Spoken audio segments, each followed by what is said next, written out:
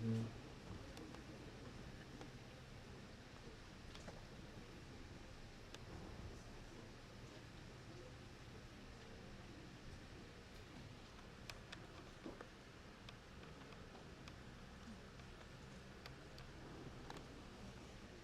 morning, everyone. Kindly let's pray. Our Father and our God, we thank you for this particular day.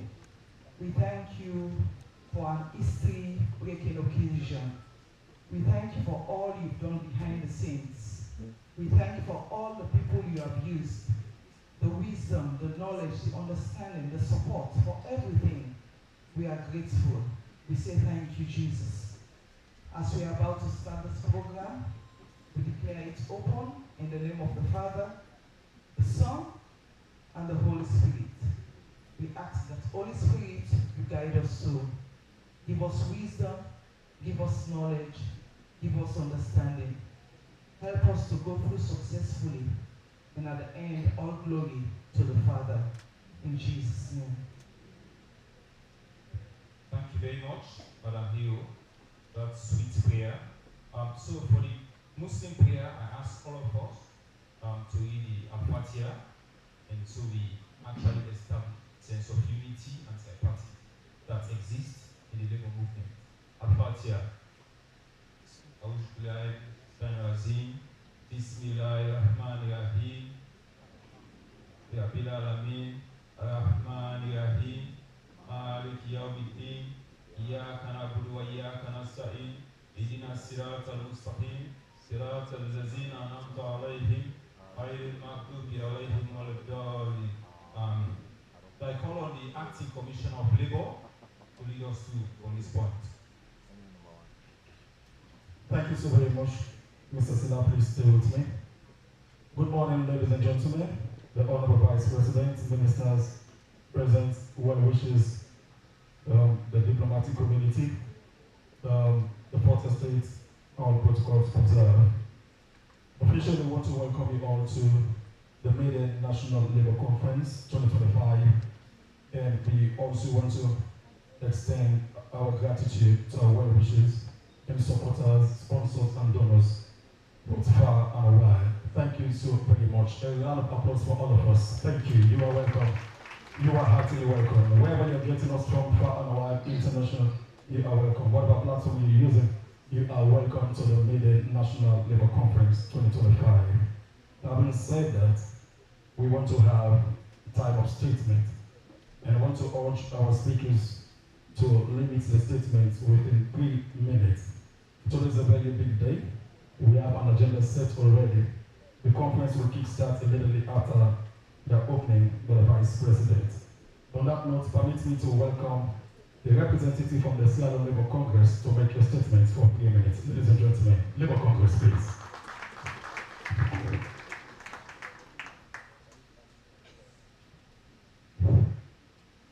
Good morning once again.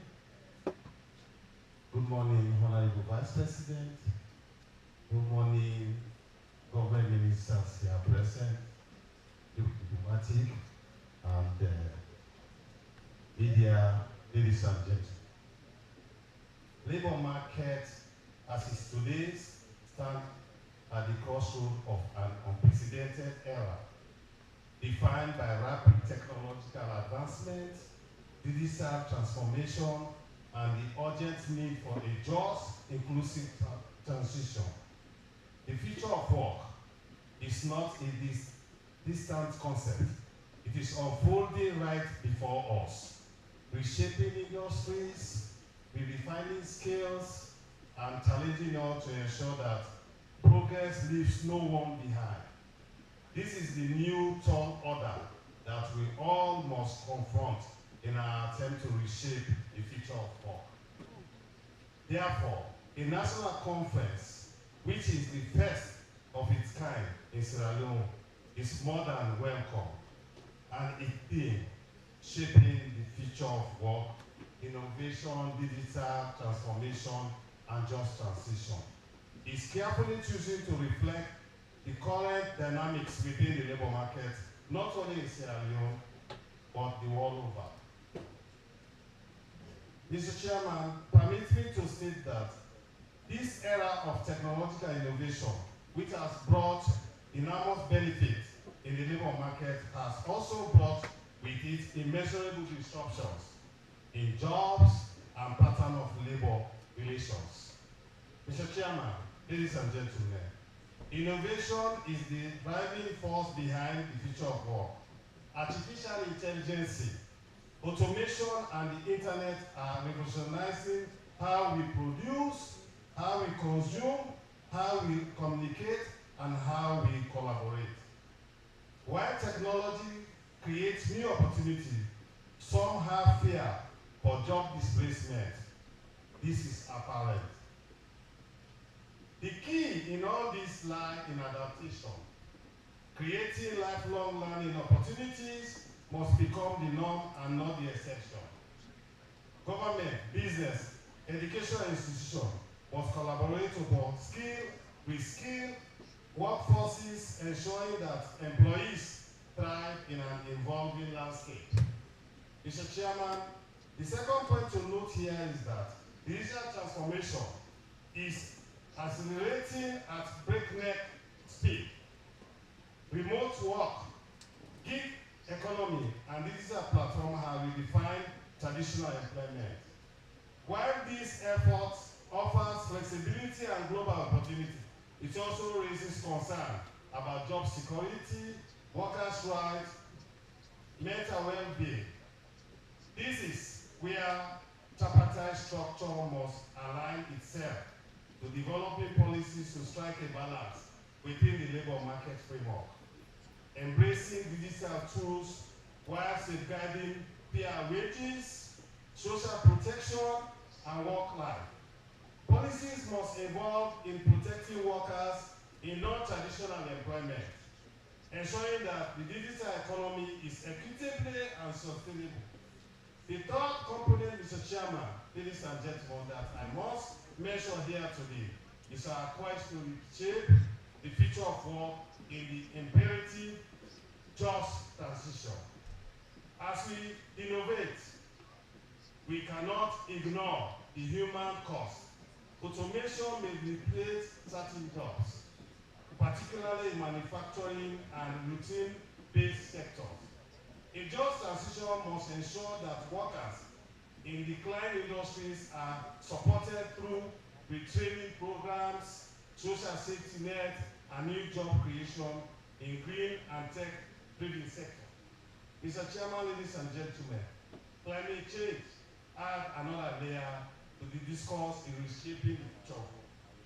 The shift to a green economy must be inclusive, provide opportunities for mineral mining, factory workers, and others to transit into renewable energy, circular economy, and sustainable agriculture. Mr. Chairman, ladies and gentlemen, the aforementioned three variables in reshaping the future of work could be adequately put in place through collaborative and inclusive approach. No single entity can navigate this transformation alone. Business must invest in their workforce. Governments must enact forward-thinking policies. Education must redesign curriculum for future work. And workers must embrace a mindset of continuous growth. Together, we can build a future where innovation drives prosperity, digital tools empower rather than exclude, and progress is shaped by all. Mr. Chairman, ladies and gentlemen, I would like to conclude by stating that future of work is not determined, it is ours to shape. Let us commit to a pattern where technology serves humanity, where no worker is left behind, and his rights are guaranteed, and where progress both groundbreaking and just. I thank you all. Thank you, Brother Max Conte from the Southern Labour Congress, and then it's groundbreaking.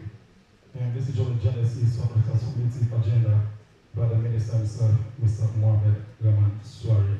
It's a marathon, and we are hopeful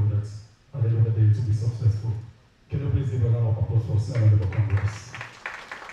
Away from that, we want to welcome the Sierra Leone Class Foundation to make a statement, please. Can we have a representative? All right, thank you very much, the apartheid partners. Let us welcome all the way from Abuja, Nigeria, the International Labour Organization, the representative, Vanessa Fowler. She's traveled all the way. Welcome, ma'am. Thank you. Round of applause, please. Thank you so much. Solidarity. Forever. Forward. Ever, backward. Where are the labor unionists in the room? Thank you so much. Let me take this opportunity to welcome the Vice President of Sierra Leone, also my Minister of Employment and Social Security. I also want to recognize the leadership of Labour Congress as well as the Employers Federation. And to acknowledge ambassadors in this representative of our UN sister agency and members from the various government ministry departments. My 3 minutes that I have, so allow me to please stand on the already established protocol. It is indeed for the International Labour Organization to be part of this maiden conference. And I want to really emphasize the benefit, the importance of social dialogue. Because without social dialogue and platforms that are created for the government, the employers, and the workers to sit together and dialogue on matters that affect the day-to-day lives of the workers as well as the needs of the enterprises, will not be able to achieve lasting solutions and will not even have an opportunity for creating solutions for the challenges that my colleague from the Labour Federation also spoke about. And I also want to take this opportunity to really thank the government of Sierra Leone through the leadership of the minister for really creating a platform and really convening this maiden conference as an opportunity dialogue, opportunity to listen to one another, opportunity to understand the challenges that we are experiencing, and most importantly, to collectively design the solutions that we can collectively address. So I'm looking forward to the outcome of this conference, and we stand ready as the International Labour Organization to support all our constituencies in really achieving some of the recommendations that will come out of this important. At the heart of this maiden conference lies a powerful truth. There cannot be decent work without dialogue, no growth without justice, and no peace without respect workers' rights. And I also want to acknowledge the journey that we have walked with the country in terms of reviewing the labor legislation, because we wanted to make sure that the labor laws are aligned to national labor standards, but also to make sure that they reflect and they address the context and the realities that the workers are experiencing in Sierra Leone. And this conference arrives at a very opportune and critical time. Our labor force faces many challenges under development, informality, and so forth and so on. Yet within these challenges lies many opportunities. And shaping this future of work presents us a very opportune moment for us to articulate what, as Sierra Leone, we see as imperative in shaping this future of work. The future of work that we want, the future of work that we will direct, and not one that is imposed on us. So I do look forward to the dialogue and the conversation in that regard.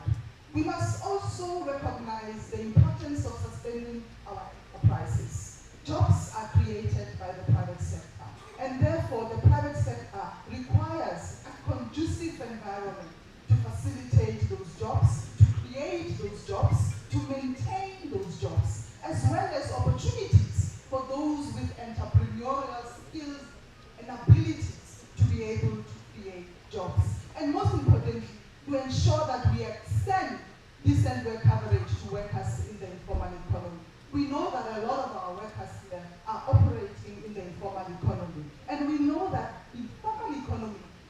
those sectors where we see a lot of deficit as far as the decent work agenda is concerned, where there is no protection, there is no access to occupational safety health. There are no opportunities to dialogue and engage on fundamental principles and rights at work. And I want to really acknowledge the work that we have done with my colleague and the support that we continue to provide to NASIC, for example, to extend social protection to workers in the informal economy. Ladies and gentlemen, we must also recognize as well that we need to be mindful of the digitization that is taking over the world, the artificial intelligence that is taking over the world. We cannot ignore, we cannot avoid, but we can only be part of it so that it does not overwhelm and it does not dictate us to a direction that will disrespect workers' rights as well as limit the opportunity for workers to enjoy their rights. As we deliberate, let us action and reflect our shared commitment to build a labor market that is inclusive and fair, to support enterprise growth while upholding decent work standards, to empower women and youth through the access to opportunities, as well as to ensure that no worker is invisible, that no voice bowed. Let this maiden conference mark the beginning of sustained cooperation, encouraging action and meaningful reform. Together, through dialogue, commitment, and solidarity, we can shape a future where work is not a burden, but a source of dignity, purpose, and progress. Social dialogue is the bridge, jobs are the goal, and workers' rights are the foundation. Solidarity.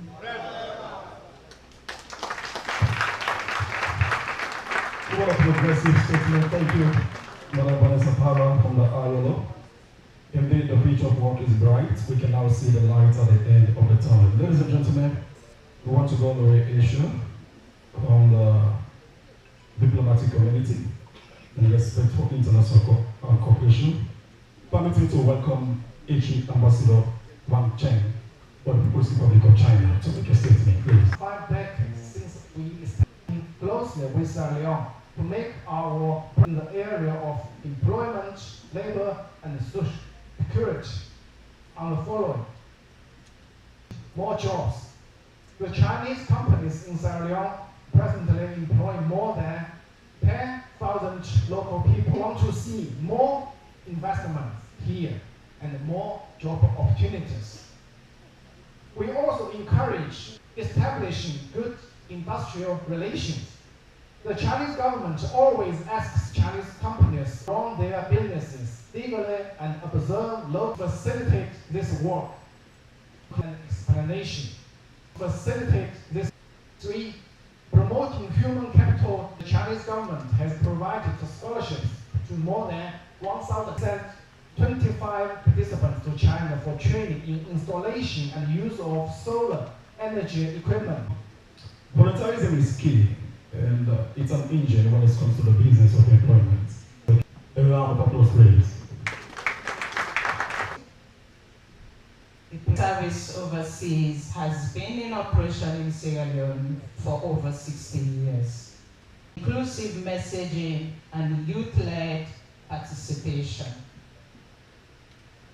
Because volunteering is key to national development, we improve the workforce through volunteering. To the ministry and will ensure that the affiliated by today.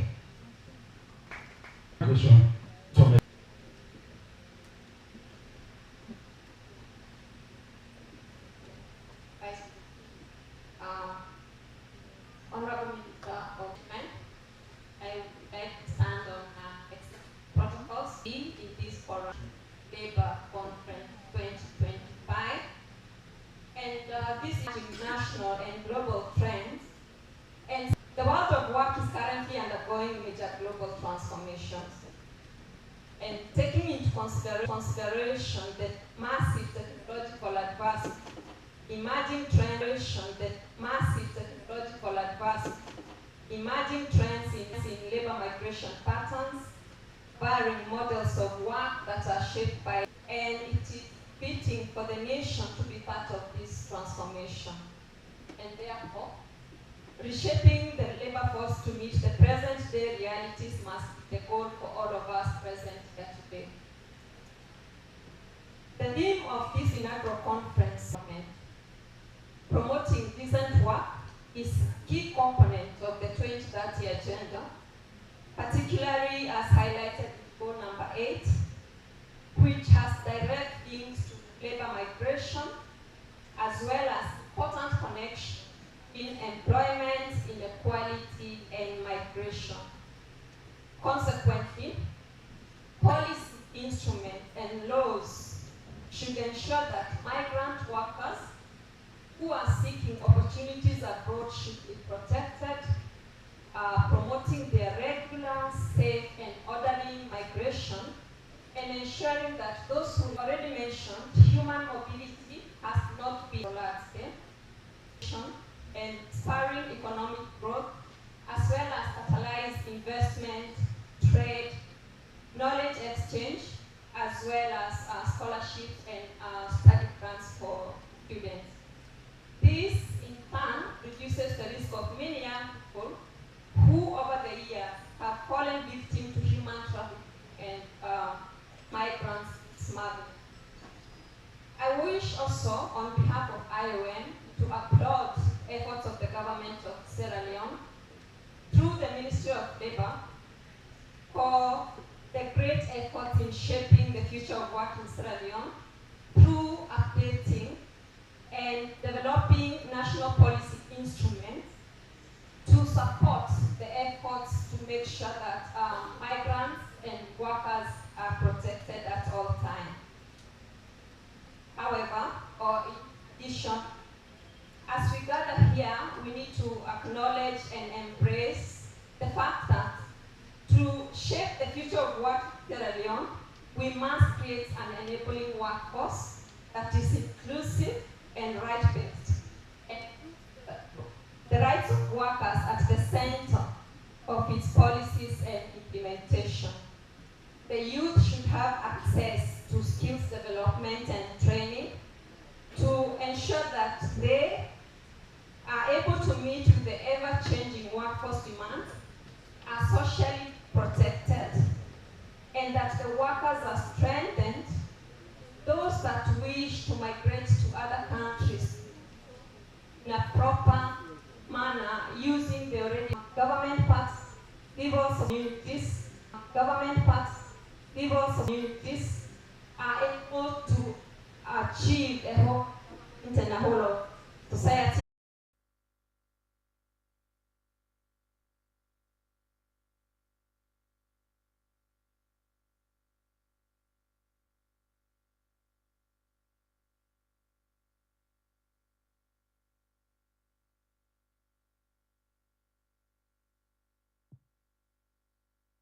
The future is still bright.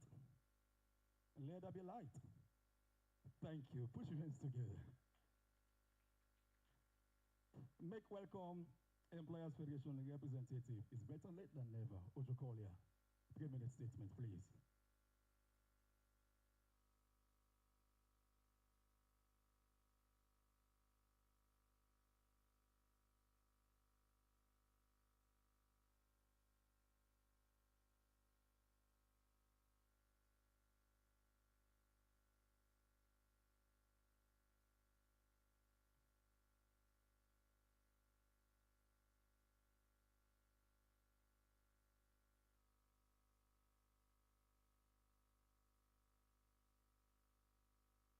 Good morning. Honorable Vice President, all protocols observed. Is that first, I've been at the radio station since with another delegation. Unions, we have been talking on the radio and I just left the street. I left there and came straight to this meeting after so many calls. But it was useful we went to the radio and television because now people are aware of what we're doing here.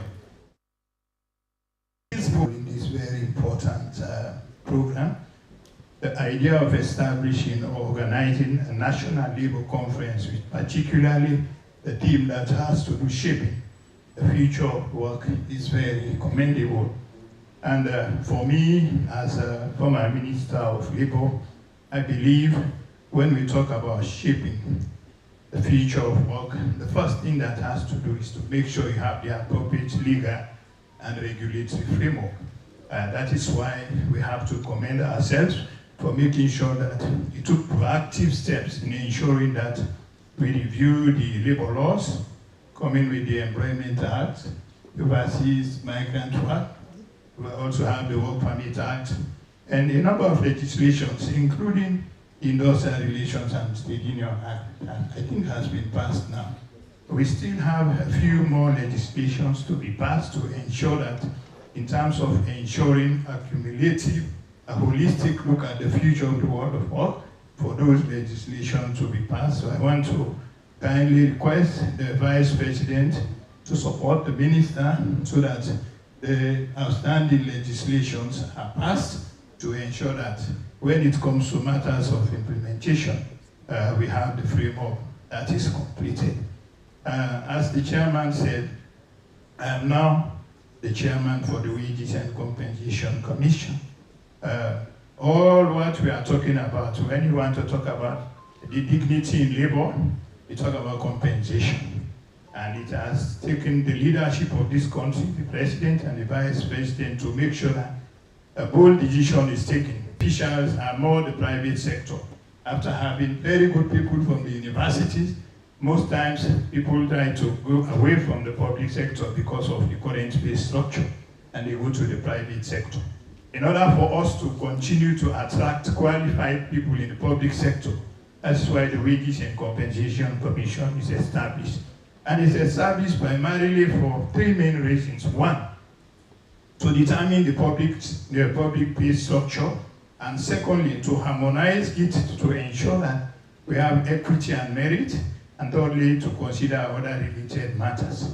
For your information, by virtue of the provisions, the police submit, by virtue of the provisions, the police submit, and just transition. This theme captures both our ambition, fueled by rapid technological advancement, brings with it unprecedented opportunities. We have the potential to enhance productivity. Yet, it also presents formidable challenges. We face the potential displacement of workers due to automation, the widening gap between those with the skills of tomorrow and those left behind. I hear they call them BBC, born before computers. Yes, that BBC. Well, we might have been born before computers, but we have adapted. We have tried not to be dinosaurs that can only be mentioned in pictures. We have grown with the times. Yes. And the urgent need to reskill, upskill, will safeguard the dignity of labor and lay the foundations for sustainable growth and shared prosperity. Ladies and gentlemen, the conference must be industry, possess relevant market-driven skills. To address these challenges, I am this celebration. I am this celebration. I am overwhelmingly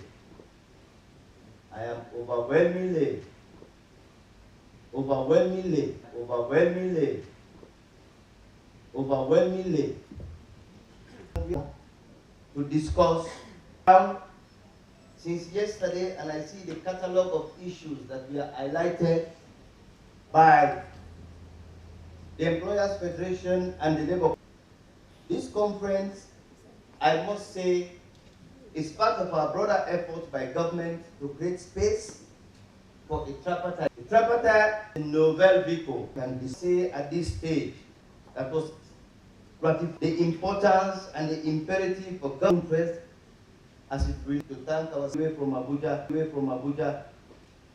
However, we are optimistic that this forum, this platform, particularly a platform of this nature, which put into perspective this context and labor discussions in this country. We tap and at the same time improve labor conditions. Equally so, how do we get the banking sector to make a shift? The Bankers Association or the banking sector, I usually accuse them of not helping the potential of the vital to supporting government to unleashing the potential of the productive sector. During the first term, for more than any other time, we are turning out now 150 to 200 doctors per year in this country, which was not the case a couple of years ago. I will not talk about the governance reform, women empowerment, that today more than any other time we have more women as ministers, we have more women in parliament, and we have, you can see the number of women there, ministers there, they are even more than the 30% that His Excellency said that are present here today. Distinguished ladies and gentlemen, in the second term, our focus is essentially on the productive sector. Why I am giving you this? I'm trying to tell you that if you want to talk about job creation, if you want to talk about the future of work, we as a government, we want to situate that within the context of the 5 big game changers, which means the productive sector holds the future for that. And to do that, I will just focus on 3 key areas that the Employers Federation and other speakers before me have mentioned. We are investing, we are trying to build the needed infrastructure. In key areas, one is energy. We want people to know that over the years, we have increased generation in this country, but because of the expansion and the need in energy, we have been unable to meet the need.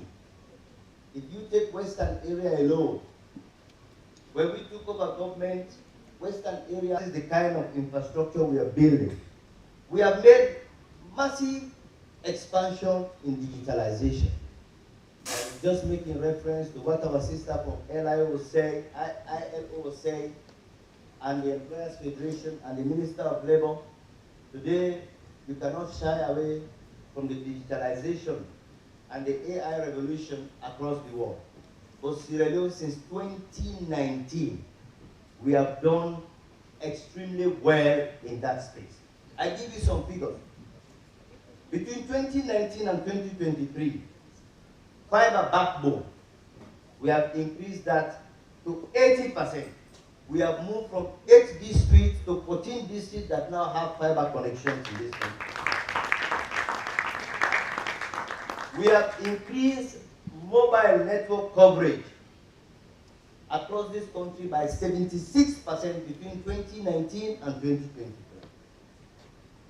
We have increased mobile network coverage as well. When you take the 2G coverage, we are now at 96.8%. When you take the 3G coverage, we are also at 96%. 4G, we are at 87%. And currently, we are piloting the 5G in this country. We have increased the number of people that are using mobile phone. Between 2019, agriculture is the future of job creation. Make no mistake. And why this is very important to us? It is important to us for several reasons, which means we are 8% higher than our sub-Saharan African counterparts, which means Sierra Leone is spending more money to import food. And in Asia, the percentage is 7%, and in Latin America is 7.2%. When you have a country like Sierra Leone with very fine geography, fantastic vegetation, we don't see any reason why we should spend 23% of our import in food. His Excellency decided that I'm going to dedicate my energy in this second term on the Feed Salute initiative, which is essentially to increase domestic food production so that we can lower our dependence on food importation. When you do that, you are able to reduce the cost of food, you are able to increase access to food, and then more importantly, you are able to create employment opportunities. In the last 1-2 years alone, according to the recent food inflation index released by the central bank, we have reduced from 23%, we are now between 21%. So it shows that the productive sector, tourism, one of the highest contributions. Why I am saying all of this is because our government have realized the importance of unleashing the potential of the productive sector.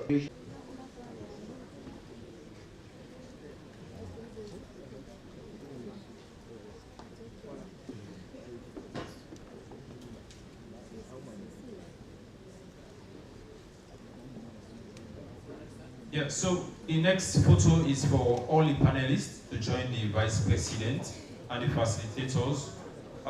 Mr. Cherno Kamara, please, you can come on board. Cherno Kamara. Cherno Kamara.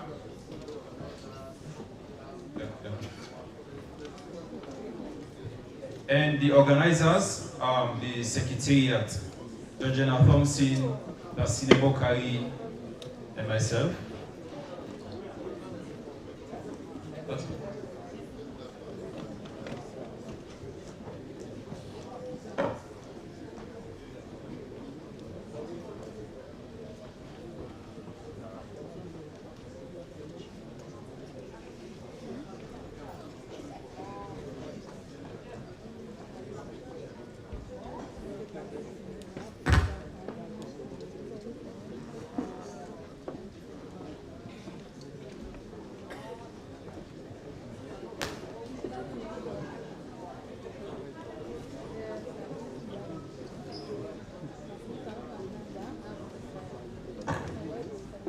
So the panelists, please.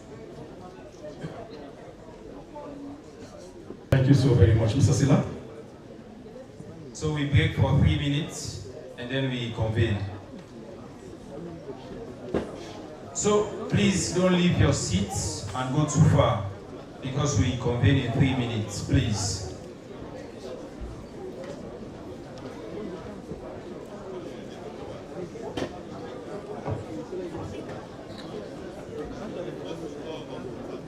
Please hold on to your seats.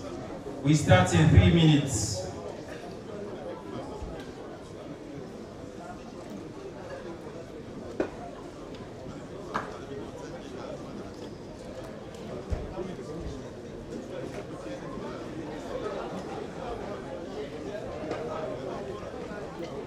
Do you una no left una seats them?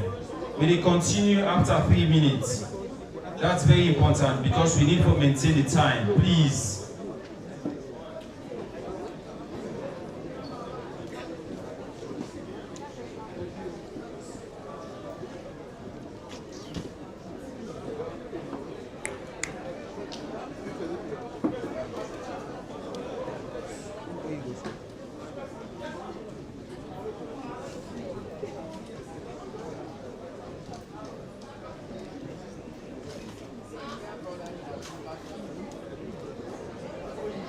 Okay, so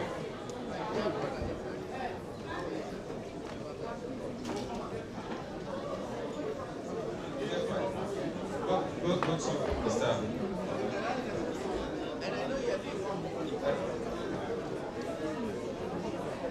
Yeah. So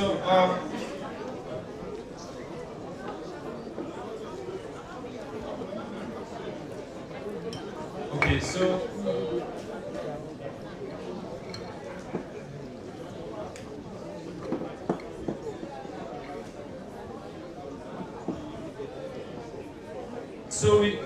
we start in 3 minutes. We start in 3 minutes. Mr. Umar Fofana, where the lead facilitator, gets to take over for me shortly. And it will be co-facilitated by Vivian Swing. So we encourage now all for taking our seats back because we start in 3 minutes.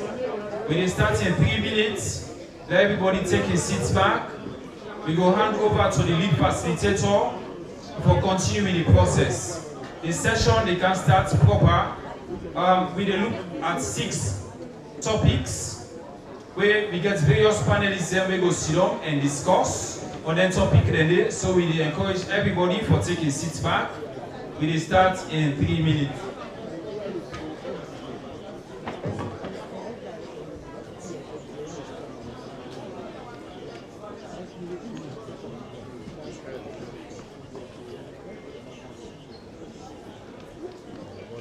Okay, so let me also bear in mind, say we get business exhibition at door. So you can take the opportunity also for look some of them businesses and there. Some of them you go interested and then you go support them business them. So we also encourage people to do that after the conference or during the conference. But we encourage everybody for taking seats because we can start shortly.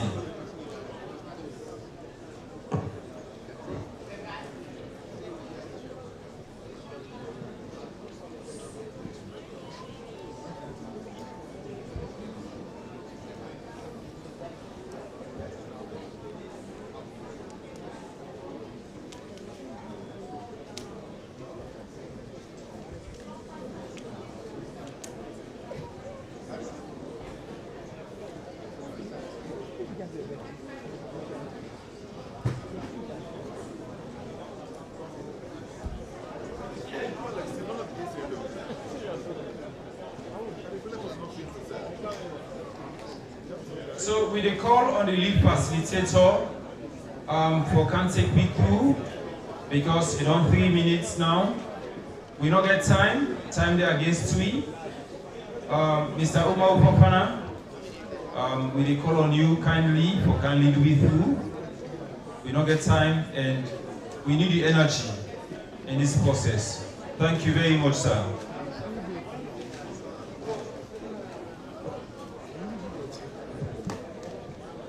Yeah, let me sit down, please. Otherwise, we're going to have to take internet. Hello? Hello? Could we all be seated, please?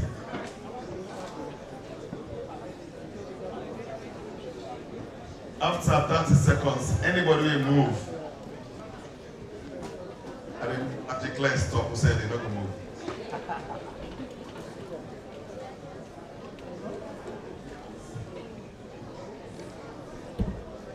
Yeah, the one outside, please, when I come inside, let me get started again.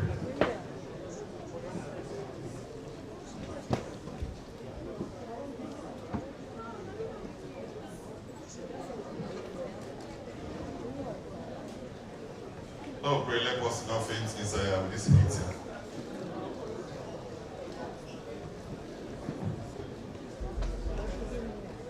Could you please be seated?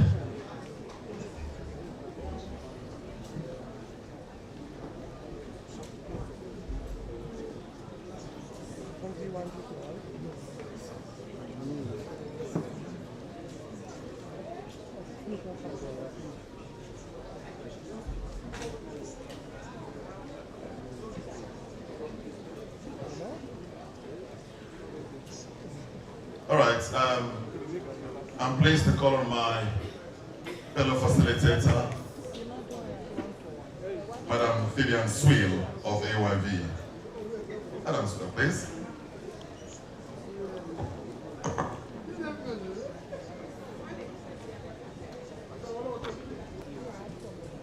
We're getting started. It's Alex Samango say hello to the Vice President. We come out, some of plenty person come out. Is that Mr. Ali Sise? I'm pleased to see you after many years. Welcome. Very good to see you.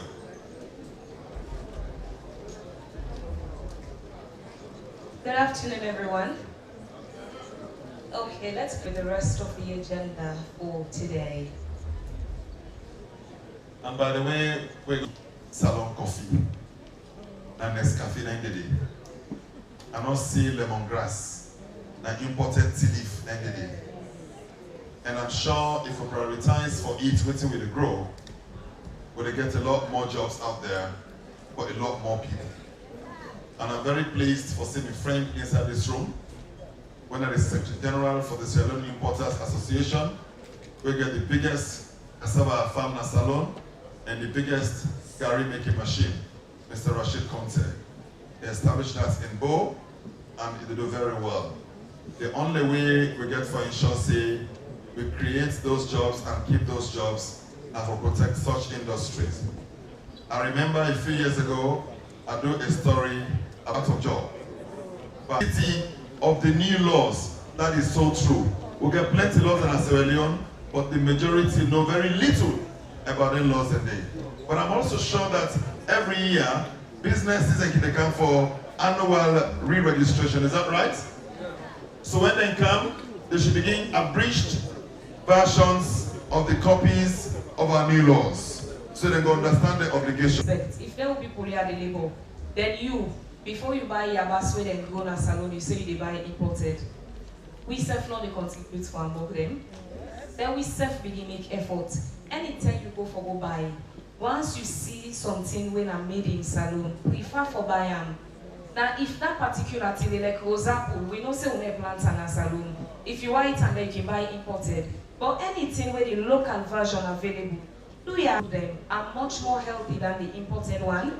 So now you self you they do. Then we buy salon and salon. Do you have?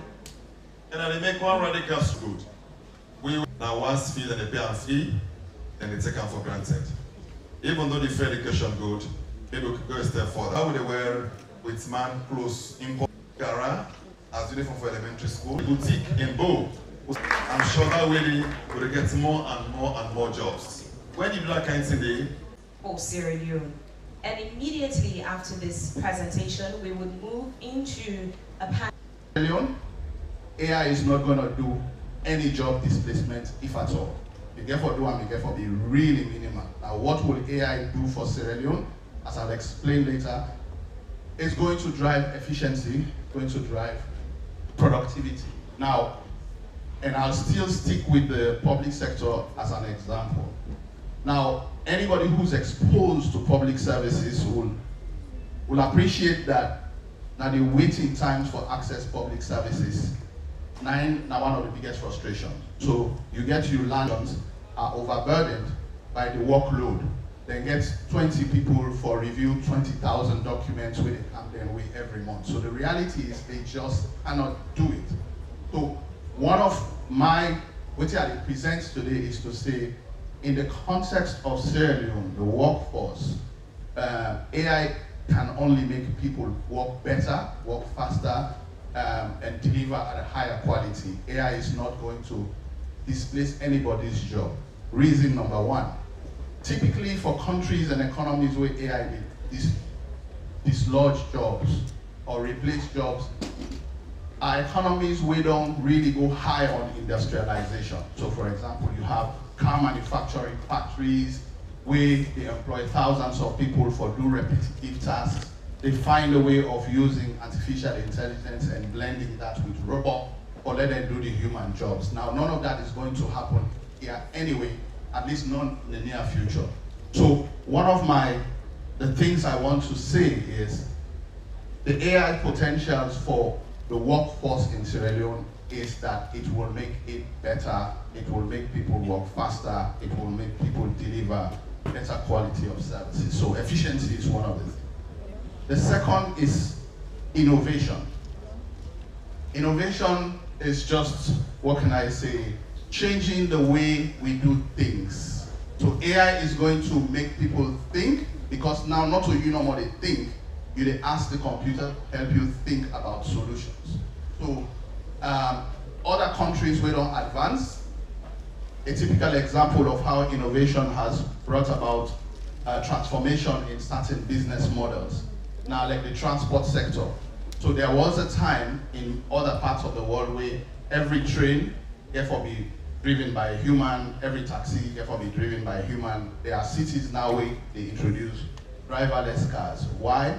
Because they don't teach the machine for understand the streets, the corners, the rules, etc. So you actually able for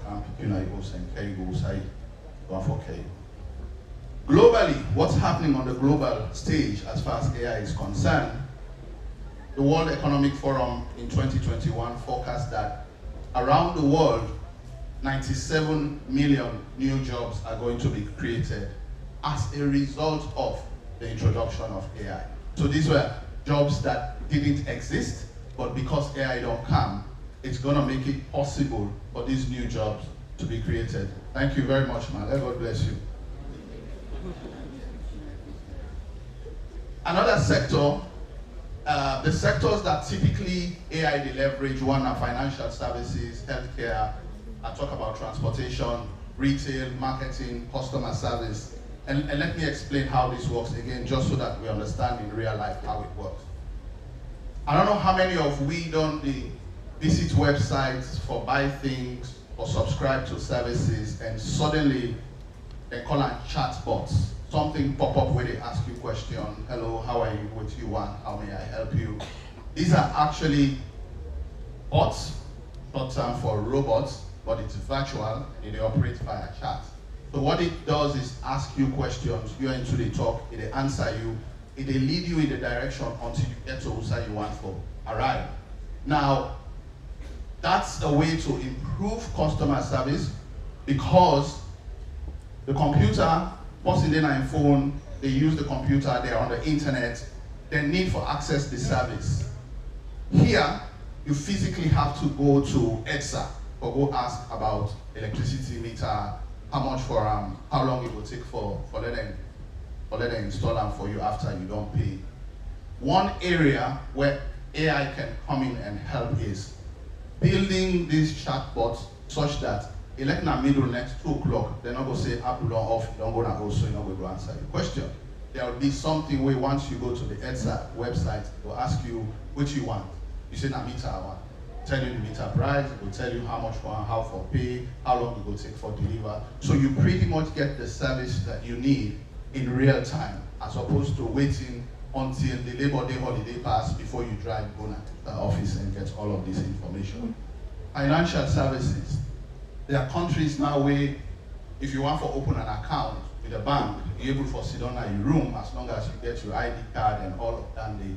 You can go to their website and the computer will work with you through the steps till you get your account open, therefore put money there and then do it.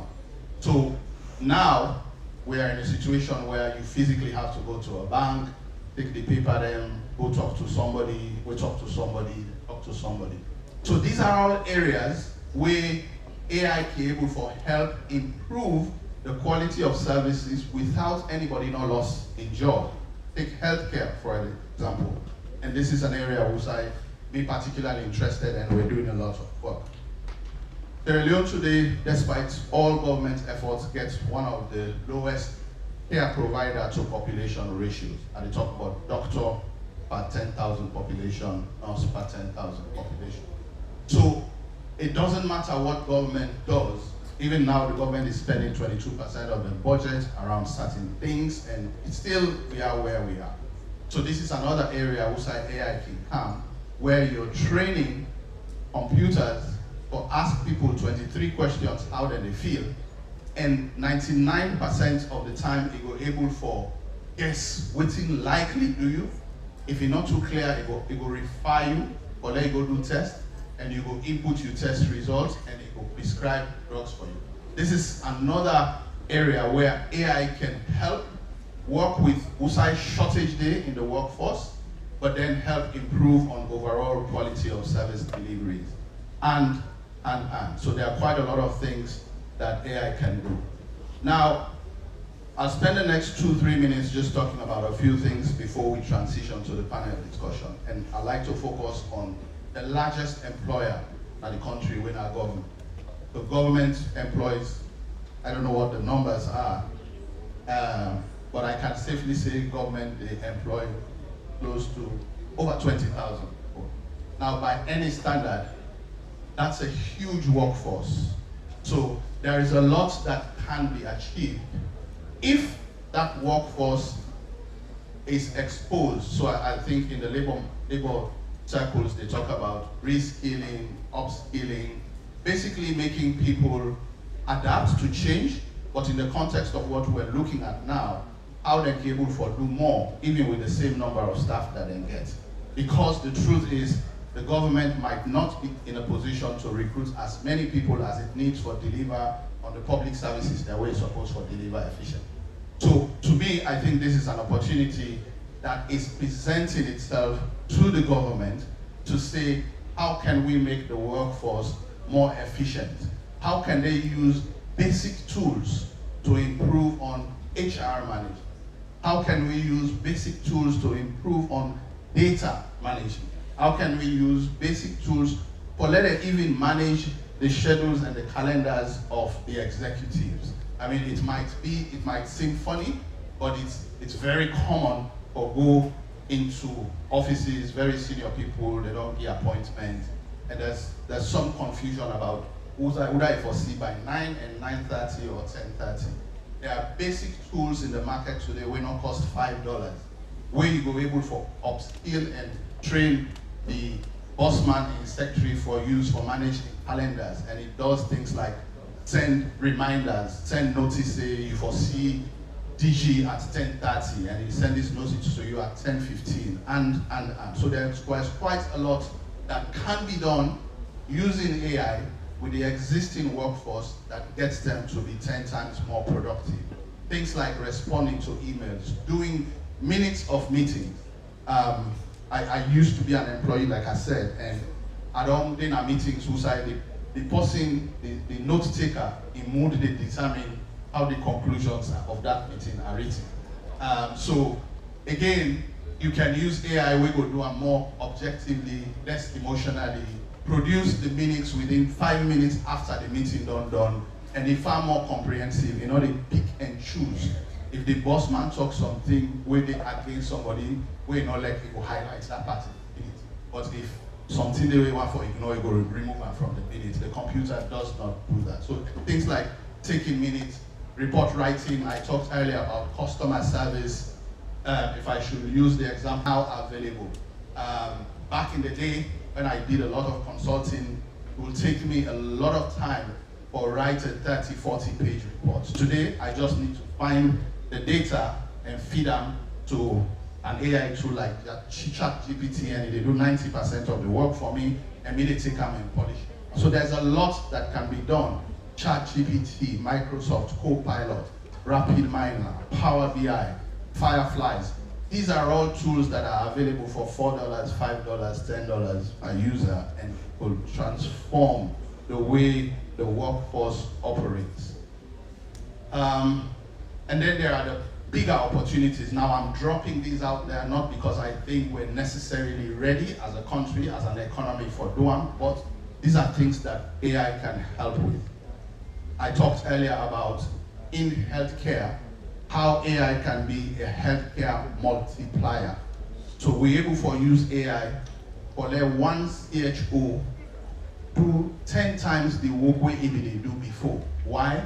Because instead of they have FaceTime, the people can interact with the CHO via their phones, and the AI able for pre-screen 100 people and only escalate the 2 or 3 we need for C.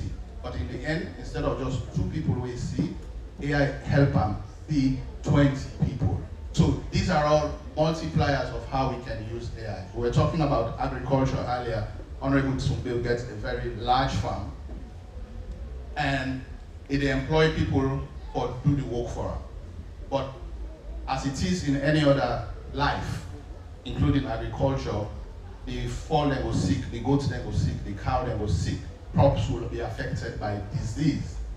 Half of the time, we don't know what the problem is with these diseases until the crops don't die, extension workers not available, the people who they provide the healthcare services not they close by. Now this is one area where AI can come in to help develop and build agricultural productivity by just telling you what is likely wrong with your crops, what is likely wrong with your animals, and you can able to treat them before they are dead. AI can help tell you when exactly you should apply the fertilizer. If you tell them, say, I the plant may come today, it will say, okay, I don't hear you. 2 days before you apply the fertilizer, it will begin remind you, and it will tell you exactly for the breed of crops that you're using, what kind of fertilizer work. If you tell them the kind of soil you're planting, AI has learned so much about agriculture that it can advise you every step of the way. So I think the reality of how we can utilize this technology as we're doing Feed Salon is yes about buying the machines, is yes about giving out the subsidies, but I think we can leverage AI as a multiplier of knowledge or make the people not go through what we call the steep learning curve. They can learn faster because there's AI available on their phones.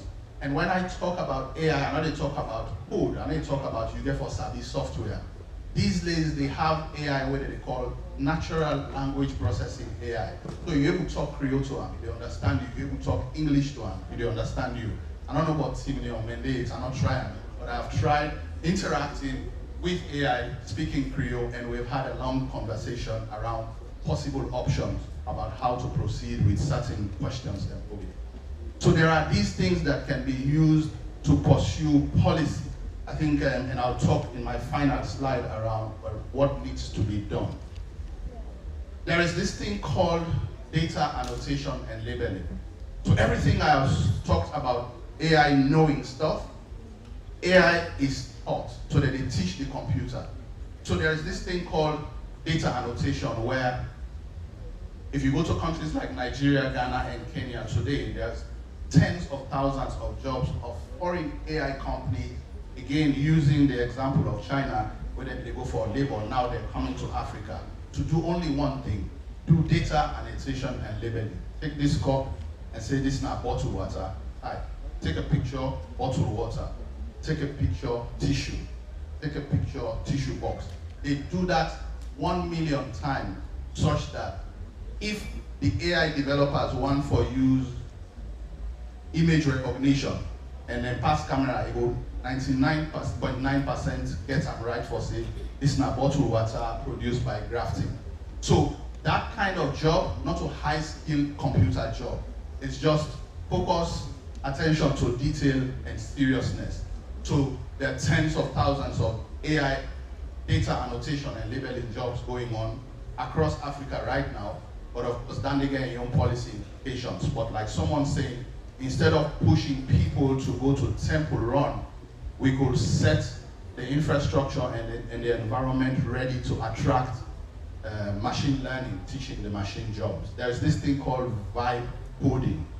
Vibe coding now, 2 years ago, if you want to write a software or an app, you need to learn a computer programming language. Today, you don't need to. So myself, I'm running a number of IT companies, and back in the day, I used to employ lots of developers for write code. Today, because of AI, there's an application that I use frequently called Replit. You did talk to her in English and tell her what you want for the mobile app, and it writes the code. Therefore, go try an host. But yes, just tell Replit, I want to build an app that does this, this, and this, and it will write the code for you and host them for you, and you will be using that software as if you're a programmer.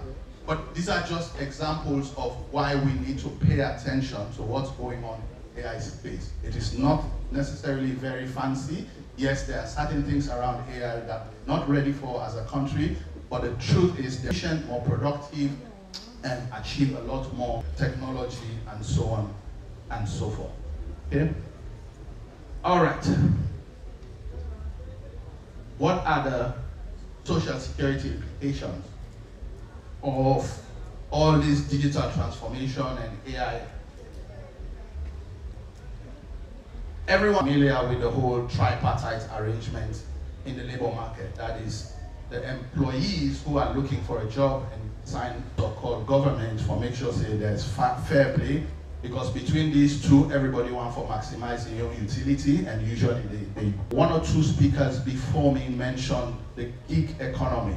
The gig on in the tech field, outside of the big mobile companies, but most of the new developments, innovations, these are either self-employed people or people working as part of a cohort we then get a arrangement. We do this, we sell with the money come, all man holding on.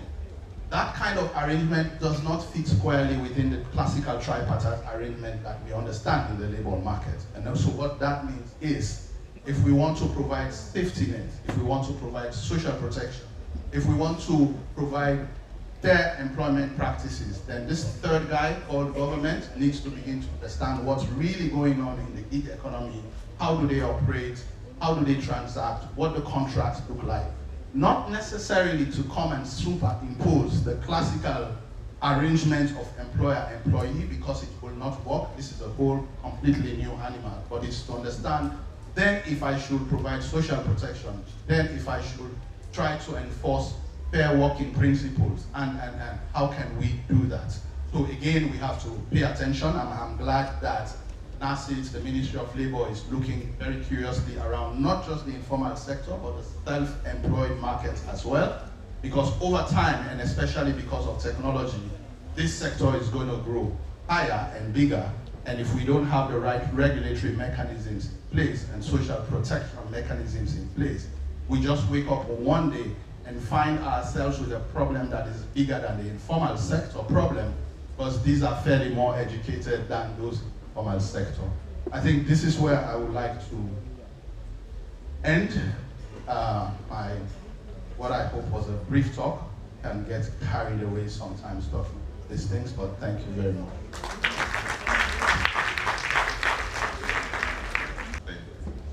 This is not the reality. Unfortunately, we'll not get enough time. If I don't come and say this long, get 5 minutes chat me into, because in a lot of these things we explain, you need a thing called internet. And for me, on great uncle way, all the way now, I can forget that village itself, where they be in fire, where internet very difficult. Or me auntie in young cousin where they all the way now Falaba district. It's tricky. We know the figures were very exciting this morning with the Vice President in terms of internet penetration expansion, but we still get a lot of areas that we need. And particularly Konadugu, farming is big there, and I'm sure they need a lot of education, in modern day farming technologies, but that's going to be done by internet. It reminds me of our generation and the new generation. I just learned about Starlink, Learn about Starlink, we all learn about Starlink now. So me and my son going to discuss Starlink, and I tell him, I say, Starlink will make internet service providers around the world get problem. And my son said, Daddy, I disagree with you. Now I say, justify. Now he says Starlink, they only pull in a country where get difficulty with the internet fiber system. They say in countries where the young fiber, the young internet connectivity quite enough, Starlink not they pull them there. And I think he's right.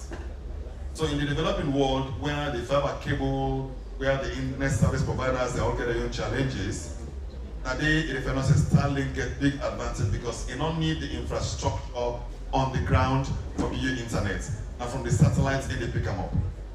Whatever the truth, we need internet, and I'm sure there's a lot we can do. We'll get more time for discuss today. We'll try for discussing quick, because we get a lot of things and for ask a lot of people them at the panel, and I get a lot of ideas as well for floats and see how we could do. But for the first panel discussion, I call on my colleague, Madam Vivian Swill, for calling the panelists them, for can start the discussion going. Lady Swill. You learn plenty about what I would say, that AI business. I did tell you, we know I mean, know about chat, DPT, I know about Gemini, but what could the way call them? I mean, know replies as well. But what could the AI they talk? Then they talk, I don't know about Mendy and Semina no more. Alright, so we're just going to move on straight to the first panel discussion, and it's going to be on topic, aligning education and training with labor market demands. And I'd like to invite Mr. Andrew Lavalley, the founding executive director of the Institute for Governance Reform, IGR, to kindly take a seat on the panel. Next, I'd like to invite Violet Asgill-Peters, the founder and managing partner of Daft Human Resources Limited, take a seat on the panel. Please appreciate them with a clap. I'd like to invite Andrea Dunlap, Managing Director of AfRecruit SL Limited. And finally, let's welcome Madam Miriam Conte-Morgan, Deputy Vice Chancellor, Institute of Public Administration, ICANN, University of Sierra Leone. So it seems Mr. Lavani isn't here, but please enjoy this all-female panel.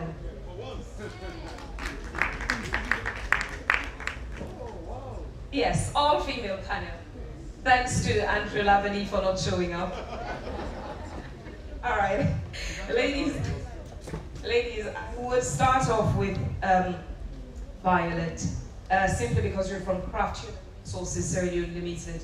So for this panel, we're going to look at skills gaps in the labor market, the mismatch in the labor market, the curriculum reform to address future workforce needs, emphasizing ICT, innovation, and green skills for sustainable industries. Violet, I'd like to start with you.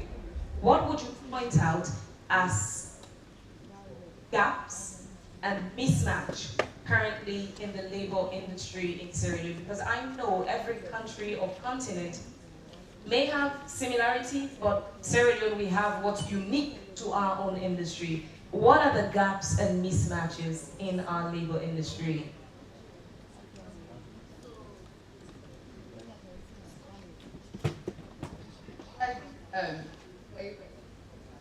For me, as because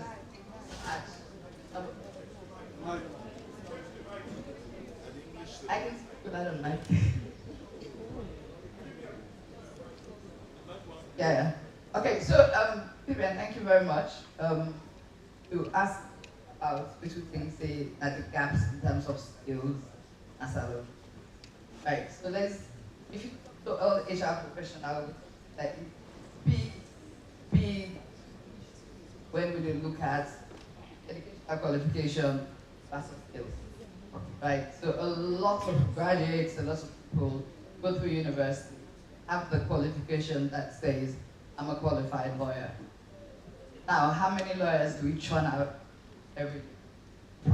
So if you're not able to go into the legal space, the question then is, what skills do you have the employment market? So, in real line of work, therefore talk about nothing when they call it transferable skills. So we talk about transferable skills, things like what you don't learn within a university, communications, problem solving. Because as HR professional now, look at things that they call competence. A competence is basic for you. Right? So the client, candidates, one who that person they able to solve problem, they think with us, how they think for them, how we able for you some of the tools that within the workplace to able to solve that problem. Second, we're looking at things like emotional intelligence. So man about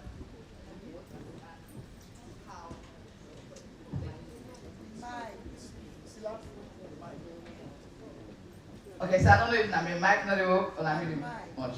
So but it was say I need digital skills. Anyway, so like in terms of waiting in your line of work, we keep be very careful to look at one, does this candidate have requisite qualifications? Then I can also argue say, I want a graduate straight out of fabric college, I'm in managerial position, or do I want somebody who works in the industry for 50 years and gets that experience, not gets qualification? And that's when the training comes in organization. So who supports them get, in we companies them for able for scale and develop the talents they will get when I don't go through a professional academic training. And that's when the back strengthening comes in. So with some of the work we've done over the past years, I don't work with this project, for put together what we call employability training, not just for people that we workplace, but for young people. I also work with my colleague, Africa, develop a curriculum for entrepreneurship. Which will it? we not only they teach the buy and sell aspects, but we also they teach them all the different competencies you will need for being able to not just develop it, but put your products out there. Why make added? Why is it important? We therefore look at the context of how many jobs do we have in this country, demand versus supply, but make sure all my way they can say I want to able to get to book one, but we have to look at entrepreneurship. The second thing, then get this self to do the work. We have all these mining companies coming in terms of legislation. They look at local content and say we need to employ people, 30% of the people they employ for this Sierra Leone. What have we done to make sure our people are ready for the jobs that are coming up? Because most of the things go happen and they become liberal. Go look at mining companies, we still they import people there for do heavy machinery. Why is that? I know say there was a lot of work done by Ruta doing yes they are that they did that project. Those kind of programs followed up. You need to be consistent. And when you talk to everybody, Andrea, when you talk about skills development, framework, looking at the benchmark we put for saying right. Now we don't get graduates in a university. How to say them people and they get to the workplace and keep the job they already get in the workplace. Waiting at this it's basically I would therefore make sure say if we as Sierra Leoneans them want to make economy go, we need to retain the knowledge we don't get that over the years. Because what happens, experts, and then giving them again, in the long run, if we not provide the right jobs, we'll end up that drain. So somebody made, the vice president made a comment the other day, actually, about doctors. Sierra Leone, they produced the best doctors. Between 2000, they were leaving other countries. Why? Economics. What was it? Because people have they come back because they offer you $1,000 or £60,000 for work as a specialist. You know, I come back to the country. And also, if you come back, get infrastructure for support human development. Those are the kind of questions we need to start asking. Violet, thank you very much. As you nicely don't put on, this will take me straight to Madam Miriam. Let's look at the University of Sierra Leone. Violet touched on people coming into the workforce with the qualification versus experience. But we're also looking at the university structure. This now 41, then we get qualification, those who go through the university and graduate. What's in at the level of preparation where they get at the university? When considering that a lot of times, a lot of the courses we get through University of Sierra Leone is more theoretical than practical. And we always get this simple sentence we can say, practice leads to perfection. If they do more theory during that 4 years, well, if not 2 years diploma, 4 years degree, however the case may be, if they do more theory than practical, how better prepared would they be for the workforce? This leads us to the curriculum and the teaching formats, the pedagogy applied in classrooms. Thank you very much, Vivian. And also, generally within conversation here, I think turn to the university. Which we wanna do? On our graduates, they're not fit for purpose. And so we all get a role for play. Yes, the history of higher education in our salon don't always stay on. You tell me they study Greek and Latin. Not that it's bad, because me study Latin. And I don't think I'm the worst for it. But when they talk about transferable skills, and I think waiting beyond the missing, now that higher education always done there on your own. My own personal philosophy has been, what they call triple helix of innovation. Also you get government, also you get the university there, and also you get industry. They come together for try to see how they can solve some of them problems they have. If I can go specifically to IPAM, I have to say really, we don't the IPAM don't be ahead of the curve. Because for maybe for about 15 years now, 15, 16 years, when we do review curriculum then, we dey go to the industry. So for example, when we been try for start a program in banking and finance, and the Association of Bankers we meet with, una tell we wetin una wan see in we graduates, which kind of subject they wetin una want. Then about 7 years ago, University of Sierra Leone have been part of a consortium of other universities. And we will look to see how we all go hang it and make sure say, within you learn that this one university, if you want transfer, you can go to other university without you not begin. So some of the things that we look at, again, we call the stakeholders, we call industry, professional bodies, and so on. So, within we apart from the technical knowledge where they ask for, they also say we graduates, they don't get the soft skills.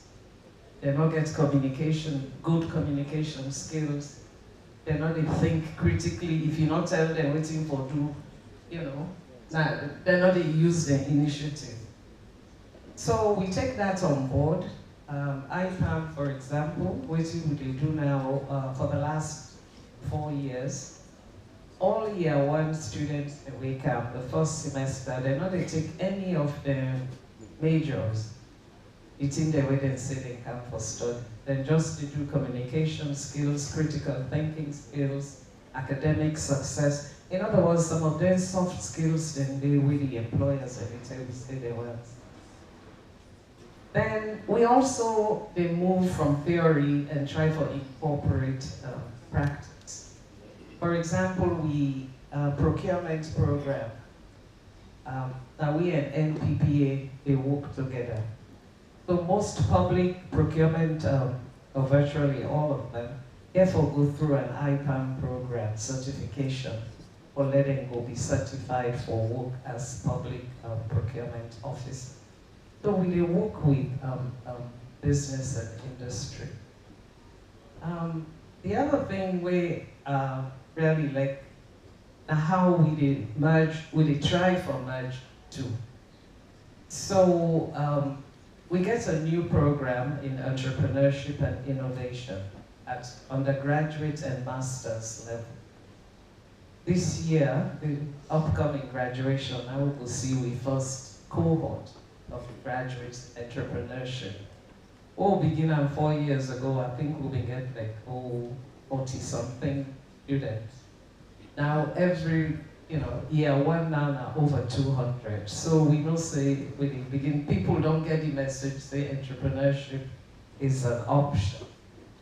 But we not happen at the classroom no. Last year, 2023, we launched a center of excellence for entrepreneurship and innovation. Yanda and able to get the practical skills.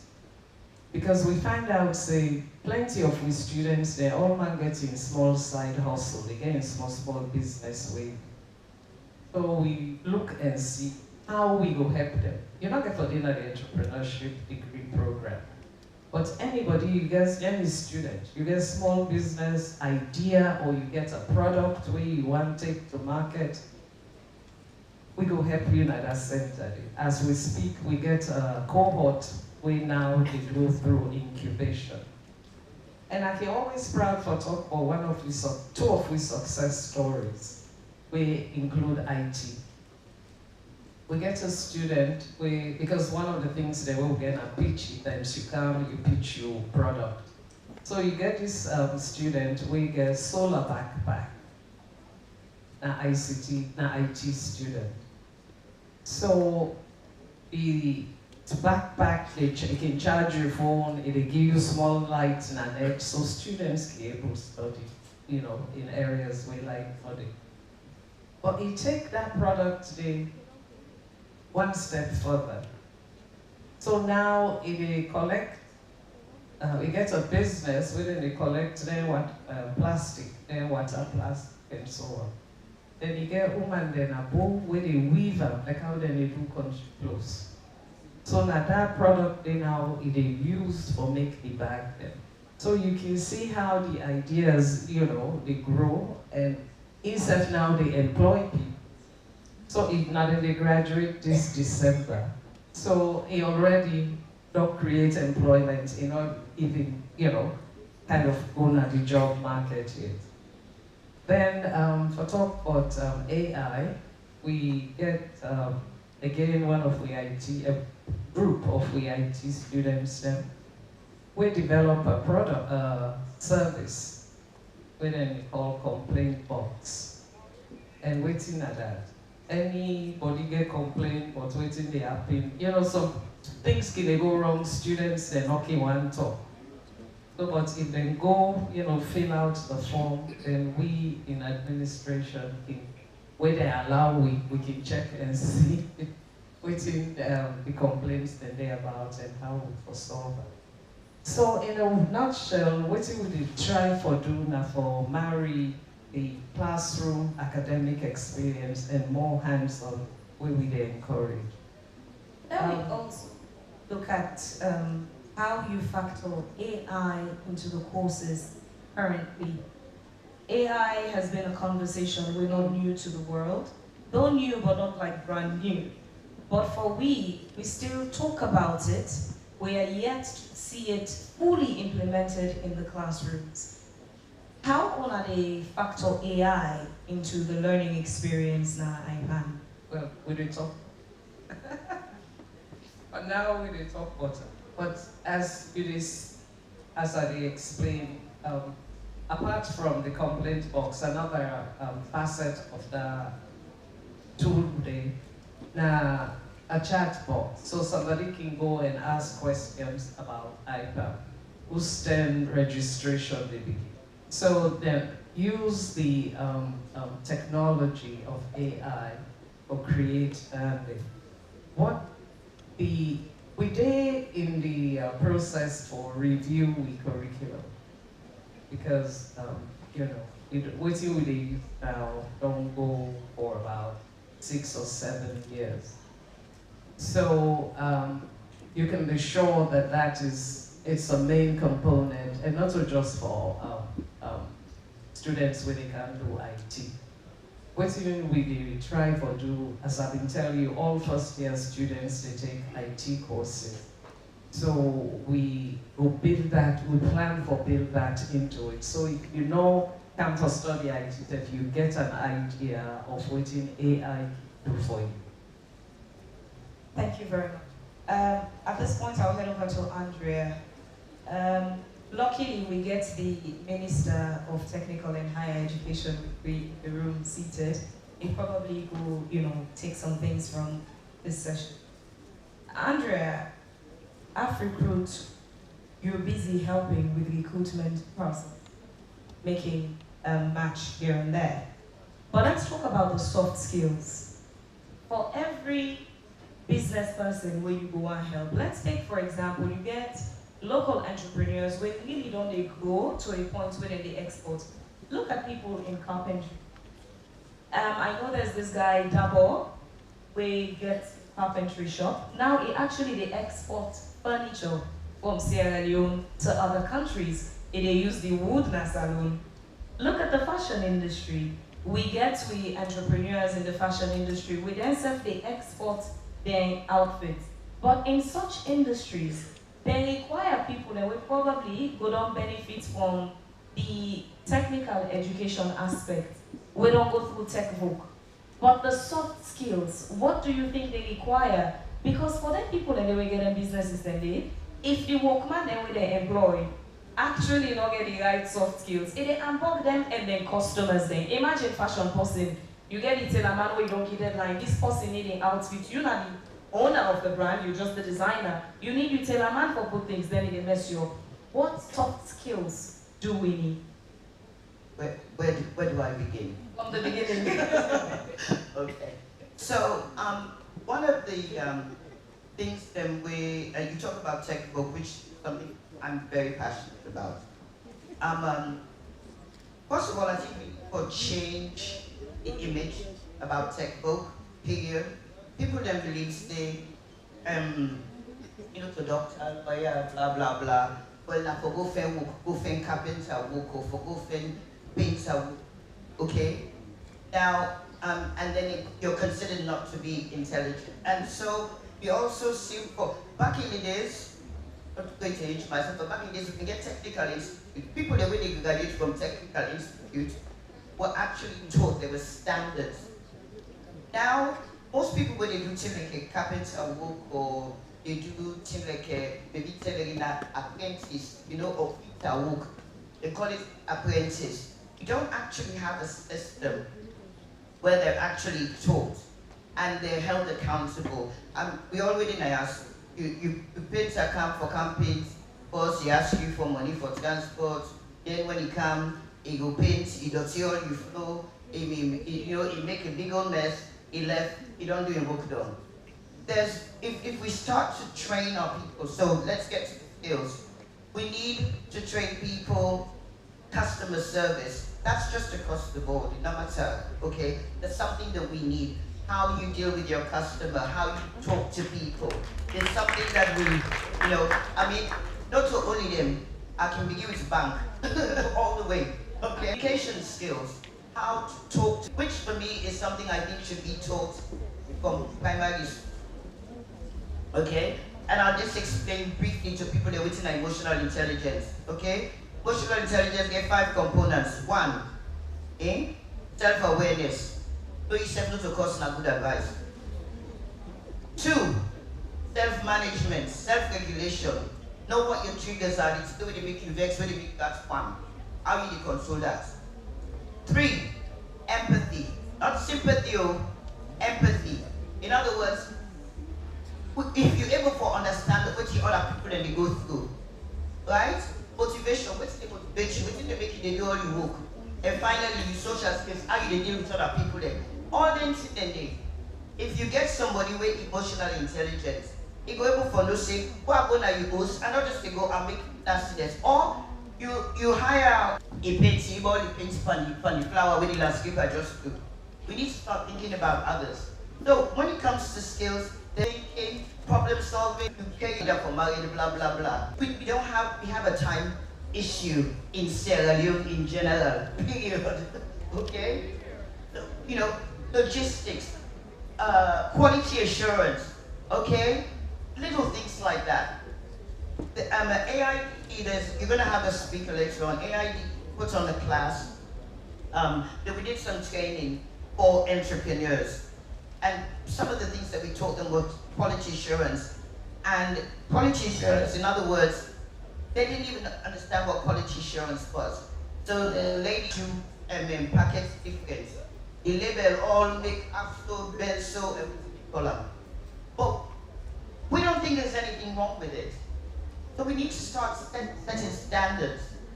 We need to start creating standards. Say, no, a lot of hypnophobia which is abnormal. They didn't know why left us come out again. Or then when you make a fuss, you get snan. You don't get snan, mommy. A moniker which I'm very proud of, by the way. But the point is that we need to have standards. And I'll just say one more thing. I think that a lot of the skills that need to be taught starting from primary school. I think it is all the way from primary school. And we need to, with the curriculum change, and we have to have some. So the funny thing is that a lot of the skills were things that, well, Miriam and I were taught when we went to school, okay? But a lot of these basic skills have been taken out. Now, all people seem to worry about is that, okay, you learn English and maths, but you learn English, math, you learn to be a doctor, you learn to be a lawyer, etc. Creativity is being pulled out of the picture, okay? In a paint, no more you want to go paint. Creativity, that's how you have graphic artists. There's so many different jobs that people are not aware that they have because of curriculum that we have here. Yeah? Thank you very much, Andrea. Violet, I'll come right back to you. What can we do to encourage green skills for sustainable development?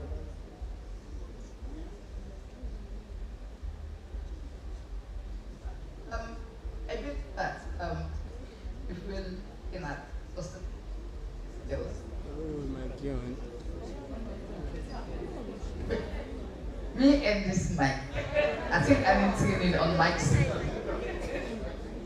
No, what I have to say is when they talk about brain skills, and a lot of the things that people are going to begin to remember, and the most sophisticated skills like information, say, beginning to getting plan installation. If we want to embed this, we need to start at primary level infrastructure. We go at the area moving get domestic. I don't know what I mean by domestic class. So now actually I begin to teach you from plants vertically, go the vertically, and care angle. And then they get skills that I get now. Then they try for form and other aspects of skill power where tomorrow decide to also are looking at the instruction as some school and because some of the way they look at from that very level they have to take care of something. Waste management. We're doing programs on that upshift to get people their way they turn waste gas. With the how they turn I would say waste because like, for example so on side of the way they go that they plant granite stay and that granite they use now for make Benny mix or for make the form of Benny mix for feed them community. So I think that if you look at skills, look at the most sophisticated skill like how we do solar installation, how we do sophisticated waste management, but we also not forget at the very basic level, because if you don't impact the knowledge that from all, you tend to work with them. If they tend to understand, say that it will make a difference on ground. So my idea is you embed that. Another for land especially have management or alpha plan especially. It should be part of my curriculum school. It should be part of my curriculum in the university. It will be part of my everyday life. Creativity connected strongly to innovation. Basically, something we all can do the same thing, but you know, I bring your new ideas, say, "Lord, turn this way," seems to be lacking. And when they see the world over, there is a huge growth in innovation. And Chinese man, them, you know, woman will just talk about it. Oh, that's innovation and creativity. They can't go from what we were taking it. But let's take it from bottom to top. How can we encourage innovation? Now when they see people the way they make cakes that all over the world, now you get cake that we get different design, so cake people animal, that's innovation. But how do we bring it to Sierra Leone where from Okada rider, tax driver, Boda rider, to people in their offices, to people in the entrepreneurial space? Why is it important and how can we bring innovation on board? Goes back to the way they teach is, do it here, I tell you, no ask no question, and give it back to me exactly as I asked you. So I'll give you a nice short example. Really involved in the normal MPSC questions. MMO, I go and thank your parents for, you went to spend the weekend with your aunt and you thank her for a gift and blah, blah, blah, blah, okay? So I'm looking at her papers and basically any student where mistakes stay outside maybe one little extra in here, a fully mark. So, and I said, so basically you want 25 identical store answers. What about giving the kids one sentence and your story for Mami Coca's sake? Because our teachers need to be trained. You should be, as you teach you for one for that till you die. Also, you know, just sabi all thing. You know, it's how we teach our children. We teach them to do exactly what we tell them to do. We don't teach them to be proactive. We don't teach them to color outside the box. Or we have parents. I had a parent whose son is going to probably be one of the most amazing artists. You know what he said to me? A brother, an accountant, the other one a doctor, look, this is the kind of picture. And you should have seen what he did. It was a portrait of his dad. It was amazing. Now I said to him, you know, say, your son, he could be a graphic artist. There's so many things he can do with that. And music, art, it takes a certain part of your brain. That's where innovation and all that comes from. But we able to go Lambo, you go say you go play bata, or you go come for go that that's business no more in the panel, or that six no more in one panel. We don't encourage creativity here, and we need to start encouraging it. Back when we were in school, we used to have plays, you know, okay? An amazing smart man. And he was a creative person. Very, very creative person. All those kind of things. We don't have that anymore. Dance back in, eating, drawing, drama, music, all that stuff back into education. That's what you call a rounded education. Look to accounting and lawyer and whatever. Thank you very much, ladies. Please put your hands together for Violet Asbel-Peters of AfriPro, Sierra Leone Limited. Thank you very much, ladies. This has been a beautiful all-female panel. All-female panel to an all-male. That's a big coincidence, by the way. Not orchestrated at all. And that's not enough. Because someone there, exactly what one of you be enthusiastic.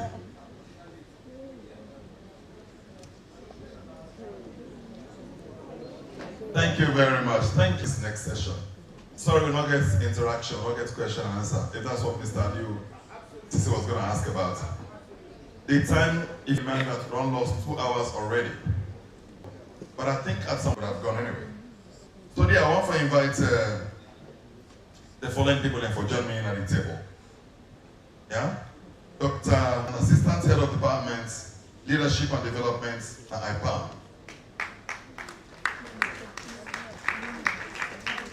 Is one of those that I'm very proud of because literally I don't see him from childhood up to become this academic juggernaut. So I'm very happy to see Dr. Victor Moinina here. Mr. Barry Horner.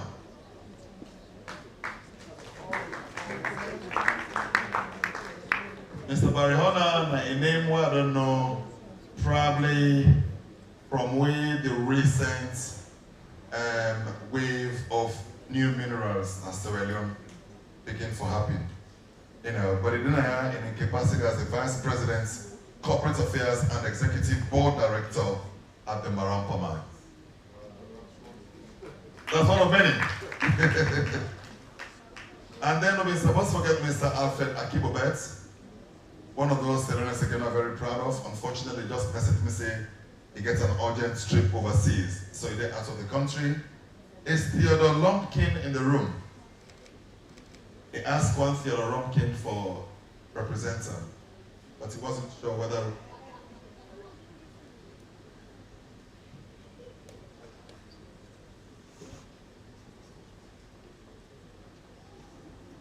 All right, so not get Theodore Lumpkin.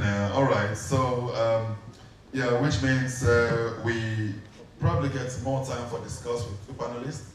Unfortunately, an all-male panel, including myself.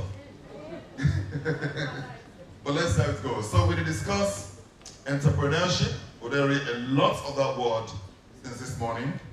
Innovation, again, we read a lot about them. Volunteerism, we read about them during the morning process where somebody can represent voluntary service overseas. Tourism particularly, in a society where you drive the motorcar, you want park, somebody can say, park now, where you park, you say, but what you are expect for that peer. So very few people want to volunteer these days. Only want to be paid for something what they do. And the good thing about volunteerism is, in an organized society where they run an organized volunteer system, in some countries, your CV, if your CV shows if you don't volunteer some side for a certain period, you give edge over the person who not volunteer at all. Maybe we need to forget the government policy, forget volunteerism a lot more formalized, and then those where they volunteer are those established voluntary organizations go aim for proof, say somebody will volunteer with them, we go a long way for enhance the employability in the future. But first, I want to start with Dr. Victor Moinina. How prepared do you feel the workforce be in grooming people in entrepreneurship and innovation for the growth of Sierra Leone?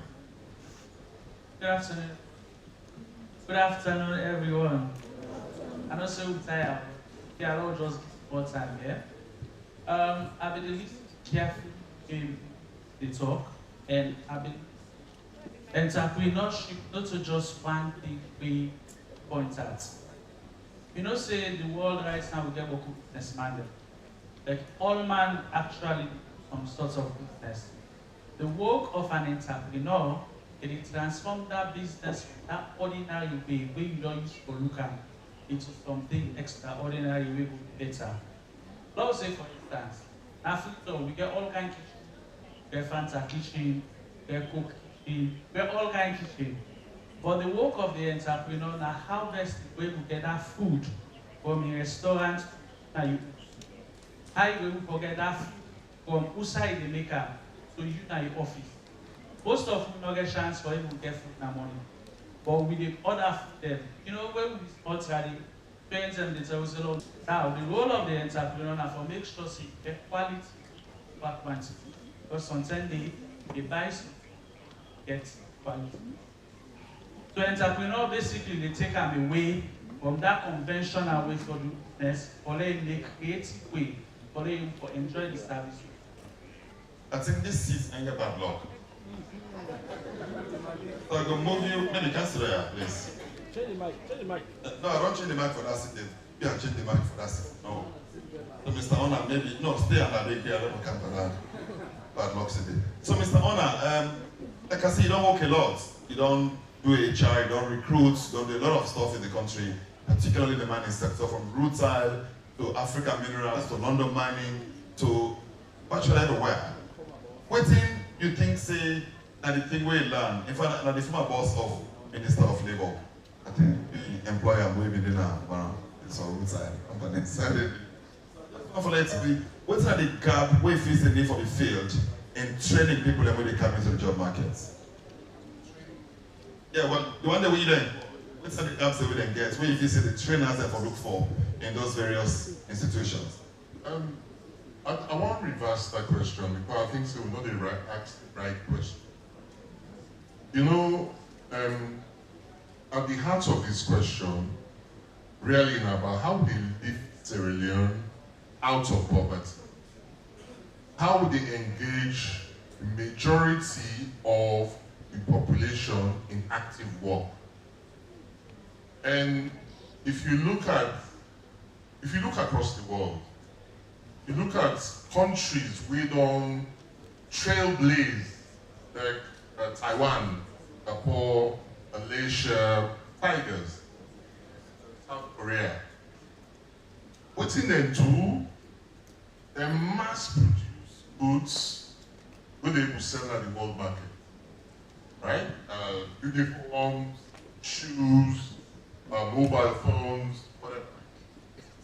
The skill sets required to do that, you don't need to begin training them from school. You need to set a deliberate agenda that this now the parts of the world market we want to tap into.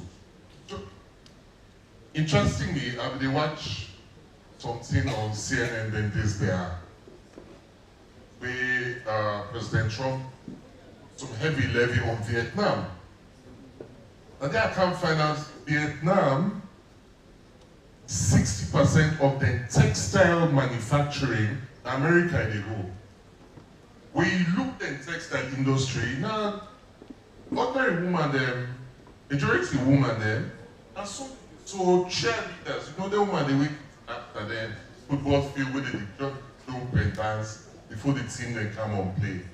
And they can't stay there, the manufacturer, to the tune of $7 billion a year. A year. Now, what school where they send person? You understand? If you go to Taiwan, then they produce smart boards, we they put inside mode by phone. Is that all that they do? They take soda, bring rod, then get points, then create a link, circuit. This is basic training they give. The fact is, you need to get a clear directive, whether now commercial sector or from government. I mean, organizations, these countries, most of these things were government driven. But in some other countries it was organization. But we need to say, how do we position Sierra Leone in the world market? Not to just diamond, not to just agriculture. What see we go produce? Where USA, where Germany, where other they want.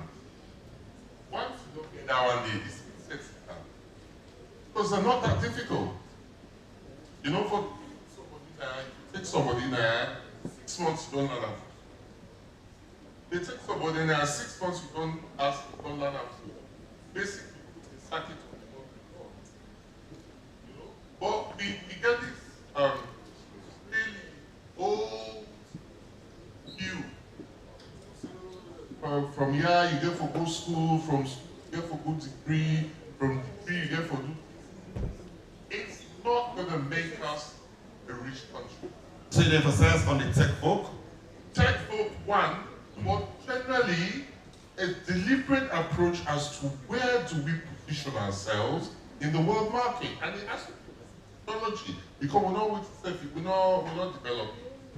Textile manufacturing, manufacturing or assembly of mobile phones. Burkina Faso don't be. You know, they on a Montsukari now, they don't be. And a Rwanda be done before that. Rwanda didn't have highly sophisticated engineers and mechanical.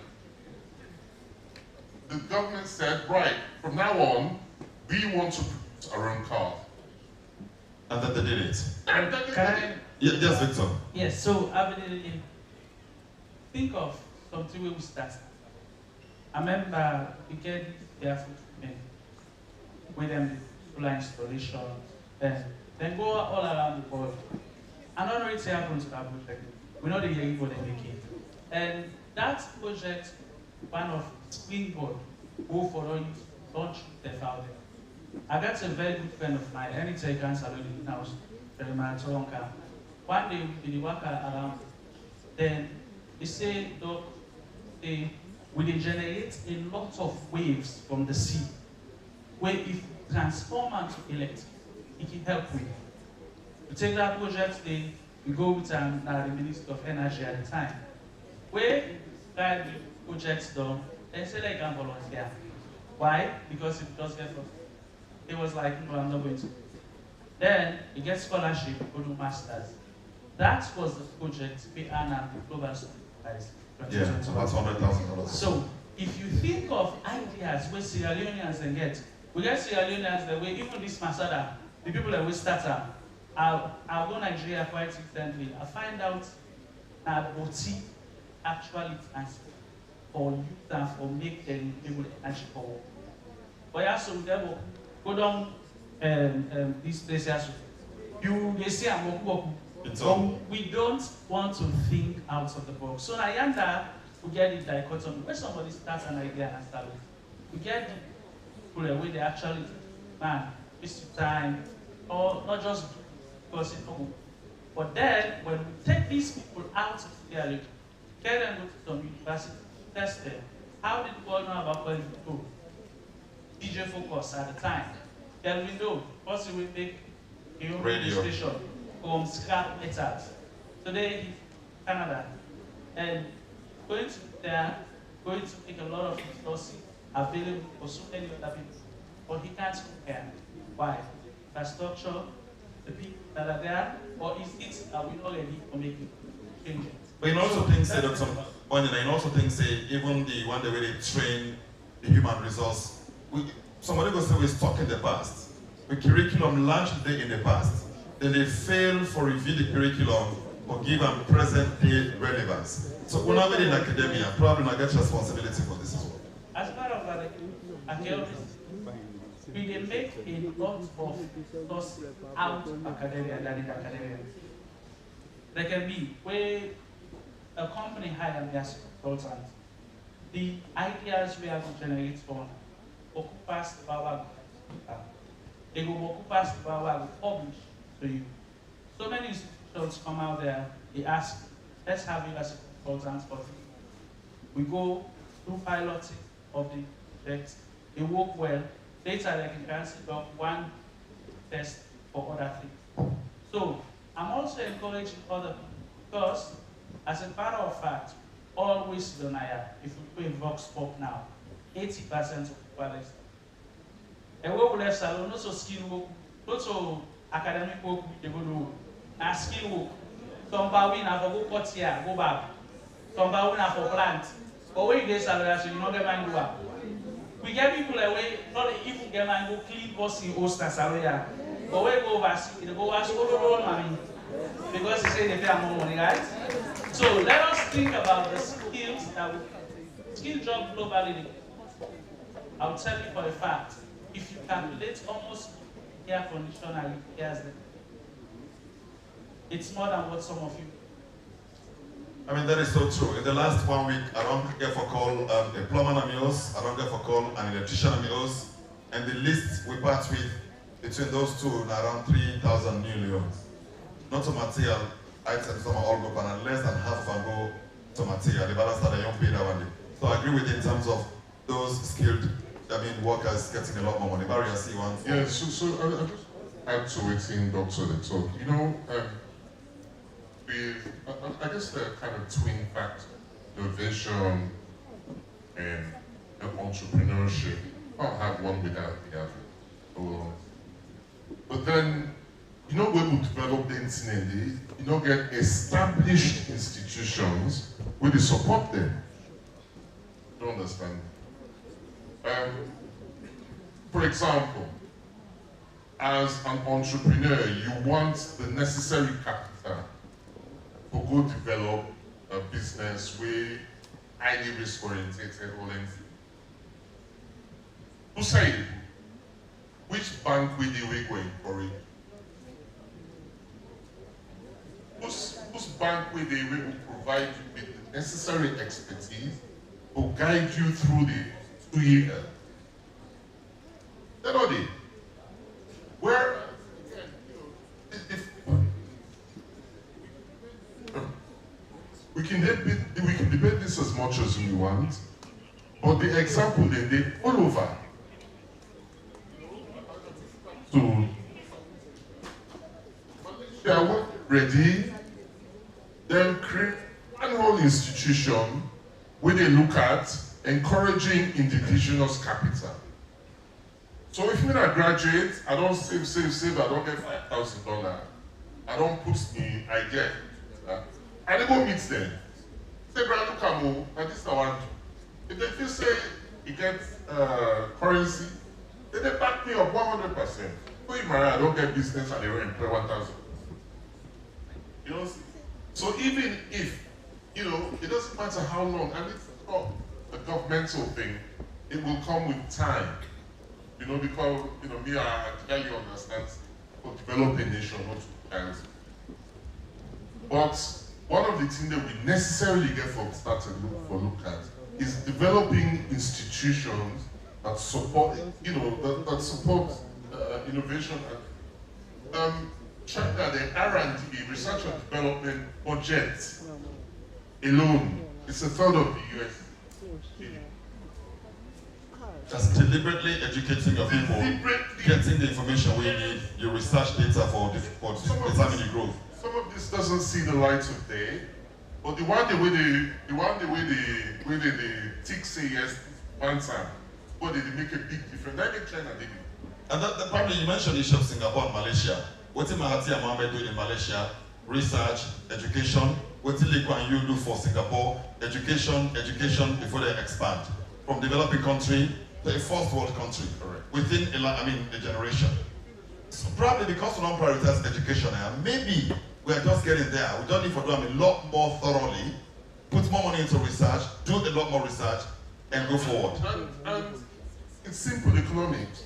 where do we want to specialize as a nation? You know, we they forget that the people with the other nation, they do trade to be. But if we sit down and say, you know, I mean, fantastic ministers and individuals in this country, Sierra Leone will get, what will sell? If I can answer that question, Mr. Barry, we get mineral wealth. You don't work a lot in that sector. Would it be a good or bad idea or make governments get a levy on mining companies or put into a basket system or educate engineers who will work in the mining sector? I totally agree with you. I'm not going to say too much about that. I'm just fresh from mining, so I don't want to cause too many problems. But yes, you know, I think to a degree we can kind of get in too much leeway, you know, and with the scene now, Burkina Faso, Tanzania, there are other places there now. They're squeezing them. Because we want to make more out of, you know, so if I can just, before we go on, I think at the heart of all the debates that I had, it's really about how do we lift Sierra Leone out of poverty? And how do we do it in such a way that we have a competitive advantage? Same token, employing on a critical mass majority. That's at the core. It's a good question. I can't say Dr. Manina about this, but let me just quickly say this. In recent times, I have been insisting that we don't over-focus on the leaders then. We don't reduce the focus on ourselves. One of the biggest inhibitions in Sierra Leone for invest are dishonesty and poor work ethic. There's a new trend now, one domain of the observer. More and more employers, they bring in Indians into Sierra Leone. Largely not because of their skill, but also because they're less likely for thief inside the company. Let's face it, we get a lot of dishonesty going on. He employs somebody not to salary yadi bao, now waiting for thief. That is yadi. So I think it's a matter of reorientation. As citizens, as Sierra Leoneans, we got to ask ourselves, say, why have we become thieves? Why won't forget rich by stealing and not by working hard and genuinely earning something for improve on the lot? So how do we fix it? Is it the parenting? Is it with the schooling? Dr. Moinina. I believe society broke down because the structures of society, one of which broken down. Let me take a very good look at society. This generation will get a huge flux of single parents. And the single parents, most of them, they don't get that fabric of how for this well. Because some parents back now kid, they don't think like mature people. So if the king born with you, there are many young people. And society now will go if we not hold on to this structure. All man want get money. Where you wake in the morning, as a matter of fact, I was in labor quite recently. I go register a company, security company. The first way the person tell me, they one of the best that we pass all my salon, and security company. Where they close, faster than salon, and security. And when they close, they know they pay them staff. And they always get plenty of areas than here. So that they make for people and they paid for the business with them.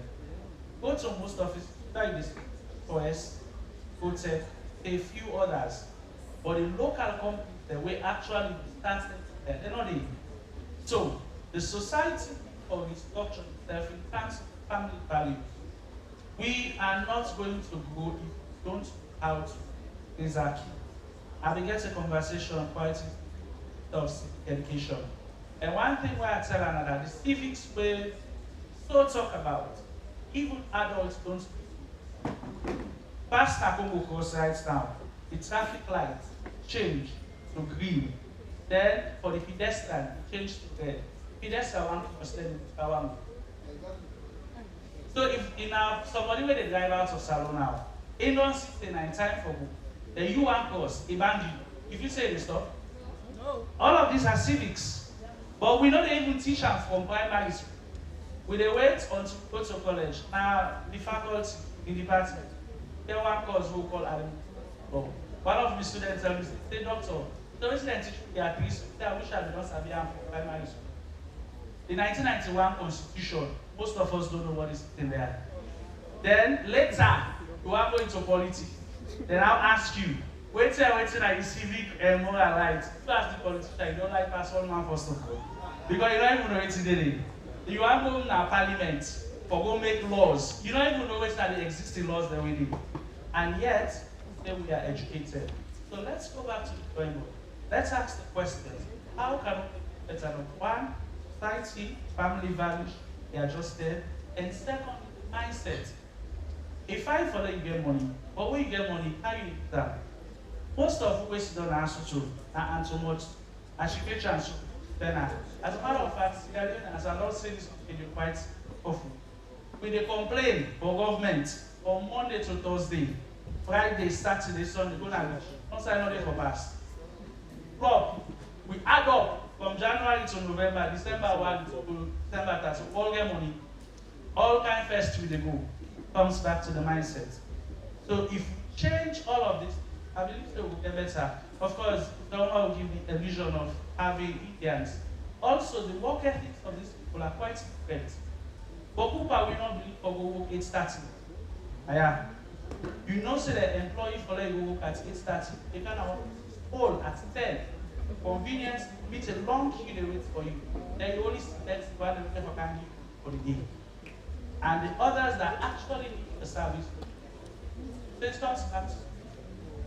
Thank you very much. Because we're not plenty on this panel, I will open this up to some comments from the audience. I like interactivity a lot. So I want to see how many questions that we can take. Still, help me with this. I see lady in the yellow first, please. Lady in the yellow there. No, that way. Stay right. 1 minute, ma'am. Don't worry, I'm going to take 1 minute. I just want to make a correction. Doctor, you talk about single parents and you chose to mention women. I said it's bad parenting, not women. I stand corrected. Please, bad parenting. I think we need to be clear because some single parents, it's not through their own fault, they become single parents. So it is bad parenting and something that the entire nation would admit.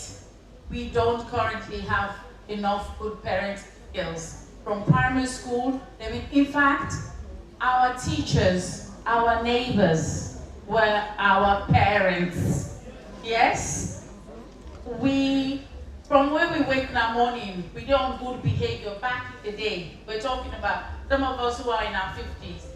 We wake up in the morning and we know how to behave because from the household, they don't teach me how to stay in a sauna, so you wake up the way you need for to. Then you don't go to street, you go make nonsense day. Now the neighbor now they clip here, take it back to your mama or your papa. So it is bad parenting. So I just wanted to make that point clear. So no left Naya remember saying now man. Well, actually, a lot of the problem, if I told the mommy then, because the parent they abandon the responsibility, so then they overwork the mommy then to the point that they tired and they become exhausted. Yeah, and I can tell you there's a reason why the laws of Sierra Leone allow a single mother to adopt a child, but it not allow for a man who is not married to adopt a child. Woman who not married can adopt became by the laws of Sierra Leone. But man who not married, not allowed by law for adopter. Why? Because women are better parents than men are. Yes, ma'am. Yeah, good afternoon. I'm speaking in the local dialect. Sure, please do. I've heard you talk for waiting those gentlemen say. Mr. Barihona. Yeah, Mr. Barihona. One thing we lack in our country, we never grieve for how we call things in their right way. And to be honest, anyhow we put them, we see them from the foundation level. Like some of we go vocational institute them, those days they tell we say we not drop out. But mind you, you learn the skills. There are some skills now when somebody don't go get certain in degree or a master, they can say, they can learn skills. And to be honest, skills pays it up. But if we look in this room, so we sit down, no paper and pen fix up something now. For example, they chairs them, we will them, look how they use sonar skills. But that, like that computer, but that phone or whatsoever, everything around doing are skills. But when you, like we get some homes them, where the pickings say, I want to go learn the addressing, I want to become a caterer, I want to become, they say no, hell no. If you know one land book, pass like you go be lawyer, you go be doctor, you go be banker, so you see waiting the cause we country not for growth for now, up to this point, then we still live in grammar school way of education. The grammar school way of education is good. Don't get me wrong. You go PON. Don't get me wrong. The education sector is very important because at least if they must go sign your death warrant, if you go read them say that this thing make, I do make, they don't sign up. But now we emphasize on skills. Skills very important. Yeah. Skills change the whole world within a time. Then back in the first panelists they talk about tourism. Sierra Leone, to be honest, we still step backwards from tourism. And tourism, they change a whole country within a twinkle of an eye. Tourism covers everything. And Sierra Leone gets all what it takes for let tourism develop. So do you know we pay attention? Please. Thank you very much. I mean, it's a good point to raise. Thankfully, we get a Minister of Technical and Higher Education here. She and I have had this conversation in the past. And I believe that for many years, the governments did not give the, the BAM, the prestige to textbook education, what things that textbook education deserves. To the point that until recently when they amended the Education Act, we removed the president of Sierra Leone from being the chancellor of the University of Sierra Leone, of public universities, for example.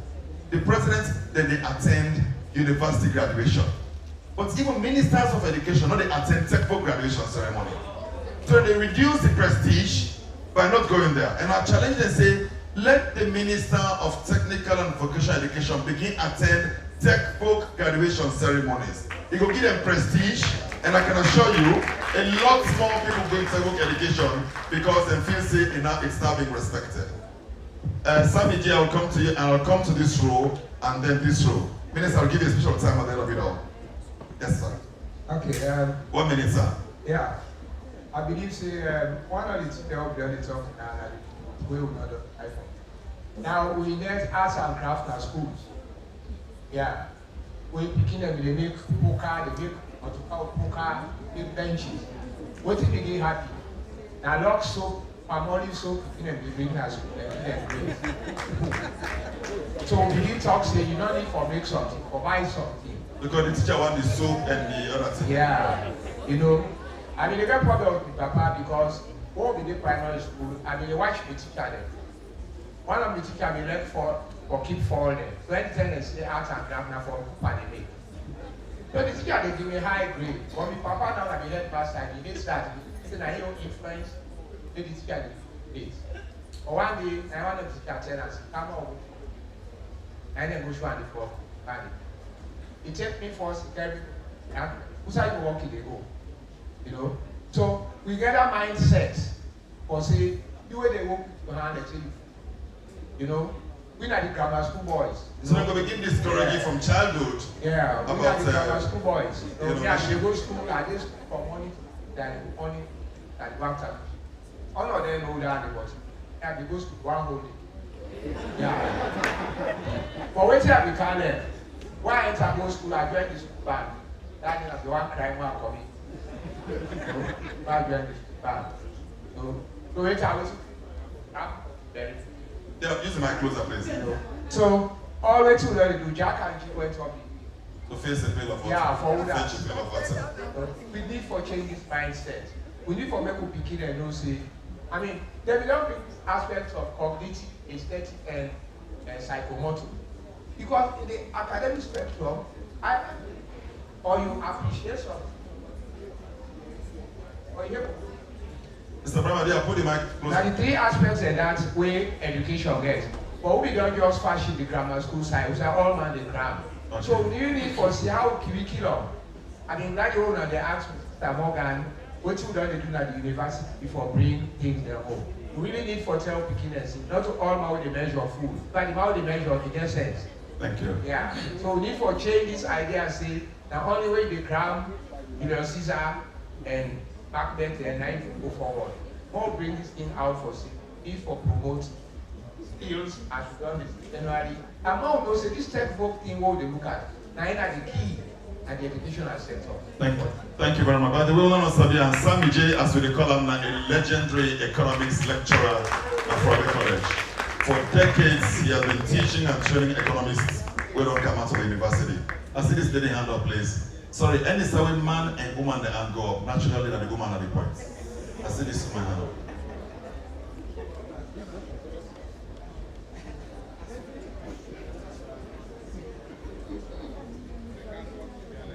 That's affirmative action. Yes. That possibly at its very best. But I can't talk for agriculture, especially for women in agriculture, because being a farmer. Very good. So, I don't try to look for job, say, and not get. Even voluntary job, not even available for time and fee. So, how we go give this mass production, go, even encourage with the farmers them, for even get time for work. So, I hope, say, I just want to try for... Sorry, I want to get you right. You're not a farmer. Yes, sir. So, meaning already you don't give them a job by farming somewhere? No! University. Oh, you're not agriculturist, yes, not graduates. Yes, with agriculture is the word is too big for some people. Sorry, what's the name, ma'am? Our Rose Johnson. Madam Johnson, you don't think, say, with all the arable land, it's good for them to create farm somewhere and grow crops and then put them up with you and create more jobs? Okay. That's one of the few things that we bear in mind where I will let for do, which is fish farming. Which is fish farming, which lots of Sierra Leoneans, they don't know what's standing, and they don't get a good idea about one. But then they need money. And to be honest with you, I don't have the capital. I don't have the support. If I get the support, I can do one. That is a very good point. And parents are take notes now. But I think on that note, maybe we'll get the states for intervene. We all know about a company called CSC, right? CSC started in Senegal.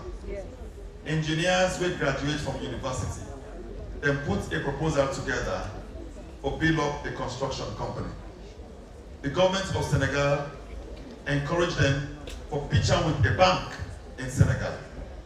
The commander Sheikh entered York University, they do the proposal together, the government started as guarantee for them, they set themselves up. Today, CSC, they all across.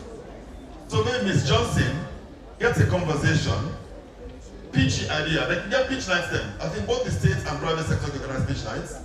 Get that idea together. I can assure you, it's not a common area, which might be an interesting thing for make them select your idea or invest in you.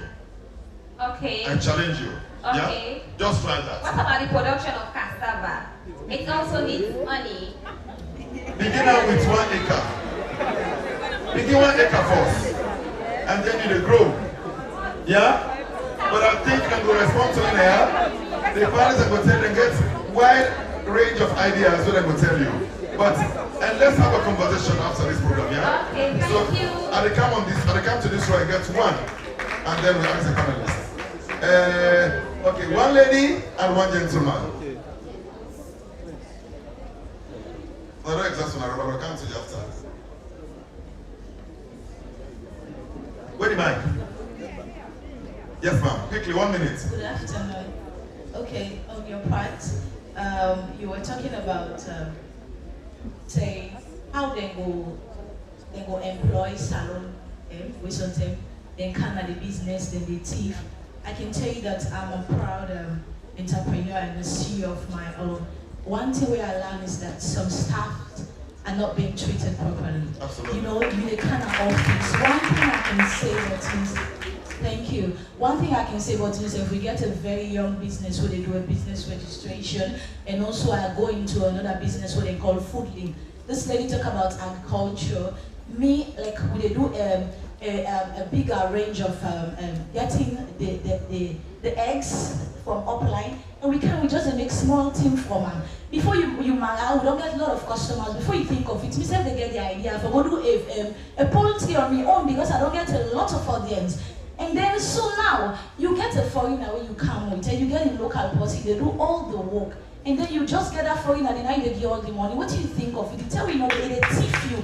And me, I can say, as young as I am, I get big people where they work with, but I can tell you, I know how to make them happy. They know they thief me company because they always, even when I'm young, they used to say, you know, madam, you're your husband, because I and my husband are working together. He's a lawyer, but we know how to treat people. If you're here and you're a CEO, not afraid for employee people because you think that they thief, treat them well. And when you treat them well, they're not able to thief you.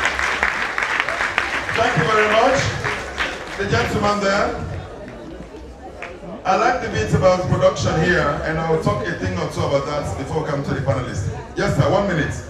Yes, sir, thank you very much. I'm Joseph Isadabali. A line of innovation. So, waiting as CC, like Sierra Leone, we get youth them, we get ideas there. We get youth them, we very skills in what they do.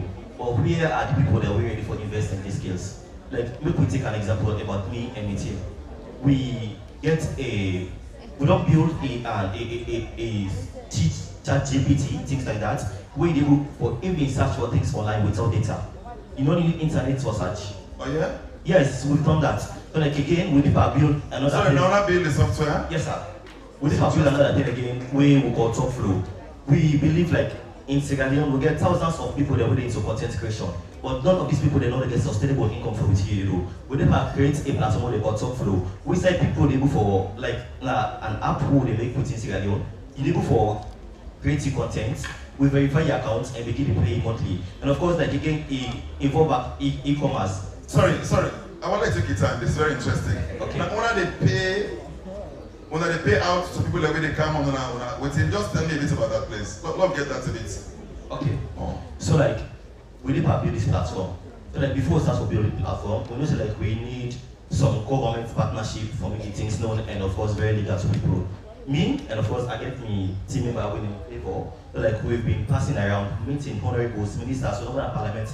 There's so many things like that. Okay, one for establish this thing and Sierra Leone get content creators there. We don't get anything from content creation. We don't have this idea here, we for verify these creators there. And in more than 20 African countries there, where they even platform like this.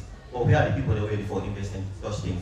And of course, the platform again get e-commerce. You for left go buy something at free on here, we will deliver to you. You can look at payment integration. You will pay 200 money, every money or Access Bank. But people are not willing to invest. What's that software name? Top Flow.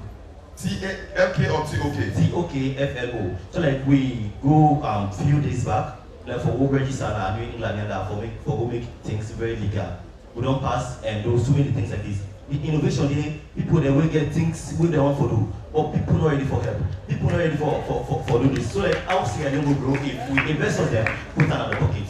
Thank you. We get anybody from the Directorate of Innovation? We'll get to the now. Yeah, I'll put your hand first. I want to see if then they are for us there. Anybody there from the Directorate of how do you call it? Directorate of Innovation? DSTI. We're not getting that right. I think that's a very waiting they happen to the young Serena and technologies that can come up. Okay, then give it to me called a 1 week wonder on social media. They don't disappear. Somebody manufactures, I think like keke, when they use petrol, is it? They get 1 week wonder on social media, it disappear. Somebody make generator on grafting, when they use fuel, 1 week wonder, it disappear. So is shouldn't somebody in a DSTI be looking out for those things, bringing them together and seeing how they're going to enhance their potential and build them to the next level? I mean, this is why we formed these agencies. So those ones that we, like, if you pitch along with DSTI, I'm sure. Let me wonder if anybody now from DSTI? Anybody from DSTI? I actually want an official response to this. So, is it state-owned? Is it state-owned? Okay, I'll come to you shortly. For you briefly, we target and follow end this session in 45 minutes, which will be in the next 5 minutes. I will not promise this lady, so I'll get the mic for 1 minute. The microphone here, please. The microphone here. Why is the microphone the car? Just want to talk about, somebody mentioned the issue about growing beyond them. Yeah. I don't ever think about, sorry man, before you do.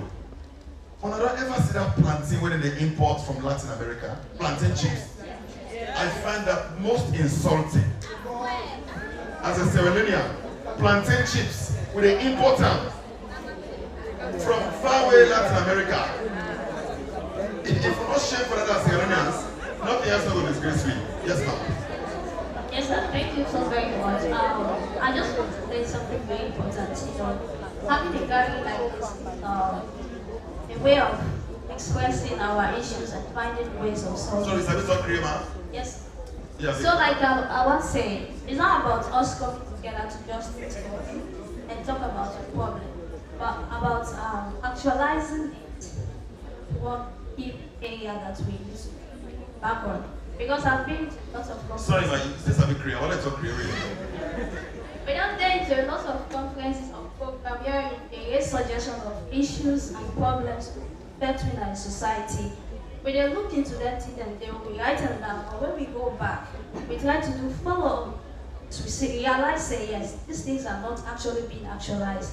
So my suggestion here is that if actually the government can create a platform where it will set up an agency where they monitor those offices very responsible for such works, I think say it would be very, very nice. Just like the brother we just said, we get talents in Sierra Leone. We get people that are very much creative. If only they can have the support, they can able to get support, even they push them go further, Sierra Leone will be at the top. Because we get a lot of talent actually, because me being a youth activist and the president cover a lot. President of? American College of Science and Technology. So we Let me talk English and talk Korean. So we discover, so we get a lot of students that actually we get talent, we get skills. But one of the major things where they discourage don't have the support.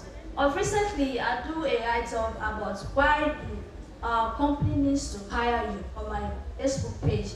And a lot of people with the come at the bash at me, there is nothing like that reason, there's nothing like no job, no opportunity for you to explore.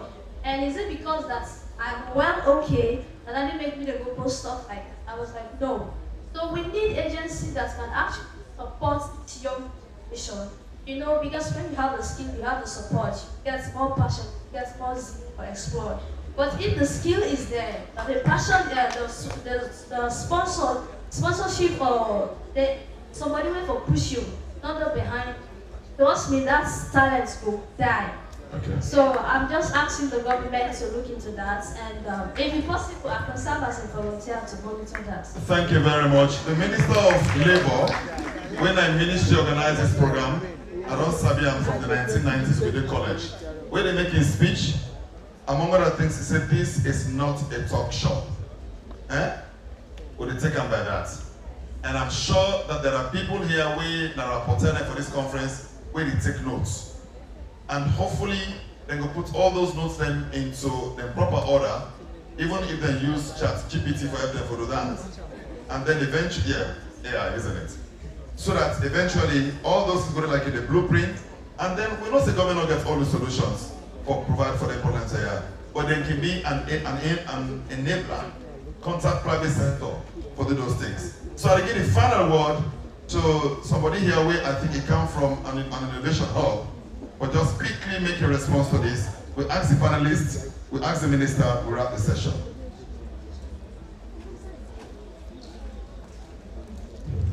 Very much. So before I start back skills development work, we said not know but all the different resources they are with them, or the different funding they're doing at development. We don't talk a lot about what I think now more than ever than they send them back labor of Education is to have online resources for post-quality there. Because I think there is sometimes an issue of access. So we run an innovation program right now. Before that, I am on the camp for the innovation project. We had the STI and UNICEF. That was out to apply across 12 districts. And then from there on, they will take now, we get about 30 of them where we will do incubation for. And about climate, it's about innovation, it's about green skills. So, Pokemon and everything out there. So, me the big say, if they're not a position, they just you get them kind of program they need. We could put it all together. Since now we talk about AI and all this, and they will get online resources where young people they can look for go and say, okay, fine, I get a program here today. If I put myself together, I will get access or I will apply, I will get a become with them and apply. I also put them back to them to the way large scale organizations within communities as part of the CSR, but make sure that they support young people within that community for help them for their self-defense. So for me, that's not what I say because Thank you. Thank you very much. I guess I investigate the relationship between you and the microphone. From here to there, it's still making blabber. So I'll come back to the panelists here. One of them will too long get now. You know, we're to discuss now. If I wait me to refer to us, wait me to refer Waterloo to us. Now, what let me decide. Let me say come after and wrap up. She might want to say a thing or two about the wrapping up. When I ever think about Waterloo beyond Waterloo, here is a peri-urban area where you get a huge potential for flourish, but it is under the weight of a disorganized society where violence they happen at the slightest opportunity, where from facts, the crime rate and the police they show you see it very high, where again these are facts, then they kill people spiritually, then they kill them physically. People they live in fear. But this night place can be transformed for able to get in full potential. A lot of population. Nigeria make one mistake. They don't make the best use of the population for a long time. Later on they realize that they use their brains, then bring about innovation, their economy became the biggest in Africa. They overtake South Africa immediately. So there is a way private sector can think with the state, but try for redefine Waterloo. That's what I don't get now, the encapsulation. We don't see the prospect, we don't see the challenges, the drawbacks, which sometimes can lead to frustration. This young lady now, when the president of colleagues them, and this other young lady, when an agriculturist, assess slight frustration in the fact that they want to push themselves forward, but they feel inhibited. To the panelists, I want to get to the encapsulation and probably the way forward. But basically, beyond side, it's more or less contributions than questions. And I would like everybody to comment. We always speak just that we use different words and for talker. At the end of the day, we believe stays skill as something we will develop further and we will show before. I can tell you many times in our classroom that Grandpa Trade Center and from Trade Center waiting in land in more than most of we doctors than today. Because even when you have a conversation with them, you need for think first before you go for do it. And therefore we need for one equip some of them Trade Center there. We get one after. Now armed forces and a lot of jobs, but still them on various things. I believe for do that. But more is still get hope, we can still make a change. Alone, I'm here you. Lots of the space we occupy you. I wait to thank you very much. Very much. Ariana? Yeah, for me, I want to lay this challenge squarely and fairly on the feet of not just this government, but successive governments to come, because it's not going to happen overnight. Government need to take a deliberate view on which direction you want this country to take in terms of how will it fit into the world market. Only when we go begin from mass produce and sell outside to other countries, then, and only then we will realize prosperity. And not only then we will begin to enjoy the skill sets we innate inside the population will get. To the youth, it's tough. Don't give up. If we don't give up, like we know they don't school. Don't give up. When you go yonder, one door lock, go yonder, other one will open. Keep going. Keep going. Somebody there will recognize how good and how talented you are. You know, and you know, to be man rado, maybe therefore begin bring the youth, the talented youth, in contact with financial institutions for me to help support them. I don't know, sorry, I'm not teaching you how to suck eggs. But you know, something like that. I don't know, I think we need to go beyond this. Yeah. You know, we really need to. That's what I was. Thank you very much. But Minister, there's something about facts, Bariona, but I will ask you once they make your presentation.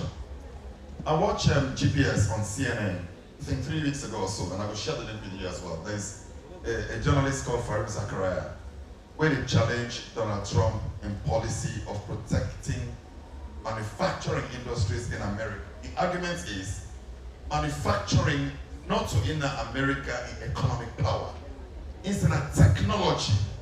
And in this room, we don't see now the potential we put get now for be technologically sound and maybe bring it up to the lights, more than we are already up to the lights. Whilst I want Foley respond to issues that have been said here, I want Foley look at that area. How can we harness the technological skills or knowledge of a lot of young people, which are not necessarily acquired in a formal institution? How do we bring that into the formal institution, the tech folks and the universities, in preparing them for the next step? Thank you very much. Good afternoon, ladies and gentlemen.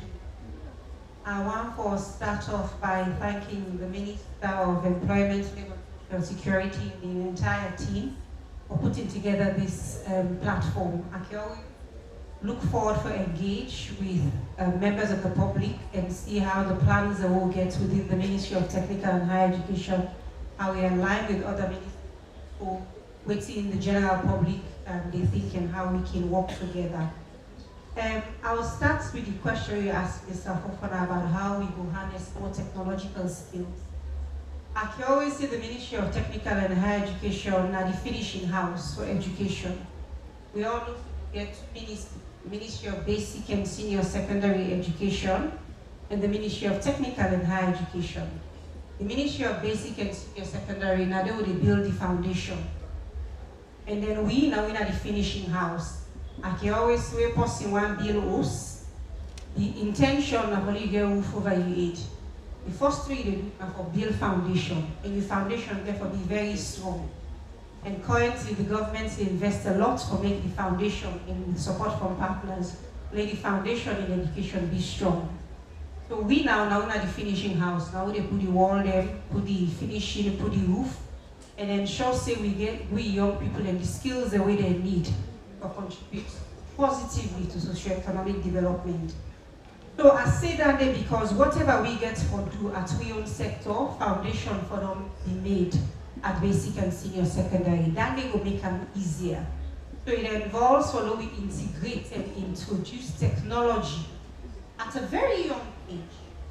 So we young picking them, so by the time they reach we own sector, they're already of faith and the foundation strong. That way they now be able to look what's in they happen at the global stage, what we need at national level in terms of technological advancement, and they can see them gaps in and think innovatively as to how they can support them. So then I want to get for the work with the Ministry of Basic and senior secondary education and build upon that foundation day. My own ministry, now we train teachers them where they work in a primary school and secondary school. So we also have to ensure so they train with teachers them, then set get the skills them or pass on. We can all agree the generation after we the more technologically savvy than we. But putting them down, we begin with my phone, I go on, not be no self say this phone they able to do this. So later we know they play catch up with them. We have to ensure so we curriculum how they train the teachers, then say they they ahead of the students them, or pass on that knowledge to the students at basic and senior secondary, but at the same time keep an open mind or learn from them. Because believe you me, they know a lot more than we do. So therefore get our mindsets, they say, we for be lifelong learners, not for just saying I'm the teacher, and they learn, I mean not for teach you, for be open for learning from students and as well. So I hope say that they answer the question. And the other conversations which I don't find very, very interesting from the first speaker on AI and now this speaker on how we can align education for support private sector involvement and so on and entrepreneurship. And then a lot of the conversation, one thing came up repeatedly about vocational training. So my ministry they deal with technical education and higher education. But I have to confess, before 2018, this is just my view, before 2018, the Ministry of Education was born. So basic, senior secondary, technical, higher education under one ministry. Sometimes I can wonder how the ministers of education then, how they may cope. Because when they do no more technical and higher education, I know the way they want to get some need. I compare where they be appointed, I don't get everything. You own that different case. So the point I try to make, technical education, unfortunately, this is my view, was buried within the Ministry of Education. But when His Excellency splits the ministry into two, we now get Ministry of Technical and Higher Education. It don't bring technical education to the forefront. A lot has been done from 2018 to date, but if I'm being honest with you, we get a long way for go. And the plans that we get for change the narrative for vocational training, because in other parts of the world, that is what builds the middleman power. And then it gets direct positive correlation to socioeconomic development. So we need to adapt that into our own context. So the framing where the Ministry of Technical and Higher Education they use and for change the perception, the quality and the relevance. And obviously, orienting a lot of investment we get to ensure it's sustainable. It cannot be fragmented. We put money into it today, we get results in 2 months, then all team die. That's not the way we want to do things. So the first thing on perception, me and Mr. Fofana would all meet on different platforms the way TVET they come up. And I can always say any opportunity I get for talk about TVET, and talk about TVET and the importance of TVET and how important TVET is within the portfolio we really lead now within the ministry. So, and as he rightly mentioned earlier, it challenged me for say, out there when at university they graduate, they go there. But when at TVET institutions, they go there. And I take that day on board. Sometime last year, some of we are aware of the skills development project supported by the World Bank, which was purely focusing on TVET, on vocational skills training. The graduation, it takes place in a Fitan Council.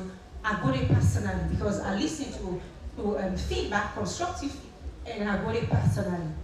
In a few weeks, specifically on the 13th of May, we will launch a Center of Excellence. Now, the former government's technical institute in Kisi, where with support from the Japanese government and government of Sierra Leone, we don't convert that government's technical institute today to a Center of Excellence for automotive training. And again, Gandhi for vocational skills training. And His Excellency, by God in power, will be the keynote speaker because I once led the highest office in the land be represented in that platform. Follow begin tell people and say, as a government, as a people, we recognize vocational training as important. It is not second class. We want to change the narrative. But there's a lot more we want to do also for change the perception. It involves me working with my colleague at the Ministry of Basic and Senior Secondary Education. We hear people and they reflect, say, back in the days, technical training was part of schools. So with me and my colleague, the Minister of Basic, we don't begin to talk how we can go back and set up technical skills training from that level, from senior secondary education. We all know about WAS. A lot of we don't know about NVQ. NVQ is the equivalent of WAS, but you will go down the technical route. But WAS, you want to go down the academic route, the traditional academic route. So we want to bring back NVQ, or we'll identify young people from a young stage, say, you will go down the technical route, you take your NVQ, where they at par as WAS, so there's no qualification of get waiting passing company. It's just that you go down the technical route. Then I want to worry. The other thing we work on now for ensure say the one them we don't go through TVET training.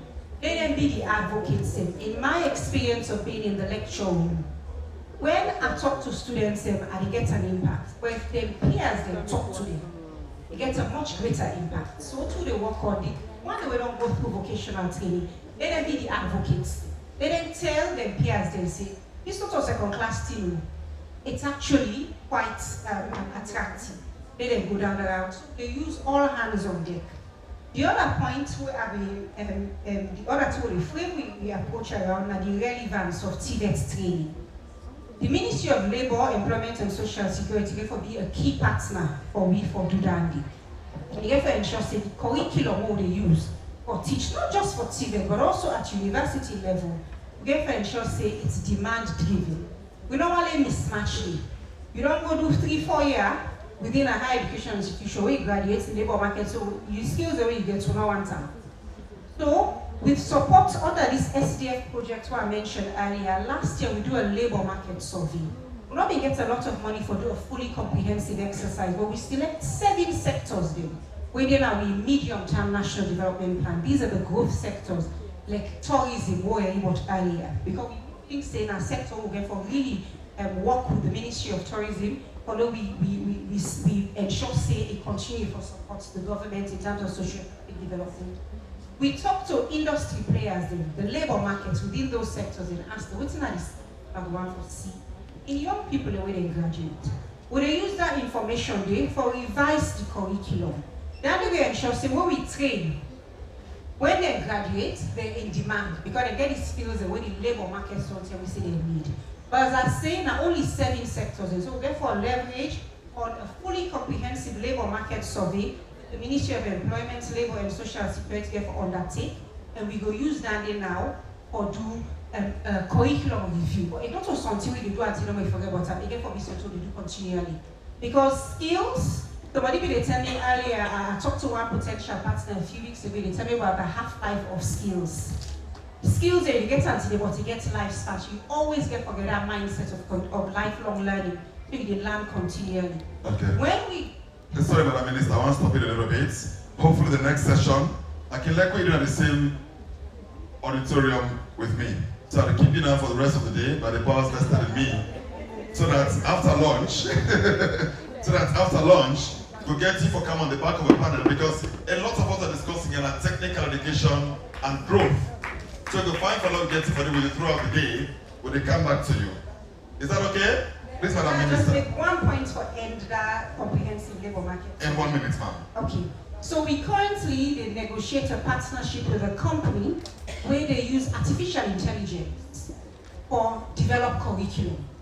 So what thing they do, what they hope so go do, the comprehensive labor market survey they get from the Ministry of Employment, where they feed them into the AI tool, then we tell them, say, now the context is. You know what develop curriculum for at global level, it gets for the context. We tell her the context. It gives we a draft, then we bring the relevant stakeholders, the experts them from academia and industry, or look that document there and say, okay, this it's fit for purpose, then revise them until we finalize them. Then they will improve on the efficiency of us developing curriculum. Absolutely. Thank you so very much, Madam Minister. I just wrap up. I want to tell the panelists and thank you. Somebody mentioned content profit. Somebody tell me say I risk I get the second highest following on Twitter after the president. Somebody they say, I suppose to get a lot of money from that. They say, but my problem is not to America, I register my Twitter account. Yeah? Additionally, I know a lot of content being created now, and honestly, I agree say they're not the get waiting, then counterparts them in some other part of the world they get. Maybe not because of advertising. If, for example, you open your YouTube in Germany, if you watch anyone, the adverts they come first coming for you, which is not the case here. Maybe not because of revenues they generate yonder, we're different from here. But I also know that the Australian government stand up to Google some years ago and tell them, say, a lot of our newspapers in Australia, they generate traffic to Google.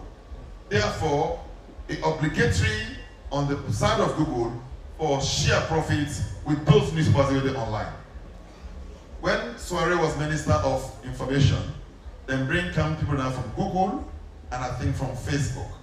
I think it's time to go back to them and ask them what's in the in for we content creators in Sierra Leone in terms of ensuring that they get part of the profits where those platforms generate from people that really watch them on either TikTok or on, I know say YouTube, you know, easier.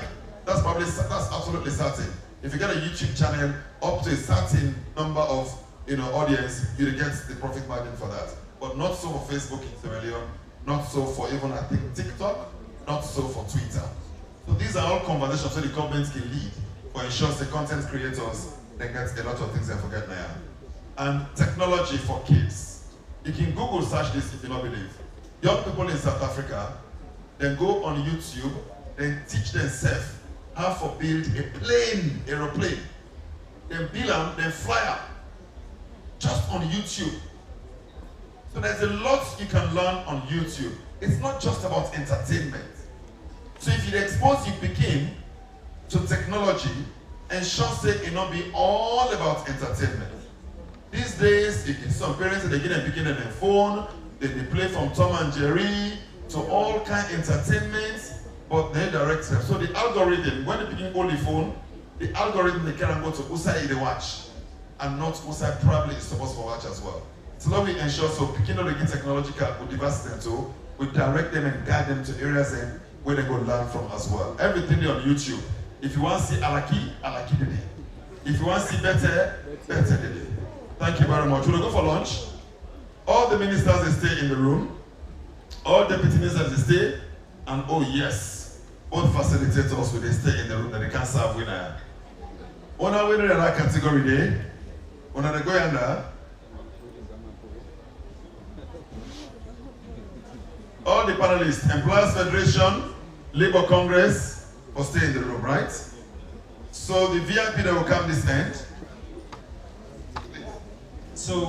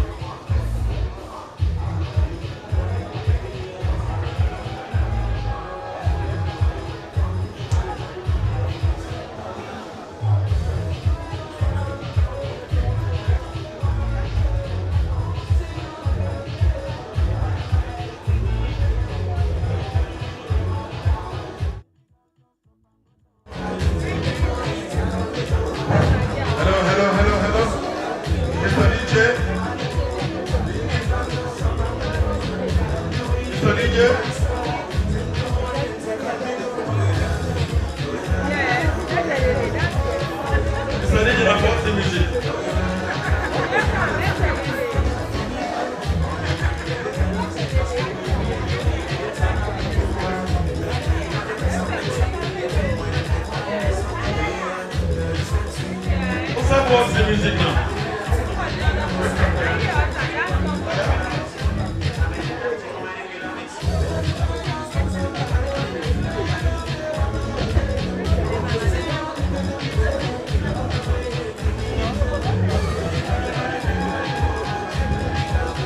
Well, that's how the music go. Where the DJ?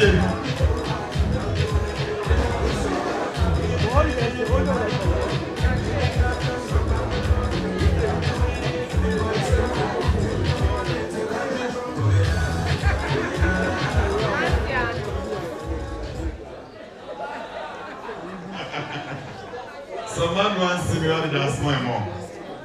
But Amphibian Sway, over to you, man.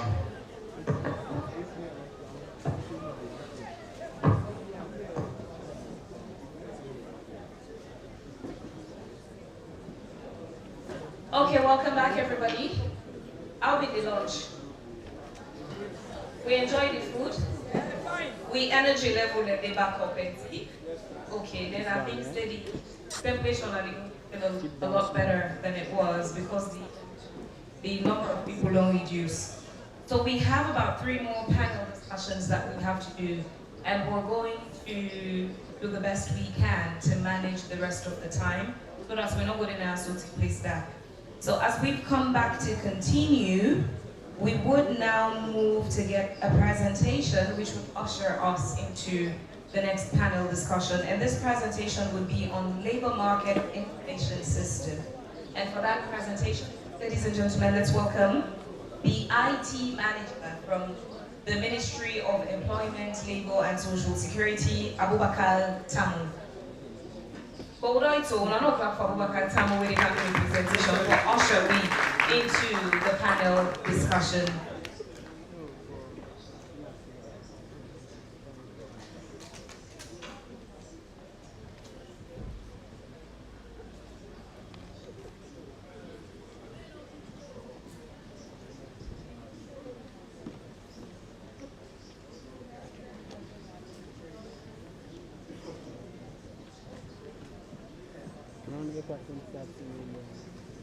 Mo, can we please have the tech team? We need tech support for this presentation.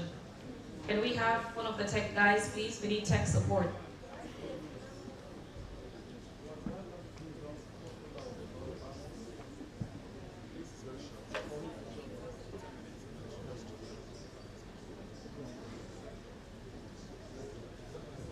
Yeah, there's no slides.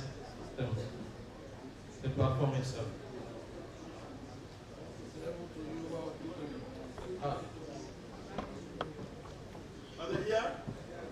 We spoke with the organizers, the tech teams, they are supposed to be here.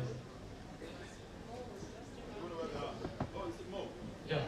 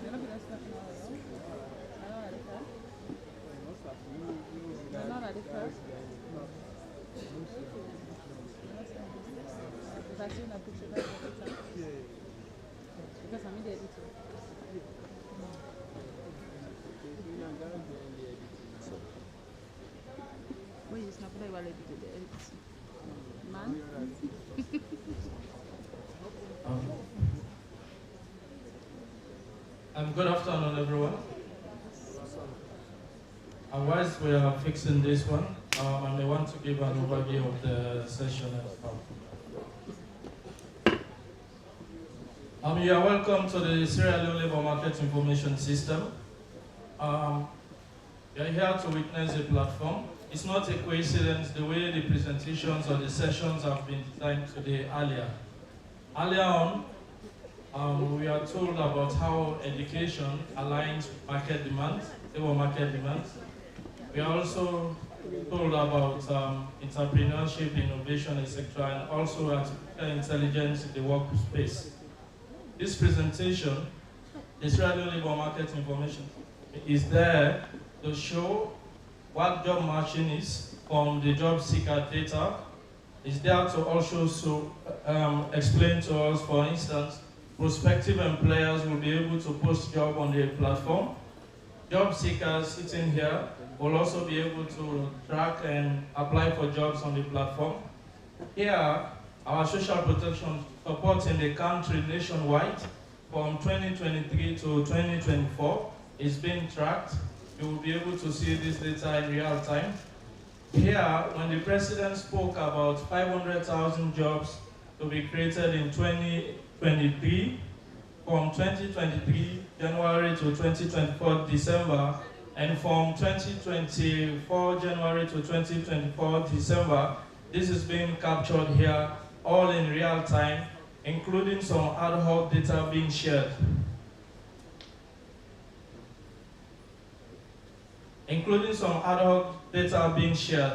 So what the platform will do is that if you are a prospective job seeker, you can just come and create an account based on a location that you are staying, and then an employer based on his or her location shall be able to also post a job.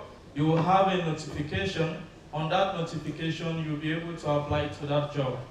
How do we track this job? We track them by feedback mechanism, by the applications you make, and the final feedback coming from the employers themselves.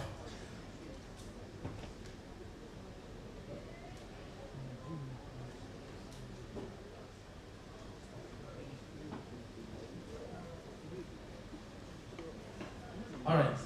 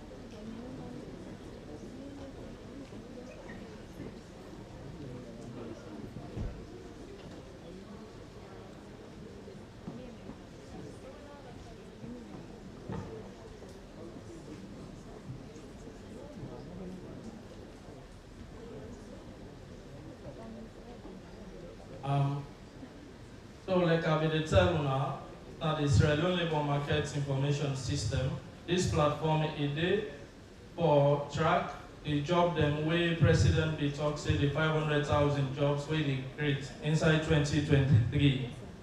Not only that this platform there for, we will on the check other country and system, for instance like Rwanda, Ghana, Uganda, where you go there, Estonia, they get the labor market information system. Where you do some prints, even at the airport, and they track you and then add you in the system. Where, for instance, you get receive social protection support from the government and any scheme, it also track you and put you in the system. Where, for instance, you get ad hoc job, because job in itself, not that one way they do it and they pay you for. It can be for 2 weeks, for 1 month, permanent, temporary, and ad hoc. Inside this data we will get today, We get government data we come out from establishment, where NACIT track, private sector where they pay NACIT scheme, we also track. Then you get other one them, where actually now from survey, statistics for instance, in do survey for 1 month, then give person. When this person come, you do this particular job, once they pay you, then in a job, with a tracker. So since 2023 to 2024, and 2024 January to 2024 December, and the job they were able to track so far since the time when they make that declaration. However, we go beyond that day, but even analyze the income impact from both gender, male and female in the country, for both private and the public sector. From there we see the disparity gap in terms of salary and which side government will come in and make informed decision. What's in this platform really differ to government and how it's useful to we as well. So we were there where they look for job. The employers them in this country, therefore they come on this platform and post job. Once you post job, once you the job seeker, you where they look for job, can now come here, you create your profile, and then they get notification with a job where align for your CV where you create. When that they don't happen, then job that we apply to with the track and then I want instance to with the public. So government, then job seeker data here, it help for tell we say, we get more engineers for instance, we don't take labor card, but not get job. This they make the curriculum when they talk about today now, help for align and better and streamline and into more skillful jobs rather than focusing on theoretical jobs at the end of the day at the system. Then also for government, it is also able to know for Ministry of Finance the income analysis gap, which I will do right now in terms of job, which province we for investing more, as in which side we don't get with support. So with this description, I will take you to the platform. Here are just the main platform where MDAs them, like NCRA, NACIT, therefore they share data with we in real time where we track. As that data they come now, so we analyze them. So you see now, if you're a job seeker, you go able to then you say job seeker profile. When you click on, it will allow you for when you create your profile. If you're an employer, actually they can log in, you register, you're able to post a job here as well. Then when you come on the labor employment agency, we get the international organization them, like the SOS Global, where they take migrants reunions them in a legal way to go overseas. Then all you will find them here. But most importantly, when you come down, the ministry not go just they track other people them to read, where instead not track itself. For instance, inside year 2024, from 2020 to 2024, we're able to get 22,827,888 loans per work permit revenue. You see I'm at the dashboard here. We're also able 1,648 migrant workers where we're able for actually, where they work overseas right now, we track everybody. Job placement, we're able to do 1,120 just in 2024. Then when you come on the industrial case, when I observe now labor, it don't reduce now. The reason for this, and again this will run by data, 92% when our industrial matters received, we're able to solve 80%, 74% ongoing, and 20% pending. This one are the charts where they speak to the overseas recruitment. If you can down now, you see jobs. For instance, these are the more jobs them. Being a graphic designer, and they can click this job, it can allow me to another account for create my account, and then I apply to this job. How would they able to track them? The employer will post the job, later will do feedback, say, through another system, one at the IVR, say this person don't get this job.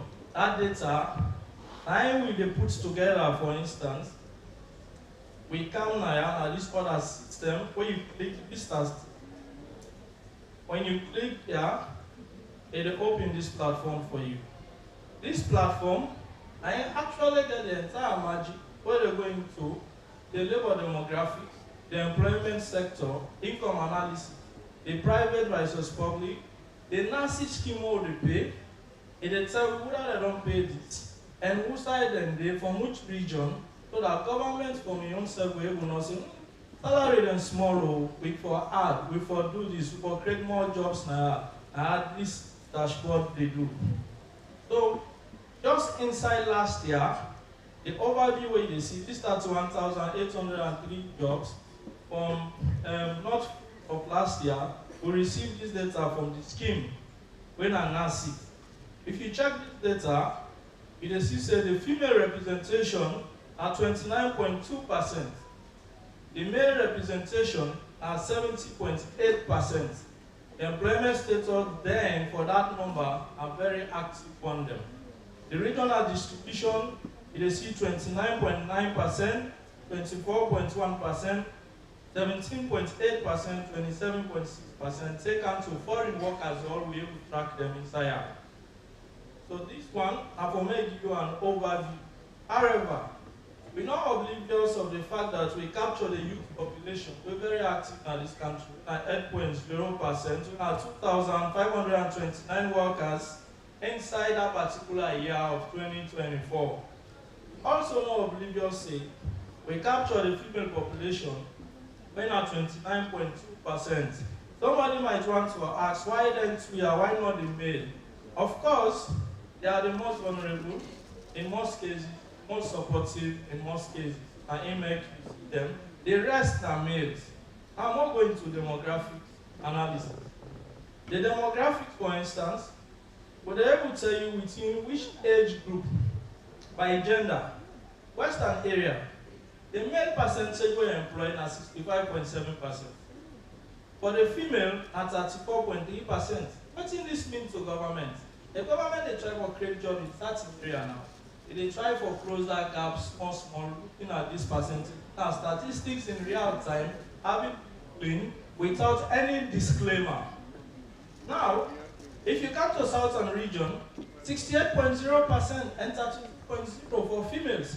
Even within the females, how they see disparity, gap, how government they will make sure see all man gets equal measurable data, and this platform they do. When you come to Northern province, you see it even go down. Female is 23.7%. So government they will do more work here for make sure emerge with the other sector and the other different region.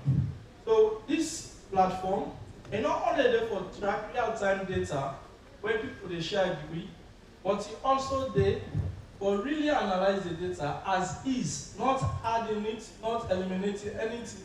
If there are errors, might be minus 0.1% or so. So if you look at the women participation by sector, the woman away there, the able to say by sector. For instance, you see now the one when at the female count just by health, and 141 females them. Now that year we will track.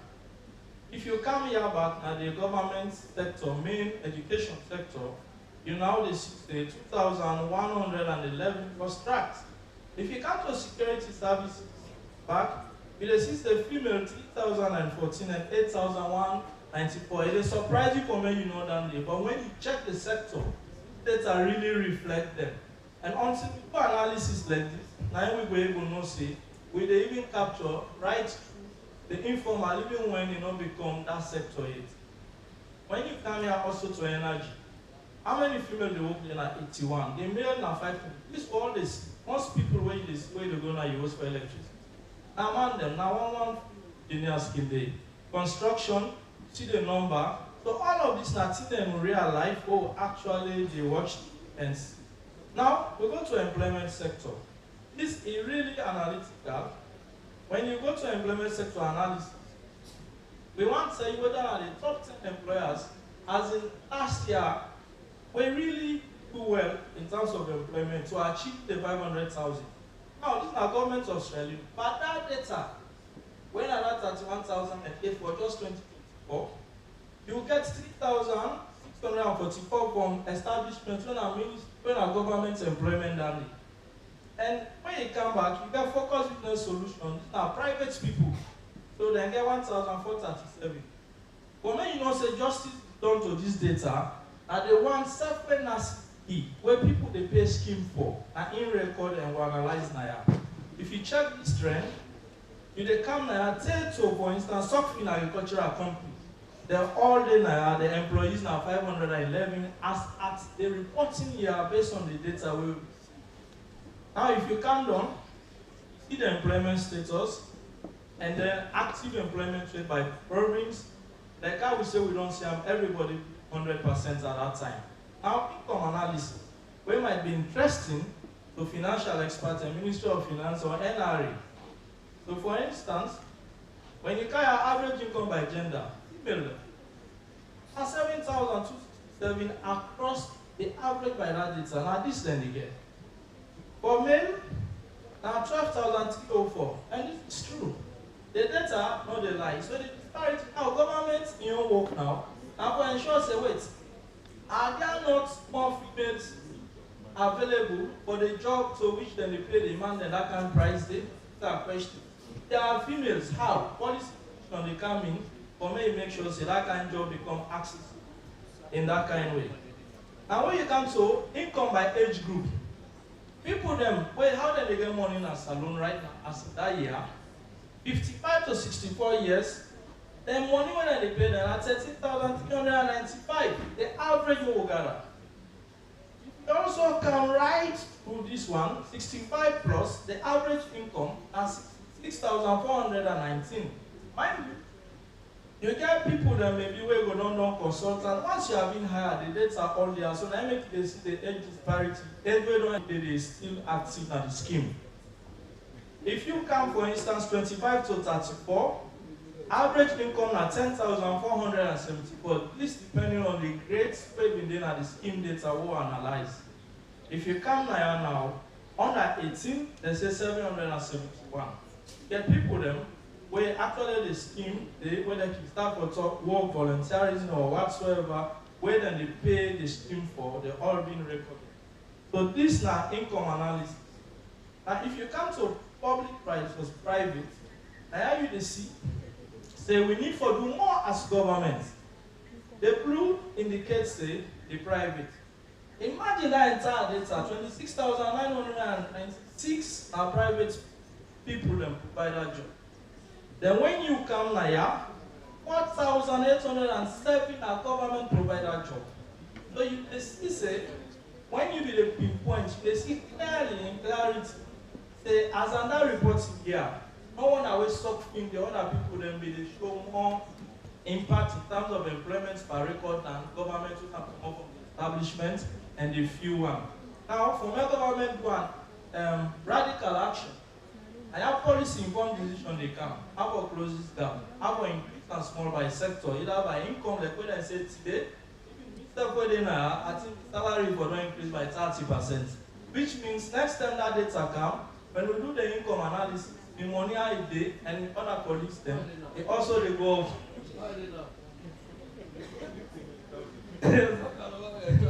Yes, sir. So yeah, so the current job situation across, if you look at for instance, like where this assistant director role, for instance, are they get something like 90,000?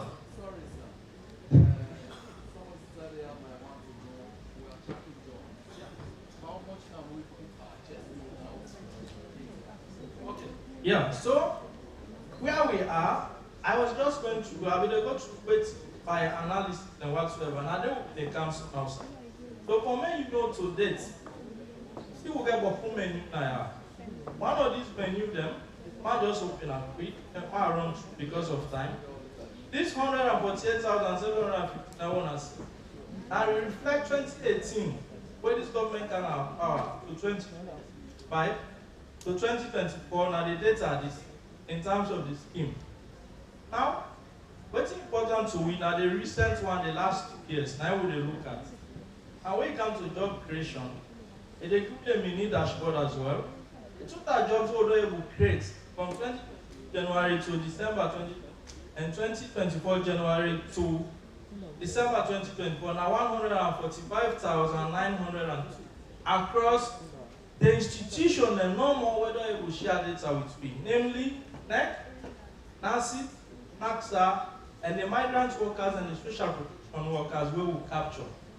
So which means statistics will expect data, but the expect data from council ongoing. Now, I explain this by percentage. NACIT alone, from 2023, they don't able to do 90,000 jobs. I begin for talk say job, and the one that will keep it permanent, and also the one that will keep the ad hoc. So the ad hoc, where they know that somebody that will get 1 month survey, somebody 3 months survey, somebody 2 months survey. When the survey done, then they go. For that job, they are recorded that particular active period of time. However, we know oblivious of the fact say na labor work survey, na if for do, for me actually give me normal data. What we do now also, it is serve as a benchmark for me will actually lead towards that labor work survey. So as is now, next give 90,000 data, that's it 42,502. Then NACSA 10,550. Migrant workers 1,648. Now remember that chart where I showed about the migrant workers. The one where they oversee which country they did and this track them. The agent support our social protection. We don't support social protection over 11,000 people. We don't benefit. Their workers then we during that period. Now 1,200 workers they use for actually do that job for me. So if you watch now, as it's right now, based on populating with platform, the data we just get with the past 2 weeks where we don't analyze in and work with few disclaimer and 145,902 jobs being created as means of achieving the 500,000 jobs. All of them, somebody talk about AI now. AI in the workspace. That's more chat box we're injecting with platform. If you know the public pay the access to platform, you want to know something real time, you can just ask the question here, and then this chat box will reply you in real time as how the presentation they go. So this is not just an overview of the thing and what we don't do. But to not able to go into much, for instance, the social protection will not touch them. You know, wait for the really interesting for me when I see data dynamics and people that would support jobs created. And also even the overseas recruitment, when I just see the data, but when I don't know by gender parity and everything. So much more data to this work, but so far, the past few weeks, and this we don't able to track, and we're doing the process for track more. Next time we present to owner, and we're even able to see the labor, why when they take labor card, that data and how it's useful for educational curriculum alignment, and how the entire remaining data really for informed policy for institutions like finance, moped, etc., and broader governments and private sector. Thank you.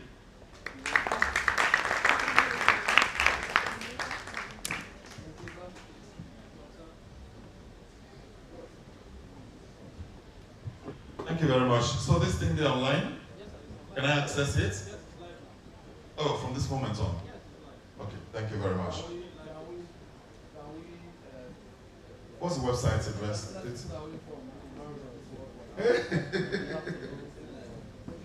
If the Umaras of this world don't get to see it, then nobody gets to know about it.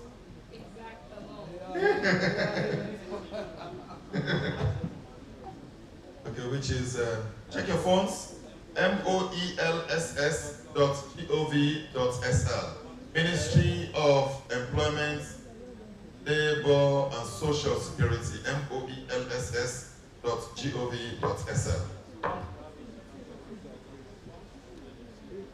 That's right. Okay, thank you very much. Another clap from there. Good job. If we get time now for interview in 5 minutes or no, whether they put up their information there, how do we verify it, etc., etc. But until they're online, we will check and then we'll scrutinize them. I make the minister say them for Adam. But thankfully, and that's a joke. So as my co-facilitator now, we merge 2 panels now because we're not getting enough time. So may I kindly ask the following people to come up stage. So we blend the two and we co-moderate, myself and my colleague Phoebe Swill. Aminata Kamara, President or Vice President Corporate Affairs and Executive Board Director, Barampa Mines Limited. Aminata Kamara here.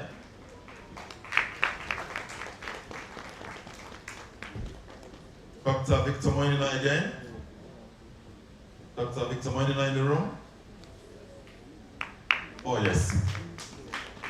Naslen is out, and we're very young enough for us on that yellow chair. Fine. Mariam Dawich, founder and lead consultant of Africa HR Solutions. Sangita Balasubramaniam, HR specialist. Did I get that right? Are you from Sri Lanka? Your father, okay. Oh, okay. Meaning you know Bala, a good friend. Engineer Trudy Morgan. Oh. She's a council member of the Professional Engineering Regulatory Council, co-founder and first president of the Sierra Leone Women Engineers, Africa's rep on the Commonwealth Engineering Council, a trustee with the UK-based Charity Engineers for Change, Sierra Leone. Got a profile. Aminata Esther Momo. Sorry, Anita, my mother's name is Aminata, so anyone with an A and a ta, I assume it's Aminata. Anita Esther Momo, Assistant Director, Ministry of Gender and Children's Affairs. Chian Thomas. Chian Thomas, CEO of One Broadband, formerly K3 Telecom. I didn't know you had changed the name on one of your... And finally, Chelsea Alma Aminata Hero. Yeah?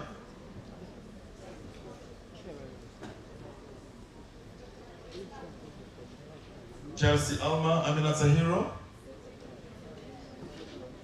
I hope I got that name right. I'm used to Chelseaa. She's a founder and General Secretary of the Sierra Leone Domestic Workers Union, affiliate to Sierra Leone Labour Congress. Welcome. I'm very much interested in that Sierra Leone Domestic Workers Union. Yeah? So, Vivian, please join me, but I just feel like interviewing her for 1 hour. Ain't no more on that Domestic Workers Union. Admittedly, my house help died this year. And we don't serve for more than 10 years. So if you follow me on Facebook, you must have read about it. I've been paying so much tribute to her because sometimes we take the house help for granted. But increasingly, they become a real part and parcel of the family. My 12-year-old daughter, when I erased, actually threw out, still not able to come to terms with us. So I find it very difficult that some people treat them and they like sin as subhuman. It's not only sinful, it's criminal. Anyway, maybe I'm over to you. I'm not going to start. So we've got 2 panel discussions we're merging now.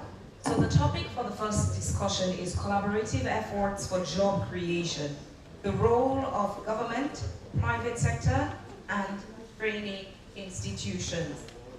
And the second panel is on an inclusive economy, empowering women in the future of work.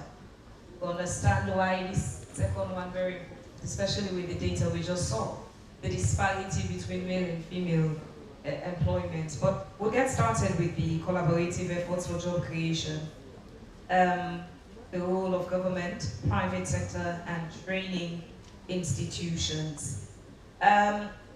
I'd like to start with you, Mariam. Mariam is the founder and lead consultant of Africa HR Solutions. Kindly help us with training institutions. What do you think they can contribute towards employment? Mariam, do you have I Creole fine. I talk Cancer. But I would prefer to talk in English about this subject.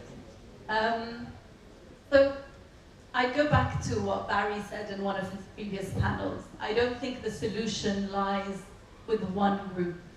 I think the solution lies with a sort of a holistic approach to addressing the challenge. I also think it's great that you've put both groups together, because you can't address the challenge of unemployment without including women and other groups actively within the conversation. So I would say, to answer that holistically, the role of training institutions would be around responding to market data, market relevant design.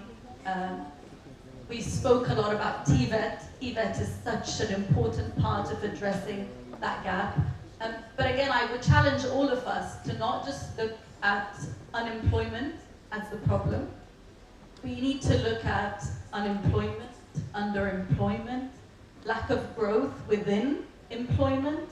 We also need to consider the kind of space we're creating where we're having Sierra Leoneans positioned as on a global landscape as competitive employees as well, right? It's not just about accessing opportunities in Sierra Leone, but worldwide.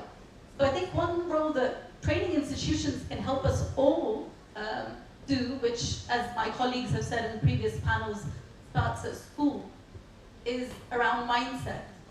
I've been here all day and I sat hearing people saying things like, we at Sierra Leone, we are like this, we do this, we think in this way. Most of the statements were negative. I've been here in Sierra Leone for nearly 50 years, and I'm proud to be running a business in this country, working with some of the smartest people I've ever had the pleasure of working with. So I think we need to start by recognizing what we bring to the table as Sierra Leoneans. We're not more corrupt, we're not thieves, we're not unlikely to perform. We have some of the smartest. We just need to help them tap into that potential and give them that landscape. So that's where I would start. I have some other ideas, but let's pause and allow others to come. All right, so on that note, Miatta Kamara, we just saw the figures there a short while ago in terms of job creation, private sector, particularly the mining area. You are from Miatta Mine. Sorry, you're from Miatta Mine. It's confusing. So you are from Miatta Mines, and we are talking about collaborative effort with job creation, government, the private sector, and the training. Which area would you want? Which area that we going for see more training done for employ? Which areas that we, for example, I know that in Kenya, before you employ somebody abroad from Cambodia inside Kenya not forget that expertise available. You then get the expertise available among the citizens, and then you employ. So which one I want at the job market, we will not get that now, where they bring down from. Okay, thank you. Yes, I will try before and Marampa now. I mean, this I will try for a long time, so I don't name but I'm Marampa now. Thank you for that question. In terms of employment and the mining sector struggles when it comes to expertise, and it's still struggling. I've been in the sector for over 10 years, and I will tell you now, the same issue where Utal gets, and the same issue where Marampa gets. They get a lot of applicants then from university graduates, right? From university. They are engineers, they are mining engineers, they are geologists, they are the support services, procurement, HR, finance, health and safety. But when it comes to the experience, right? When it comes to the practical experience where you want to take them on, you take them at a lower level to start start off with at the entry level. When you look at health and safety managers, then currently Sierra Leoneans, then I can name them with one hand. We get all the qualifications where companies then can ask for. As I mean, they're all. They're not plenty. They're not plenty. When you look at engineers, mining managers, again, as I mean, they're all. I can consent on one hand. What the point I drive for me is education is key. Given me background, right? But it needs to be backed up with practical experiences. And you will say, why you expect the graduates to get practical experience? Let me tell you a story where they happen over and over that the sector, from Brutal to Marampa, where they take graduates them every year. It's a internship or a 3 weeks work experience. You know what believe them, then at the final year, you know one day gonna mine site. One day. Or they are health and safety executive, but they don't know the practical, the basic fire extinguishers. You know them, those basic things that they expect a health and safety person, but don't get practical experience at Gabe College or wherever they do their studying. So I would say we get the courses then, we get the curriculum then, we just not get the practical, the technical know-how, and the universities then, the colleges then, they focus on theory. I will come answer someone in a shortly, but I just want to stay with you. You know things say what on an internship portfolio like? Okay, so what we don't do, when we get in fact, it starts from their routine. When at this routine, we get graduate ship scheme, where we look at people the way we want to tap into, where they don't come for the first internship now routine. We don't see them as rising star. We tap them and say, where you don't come back to it. We put them on a scheme. They're not many, by the way. Because by the time when you don't see somebody, you want her, the next form in a bank, they go work on side because they want quick money. This is internship, does not pay you a salary, but it gives you the experience. And I'll give you a story. There's one person who came on a graduate scheme. Now they work as experts.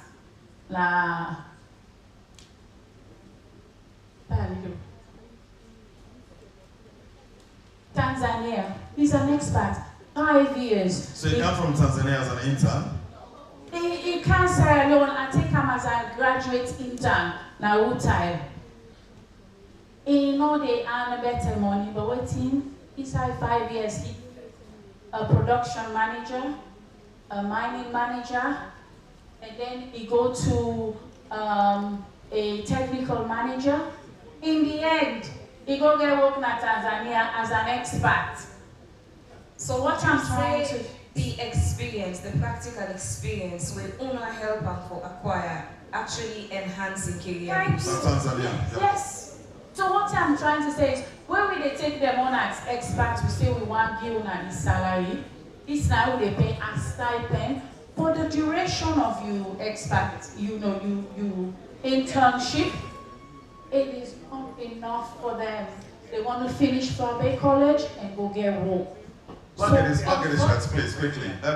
What are the difference between an intern, where they come to your place as part of fulfillment of a degree program, and a graduate intern? Okay. How are they? So when you come as an intern at 3 weeks, so 3 months, between 3 weeks and 3 months, we then identify what we call high potentials. So then 50 can come, or then 40. Sometimes they take now then they take 40, now 15 we can take. So then 50 can come or so. Then you pick. There will be 5. Yes? For a graduate internship? No. There will be 5 where you don't identify. Okay. Where you don't come back. Yes, we want you. We let you. We do all the exits with them, and There's some who are still working there. They don't come. They go through the graduate scheme. Some are superintendent, some are manager, because it all depends on, we keep talking about the attitude. We keep talking about the passion, the determination. You don't come in and you don't kind of marampa now, sorry. You don't kind of marampa. It's a minefield. You actually go learn anything we want to learn within the sector.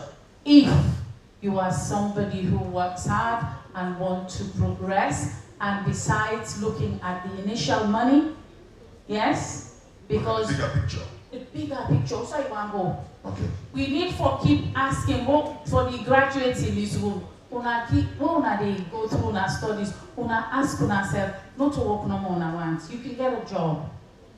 What you want now a career. Okay. All right. I can't see if you can short. I just want Dr. Mondina, Dr. Mondina this. I know if I don't talk about the other part, but this is really intertwined.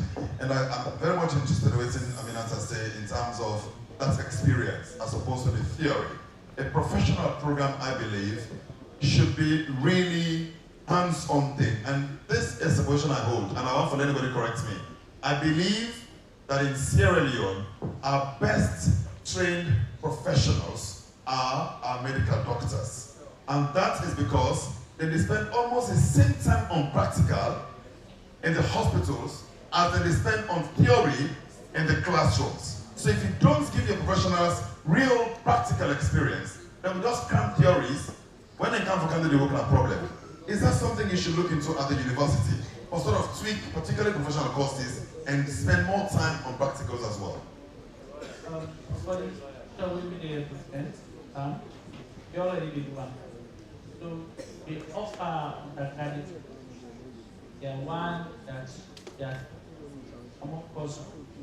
Then we put final year for first semester coursework, second semester we take lunch. Then we also that session. Sorry, maybe this might go up better. So as I will say, there are 1 year, 2 year, 3, 4 coursework.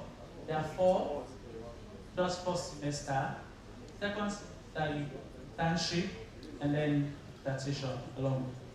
So we know also like if people tell you say we did generally know the right dissertation.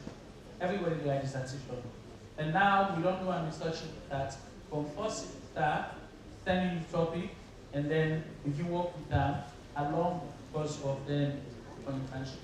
And some people that we don't go for internship actually don't get institutions then. Like are they on the public sector? So we work in line with the public sector reform office and we work in line with other institutions. Some of the students that we will send them for assistance, we then can done, they ask them for them come back for do graduate and then so we don't start a model. But across USL, I believe now we have come. Umari, you said if somebody wants to challenge, you can challenge. Sure. Okay. I don't think all work experience is good experience. So, because I work in the recruitment space. And the reason why you've mentioned the medical sector is because there's an expected consistency on performance. Right? All doctors are supposed to do an operation in a certain way, for example, for it to be successful. In some of our other sectors, there's a lot of grey. There isn't the regulatory, I would say, framework for us to be sure that, let's say, an accountant working within that space is actually following the appropriate standards around what it means to be an accountant. So in some cases, we intentionally look for people without work experience because of the nature of the working environment sometimes here. So this goes back to... What does that mean? It means we need to challenge the private sector as well as the training institutions, and have the government work on a framework that means you are operating within that sector at that level. This is what's expected of you. It would then be a lot easier for me to assume that an accountant with 3 to 5 years experience at company A is doing what the same thing as an accountant is doing. What's the major difference if you're an accountant for Octair and an accountant at Marampa Mines? Aren't you doing the same accounting? We're talking not in terms of volume, people in are terms called of the basics of accounting. when they could be data entry officers. Okay. Right? So this is what we're saying. Job titles don't mean much. Right. CVs don't mean much.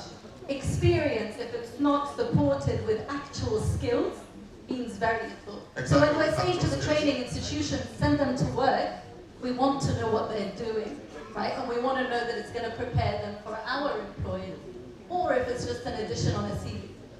So I mean, that's a believing that if somebody comes there and works at Miatta Mines or in an engineering capacity in some mining company, that being an enabler and added advantage doesn't necessarily hold. Don't you think?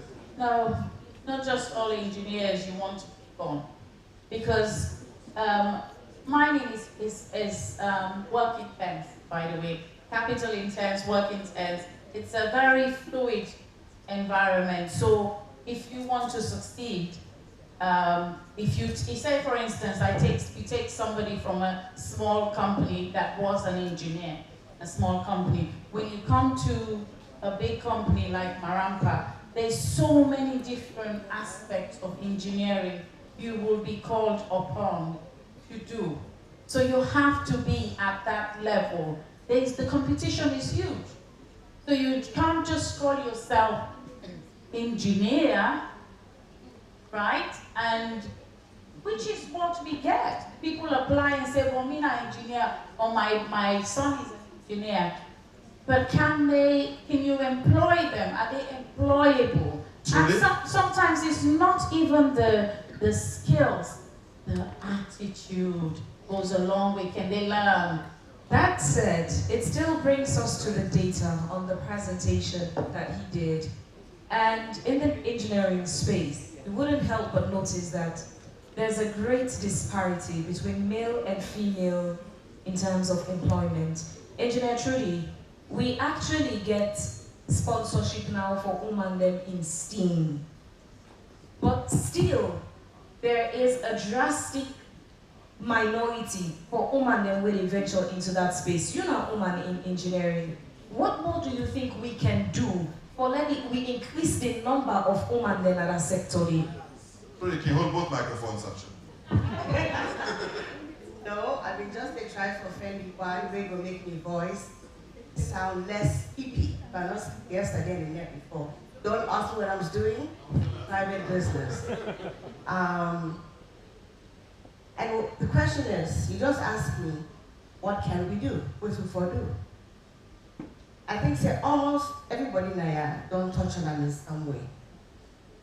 It starts with an understanding. The understanding is that Salon, I say this all the time, don't hear me talk, and they talk and back.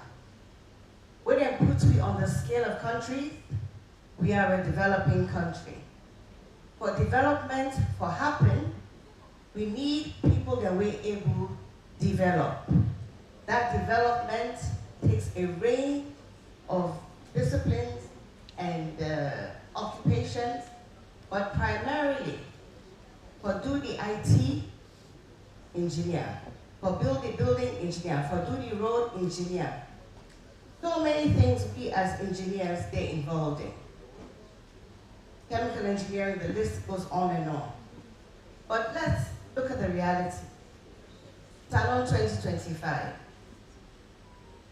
How 51% of the population are women? Okay. The data, the young man spoke to the data. If less than 30% of the population were proposed for work, for develop this beautiful land that we love, not a work, not a employed, then we will get a problem. This development we will expect for, no will ever get for happy. Because for a very long time, the assumption is development is a man business. Because that is, do the work for develop. They fail to recognize and realize that everybody get input into this process. Where they can, stop and get attitude. Process. Where they can, stop and get attitude. It's true. Where they can, then they like and CV. Me, plus you don't send me on CV, come back to me for job. you send out for job, apart from the name and the different companies, that means CV, they get minds they come back to. So people they get mind for do that and they get mind for like anything. Let's move on. You get somebody we can work. When we in the training, they call them hitting the ground running. Then they give you training for understanding. First impressions count. As you enter that working place, therefore know say you serious and you study and you able, but most importantly, you willing and able for learn. Coming back to your point, that makes some people then they say, I would rather take a graduate, then a trainer how I want to make it work, than I go take somebody where they work yonder and can do with himself. I was working with this beautiful, what's it beautiful? Fine girl. You go work for one copy upline. He lost for me 2 months. Where he come, tell me say, I land boku, waiting at the land. Then go teach him how to take the bill of quantity and massage him. So the money they go high, and if they do less work, they get money. So not all internship, not good internship. We send somebody go other side, wait and get the person for do. One of our brilliant girls, what's the girl they do photocopy. The boy they all they go on site. In left the office they photocopy. Okay. What's an internship? Now what's with the study? Oh, civil engineer. Because like come back to this issue of acid food. When we come salon and I started surveying women engineers, I go around and I talk to several of my colleagues. I was told, but truly let people then pick up say, well, can't just get better. Then they work for we get. With the waste we said, we tell they train them. So the attitude is on different levels, on different fronts. 2024, I spent most of last year Eastern Technical University, Private College, MMTU, EBK. What was I doing? Interviewing, workshopping with girls who were in engineering, a base Dawande, and then I support them with interviews with professional women and interviews with picking girls in secondary school who will go into engineering. Now, the report is in my bag, it's not finished yet, but there's so much in it. Coming back to the question at hand, what can we do? This change, not to one person change. This change, not to Labour Congress. Mr. Minister, when they try, but not so you get this change. The change comes from we. We therefore understand, say, if we not always put the best foot forward, that development will be fair. We don't ever get some. The story go, I know, it's everywhere on social media. They say this man, teacher X, his mama died, and mama sick. Then rush go can go hospital. They say, we give you 2 of the nurses. When the 2 nurses come, that the 2 girls they weigh every year for pass the exam, they can't get money. So you know, full well say, they answer the nurse like you don't know. They just really pray. Hey Papa God, hey me mama. But every year when exam come, they give you money, you pass them. So they don't reach nurse. Now they get in charge of hospital ward, your mama sick. I got them okay for every. So what can we do? I'm so sorry. And in case you go say I'm kidding, mama. But in a nutshell, what can we do? The real question is not what can we do? It's what can we change? That's the real question. Because we all get for find a way, for move away from whose side we did right now, in we thinking, to whose side quote unquote we want for it. Whose kind salon, whose kind engineering, whose kind doctoring, whose kind HR, whose kind minister, whose kind anything. Me, that you say me strict. I'm strict because when you want can do what, I don't agree. And nobody likes that, so I always get sidelined. When I take it when I come and talk. Okay. All right. Thank you very much. Thank you very much. I mean, a better way not tell you say you're difficult. Because Salon is difficult, that means a discipline is strict, and say it's difficult. Sangeeta, you as an HR specialist, what do you look out for when you recruit somebody? Paper, experience, both? No. I don't believe in the paper. That I don't buy. I can watch the paper, and sometimes from the paper it put you off because analysts, or one of the analysts, I remember, okay, be fortunate enough for undergrad studies outside of Sierra Leone. But one of the courses that will be doing a non-graded, now how to prepare yourself for jobs, right? How to do your CV, presentation of your CV, that first impression we truly talk about. Those things are the things that recruiters, HR managers look for. Because more than anything, you can fill an empty cup, right? But a cup where get crack in, hole, inside you let it see the hole, like how you pour water inside that cup leak.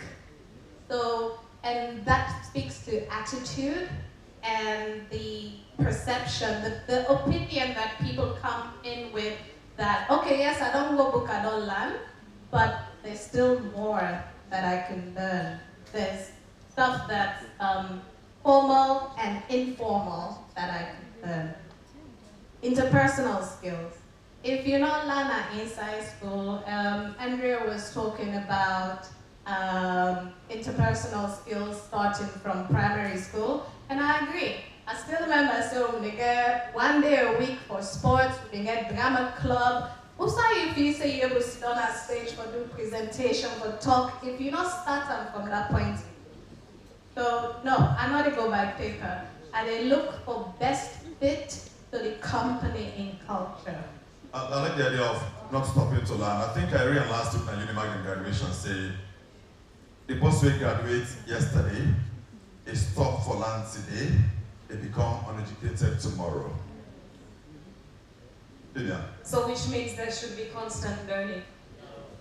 So part of presentation again, where we see, you notice there's some sectors there, you get high employment for women, like housekeeping. But then other sectors, not only you get lower number of women, but also even salary disparity is another concern. So the man them going to get higher salary, then the woman then get lower salary. Whatever those reasons are, the expectation that Ministry of Gender can work with the Ministry of Labour for begin address this issue, but it's still a problem. How will they address this issue for women then, Anita? Hello. So before I go into how we drive the salary scheme, I want to go back to waiting junior militant, for how for bridge the gap in terms of things. I believe say growing up over time, there has been this perspective that girl picking them and home economics will for them. The boy picking them and the science system. And as a result, when we grow up, as soon as we see the science student, the science teacher, we deviate and go to the home economics. Because this perspective don't come over time for tell we say, a woman's place now change. And we hold perspective over time don't tell we say, in terms of the informal sector, now they will fit. And as a result, when we brother the percentage now, I realize that in the formal sector, we not get more women we should make the processes. Because we don't go through so many things where we call social, economic problems. We don't go to cultural barriers. We don't limit the potential over time. We also don't go through so many developments in terms of policy instruments. So we get the legal framework. So how will they use them for change reality? Now just now we get the legal framework. Before this time, let's take history. And when we know how this disparity don't start before we get to the legal framework. The legal framework just don't come in the last 5 or 10 years. But what thing we don't happen over this last or other years, when women still don't date down. We get the labor force, we get the laws, the Gender Equality and Women's Empowerment Act we enact. It don't tell we say we forget women the processes. It don't give you an affirmative action of 30% representation across all governance levels. We also come to the employment law, where it also emphasizes to say women in shop making processes. The problem when we can get to those laws now that we are not taking the laws to people. I will tell you a fantastic law, but because we're dealing with so many things. Now that responsibility. Now we responsibility. To the people. Now we responsibility and also the responsibility of me and you. Because when the laws are with the enactor, we can't go to the public. And if as the Minister of Gender or as the Minister of Labor, we're not able, that's why we have private sectors. Because the money we government they give is very small, and the constituency the way we get it greater. If we don't get laws the way for say, we for deviate from having sexual harassment at work. And when you go to most of the private sectors, we not even get safety codes, way for protect Ugan Pikin, the way for protect women then, that their situations in Then the laws they are there, when we come to institutional development, it structures them there, but implementation very difficult. You go say you want to develop a jingle. If you call a media practitioner to develop a jingle for you, you know they do it for free. And they ask for money when more than what you don't over time for do other sensitizations. If you say you want to develop a script, wait for develop for make women across the sector for no say there are laws now. The money when one person will call, it will be too much. In terms of volunteerism, we will not get people the way they volunteer for just say we get proper issues being addressed. But we monitoring so much that we rights the way we get and how we for protect them rights then for how we get equality across all. Women they also they suffer from say culture area. But because we still get man the way believe say no more, women they not for go up. When you go to offices, you get very small women the way they should making processes. One, then you go to harassment at the workplace, where even in society things no more, it's normalized. So we get one parable in salon working really help me. It say kill dog before dog eye. Dog no say that day. So if you contextualize this, it tells you, in as much as the resources not there for do so much, but then few cases where they come up, you can use them for set an example. Inside the same salon all day, where you read newspaper, you watch television, you listen to radio. Every now and then, we hear some men case here, where we for use for set example, going back to the parable for kill dog before dog eye. But it seems those were supposed for take these cases, set example, suddenly all man they make no understand. No, Phoebia, we know say we not show understanding as well. So if not as you still not show understanding, what are the examples you probably can highlight now today of such cases? What I don't want with for use as set example. Okay. When we get the Sexual Offences Act, we found out say as a government, the Sexual Offences Act not being get penalty, we go do sentence to life imprisonment. When we get so many cases where they can well relate to sexual offences, we review the Sexual Offences Act and get life imprisonment. And if one person be there in authority, we use in authority because of scholarship and go harass a student, that case can be a very big case where take social media, international media, and as a ministry, we make sure say that person they get justice. We go to the extent provide lawyers for that person and that person will be authority think say I will go ahead and do all discrimination acts and ensure say it not go. I don't think so. Like that chair, I don't join that other chair. I tell you. We get for tower. And we found out say that particular case, now case that they will follow, go through. When we come to other cases, when cases and they go in a court, most times we know they get people there for can't give. There is no way a case will go in a court when it concerning, let's say child marriage for example, or sexual assault. When you know that somebody for can't say I will there and I have these evidences to produce in the court. So most of the cases they work on they follow on social media where they go, not because we are not doing our job as a ministry, but because people that they afraid because of societal perspective, cultural belief for say, now you don't go talk bad for your uncle, for example, compromise is done there. So we're not there for follow up their cases there, so the effects what we get. But I can tell you free, in the office now in the Ministry of Gender and Children's Affairs, when we open the one-stop center across all states, we found out say the reporting rates don't increase. We found out say the conviction rates don't also go up. We found out say the talk-free line where people they not be go what is now very okay. So not that we are not doing much, but they do much, but the cases and change in mindset over time, not to one day. Okay. And an advocacy work, you know, go just say somebody whether use for the do some I beat woman or when they beat me and that's when they love me, I will just can't change down, just get that. It's going to take the gradual process. Thank you very much. All right, Anita. I want to come to Chelsea on this, yeah?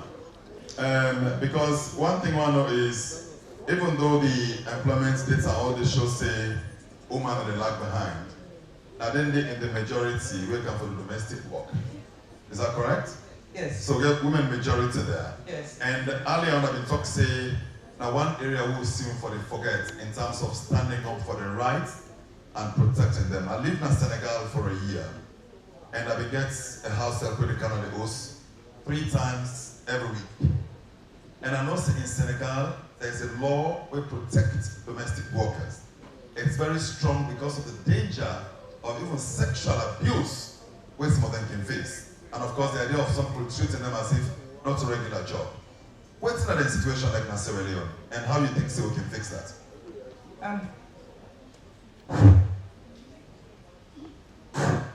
Thank you so much. Okay, thank you so much. So, well, situation, as you say, but some countries, they don't go ahead, and we serve as a nation, we make moves on that. But globally and even nationally, the situation of domestic work is something you know will like to associate yourself with. There is nobody where you want to say in a domestic staff. Because a job where people then they perceive say it's an odd job. And so if we talk of employment promotion, one perception that we need for break. Because if you go now the Europe, they will tell you say they follow the care economy. But yeah, so we call and say nanny houseboy. So the name in fact discriminatory, and nobody know how to associate himself with that. You know, me sitting here, get me mama do this work. My mama not ever want. I think now I do the work, and they don't say that I work in my mama they do. You know, they ever make possible, because it just feels say this society go look down on them. You know, I get a beautiful mama, but it just just want to associate itself with that. Despite maybe don't they in my own space now, they my boyfriend business, but I can't be bothered with an engineer. And I tell you say from year 1, take it down, and I'm only the mathematic take care of them. You know, and yes, it been time for go for granted because of the earning level, but all of the administrative thing the way we need, and that will claim mathematic take care of them. So it's a demeaning job, it's an odd job, but let me not forget say this work now in they make so many women they hold the talk of gender equality. If there people are not doing this post for do this work, you really post for go do your work. We think, we value that, we perceive that. You know, there's this slogan now that domestic workers makes all other work possible. Without them, your work not will be done. You for dinner you host, when they cook for you, they look after you, picking, you know, it's taking care of all your outdoors. A society they look at they do. So it's high time we change with perception, but they are unpaid, then they're overburdened with work. The law of Sierra Leone say they count them because we law say workers. So working with the ministry, they say they are counted under the conditions of service. But how much of them, even the minimum wage, they pay? Even the minimum wage on 800, many of them are underpaid. And they are paid even at the discretion of the employer. If I feel I pay on the 45, meaning I count it 30, I add 15, I do it. Nobody controls me. And they are afraid to say it out because they are poor. They are living on that little resource to take care of their families. You know, it's a whole lot. Even though then they left their hosts, make other hosts then go on, there's something again where they keep them aback because they get them picking them. They don't get side for left them. Say you want to you go to child mind or child care. Then they cannot. Nothing. So it's a whole thing where we really need to pay attention to because the world is looking at it from last year. We're fortunate for them with minister and other people the way we go to the ILC in Geneva. And the discussion was about the care economy, decent work for the care economy, just like I tell you. Because even when you look at migrant workers, they are on the increase. They're on the increase now, they need them. But then they go through a lot. Don't forget about the golf. Waiting and don't do them. It's too much. Part of the things that when they go through in a salon, you will find that people in a salon get the audacity, but still look the house help them. With all the workload we then get, pay them under the minimum wage. Luckily, the rights ministry now get away on my today. Tell the minister what you think, say, then go able to do as a minister. But like people that left this rich business, you they take your house help, where they cook for you, do all things, you pay them the minimum wage. So, Mr. Minister, no say I know they get arrest. We Secretary General, no say I know they get arrest. They know that day. You know, when we begin work, we do a lot of advocacy, a lot of education. We meet somebody where they work na parliament. He say, because they not say we work with them, he say, no, we help them get domestic staff. Now we begin for tell us, say, if we pay them the minimum wage, he say, how we gonna pay domestic staff a minimum wage? If we can't work 8:30, no, by 6 o'clock. If we remember saying a woman, if we left the young people. yes, he left all team by 6 o'clock. So it's a whole lot. We don't discuss with the ministry. We said the time for coming with an engagement because there is this C189 convention 189 where they talk about decent work. So domestic work gets a whole convention under ILO. So now ILO don't take them into cognizance for CCA, they get a better life, their welfare are catered for. But it's a work in progress, but just the basic challenge, but we keep on engaging the ministry. Domestic work now work where even the employer want for show face. Say na me get this employee as well. You know everyone, not just us. But if you call us, let me come in a meeting. It's difficult. So we're engaging with the ministry that the minimum wage and all other benefits, as they say, we have conditions of service that domestic staff, therefore employer, they don't sack them because they get belly. Imagine say I get belly, you want him for work, heavy work, where they take me physical. You know, they don't sack them because of all of that. But the new act they say somebody for go 14 weeks maternity leave. The employer instead get for go work. So there is a whole thing. But everybody that Timbo say, we get a special law.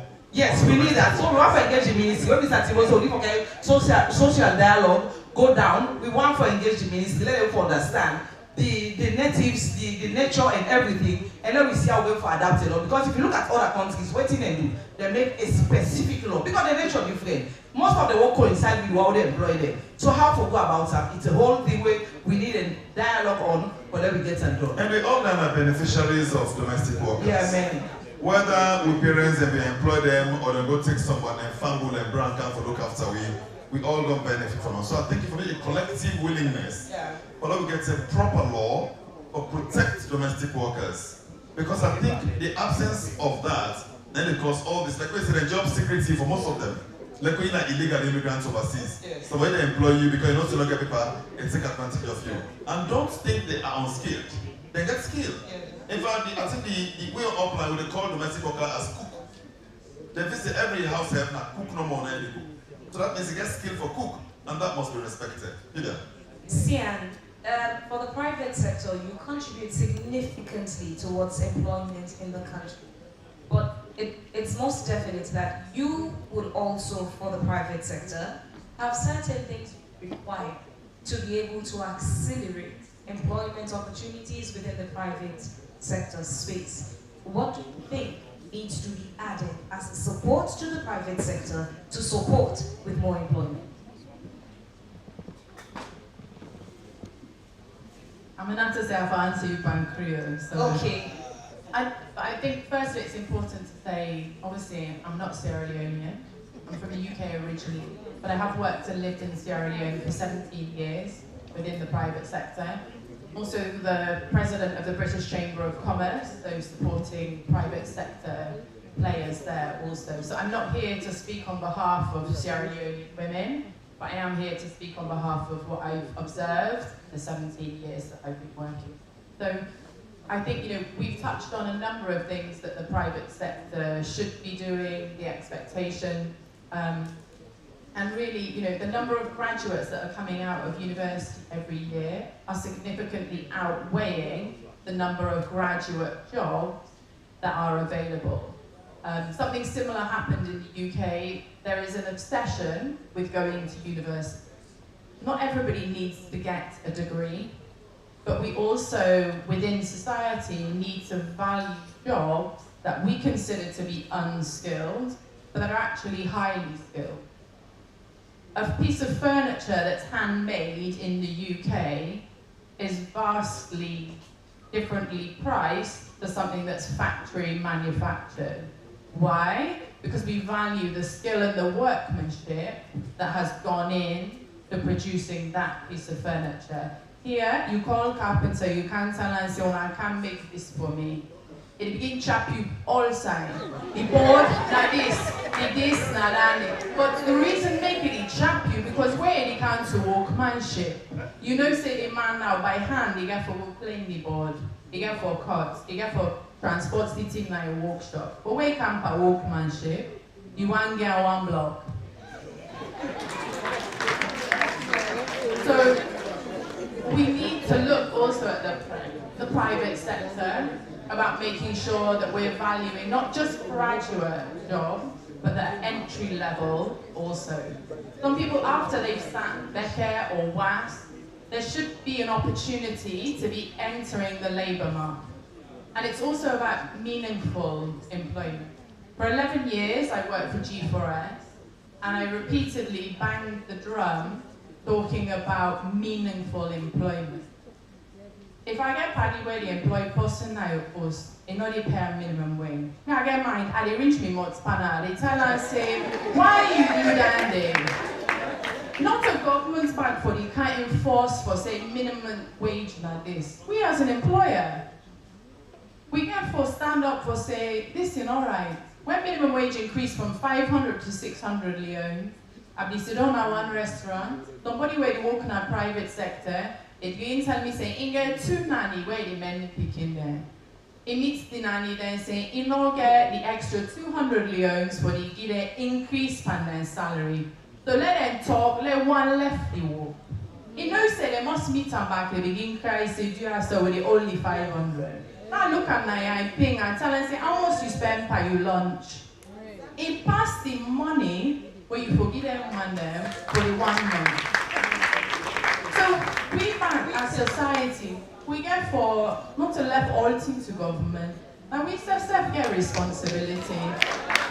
As an employer, I always say, well, if I take subcontractor, I know say the subcontractor not pay minimum wage, but I set me mouth or I lock me eye because not a me employ them. That they get for stop. So I also think the private sector, we have a responsibility. Laws are great, writing more laws, legislations, but we have to enforce them.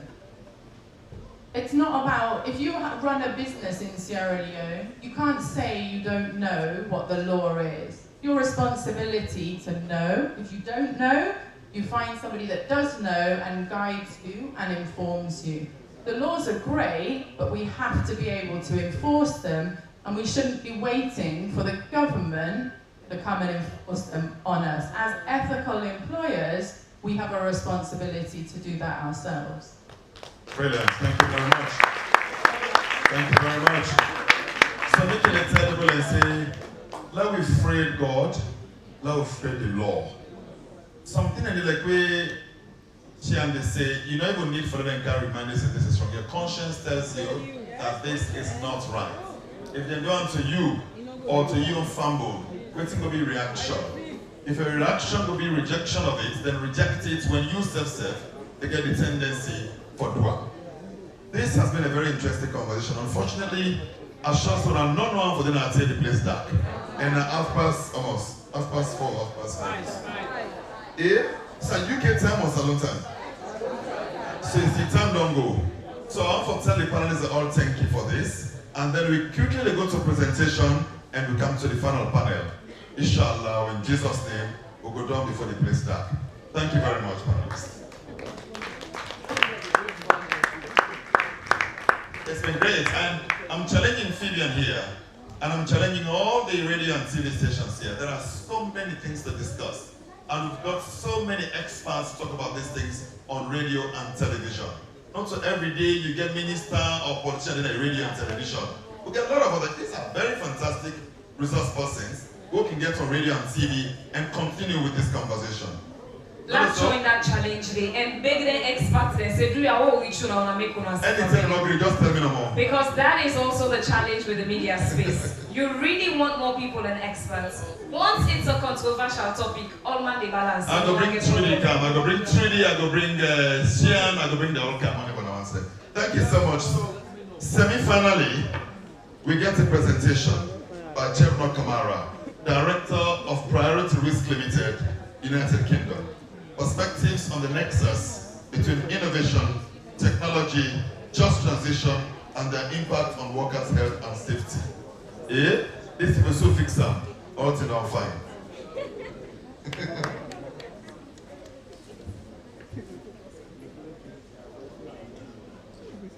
Over to you. Thank you so much, the presenter. I know say you don't learn quite a lot. I don't there the whole day, and I don't see some words them where a lot of people that don't talk in terms of temporal. Temporal today, my favorite word.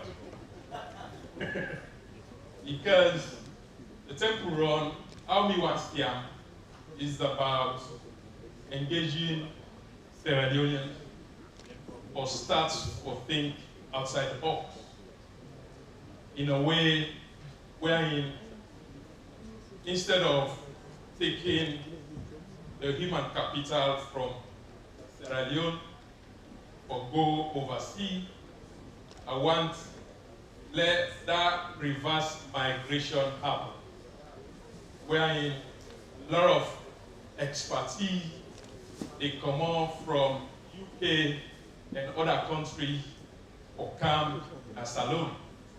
So today I want to talk on health and safety and how innovation, how technology, obviously how just transition they affect health and safety.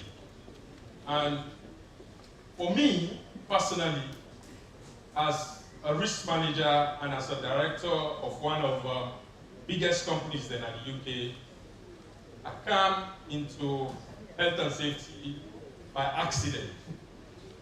And obviously, I've been there at the British Army.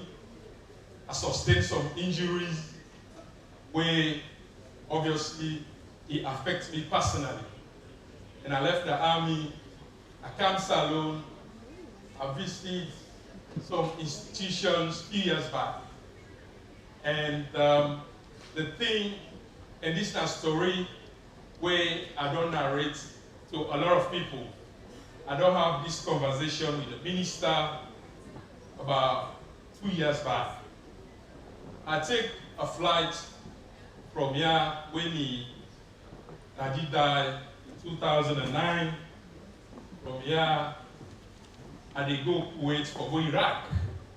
And there was somebody on the flight where somebody from the UK, so specifically Newcastle. He been worked for one of the biggest mining companies, London Mining. Came out of the country, he was employed as a forklift driver.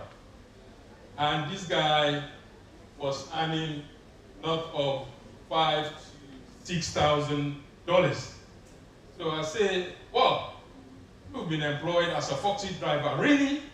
Are Sierra Leoneans not competent to be forklift drivers? He was like, yes, that's the money I'm earning, and I've got 3 holidays a year. So since then, after the army, guess what I do? I retrain, I go to the University of Leicester, and I start working for this company at the UK.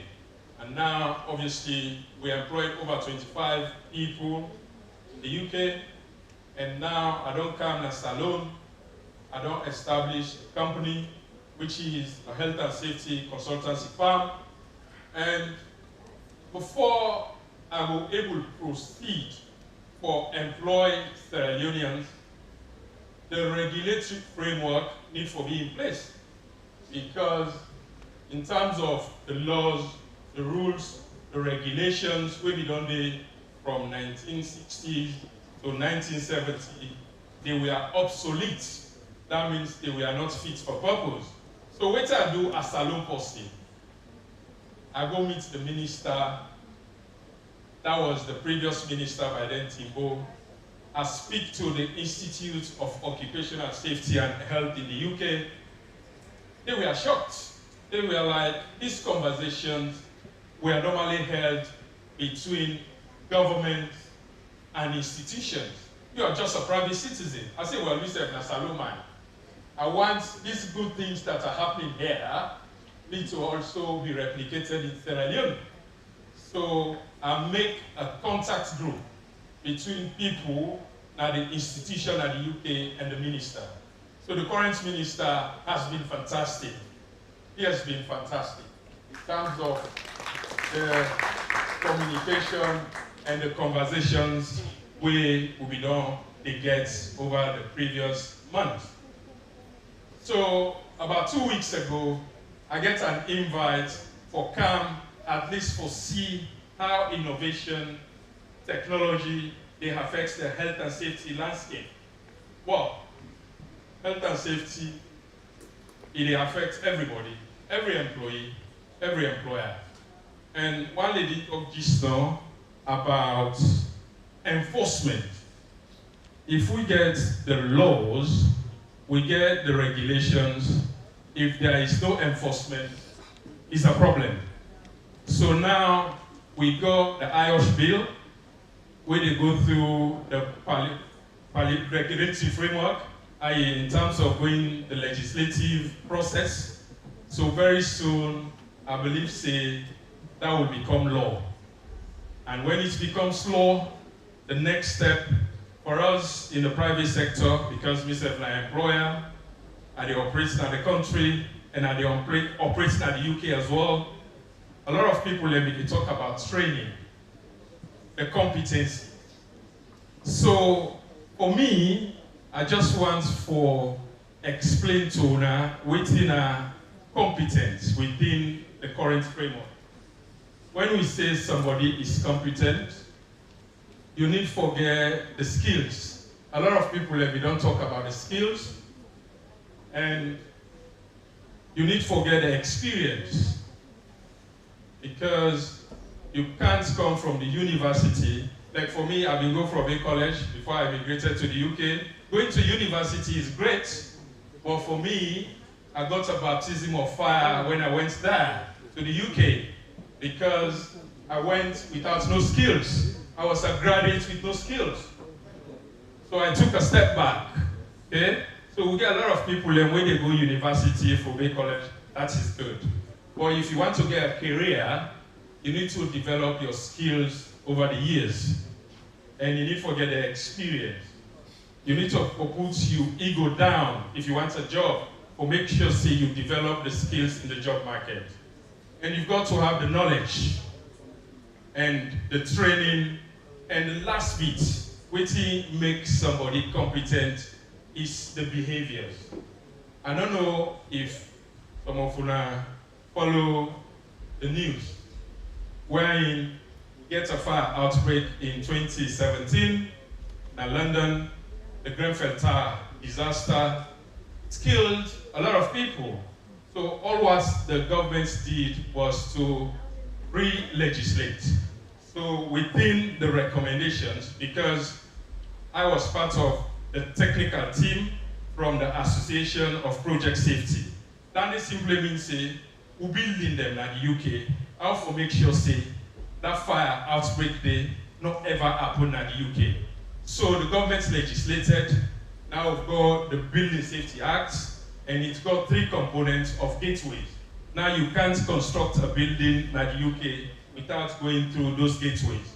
And one of the things that what they do as a principal designer within, buildings then in the UK.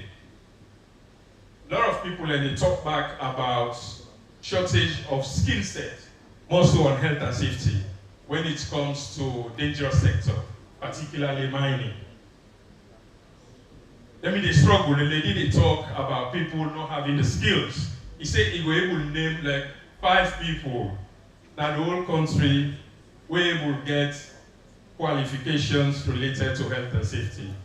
So So for us, we did partner with the ministry, we did try to train them as Sierra Leoneans and make sure, say, we come to the country and change the mindset. So that's the plan we want to do as a company. Now, the other strategy way I want to look at now the investments into infrastructure and equipment. Because a lot of areas them need quite a lot of investment when it comes to PPE, equipment for companies and operatives. So those are the things, and these are the recommendations I believe say will move forward health and safety in the country. And the other recommendation we I want to look at are promoting occupational health services. Because some of we will going to start a job, we don't even know the culture within that company. So I believe say with working with the ministry, that will be changed. If you go start to work on a new company, you will get adequate induction wherein you will be introduced to occupational hazards within that company day where you will be able to work at. So the next one, where obviously personal to me, is about the brain drain. I believe say about 3 weeks ago, I don't tell you now about the new Building Safety Act in the UK. As a company, we've been a struggle to employ competent fire engineers because after the change in regulation, even tier 1 contractors like Mace, like Lundis, those companies were struggling to get fire engineers. So what we did as a company is to employ from India. So we go to India and employ somebody with a fire engineering degree. So for me, the aim moving forward, when this bill becomes law, is to recommend to the ministry and training institution, especially our university, the need for integrate or change the curriculum for able to train we own fire engineers then as alone. So next step, if I want to see for employ somebody, instead of going to India, the first point of call will be Sierra Leone. But I tell you not just about that table runners. So always I go advocate is for make sure say if we train people them, they need for dinner alone. Because if we not see what they currently happening in the country, we don't begin a high profile incident of fire. We state host Ibon just a few weeks ago. And when it comes to the protection of our buildings, it starts with the building fabric. How do we ensure from a passive fire protection, we have engineers that advise from design, construction, and occupation of that specific building.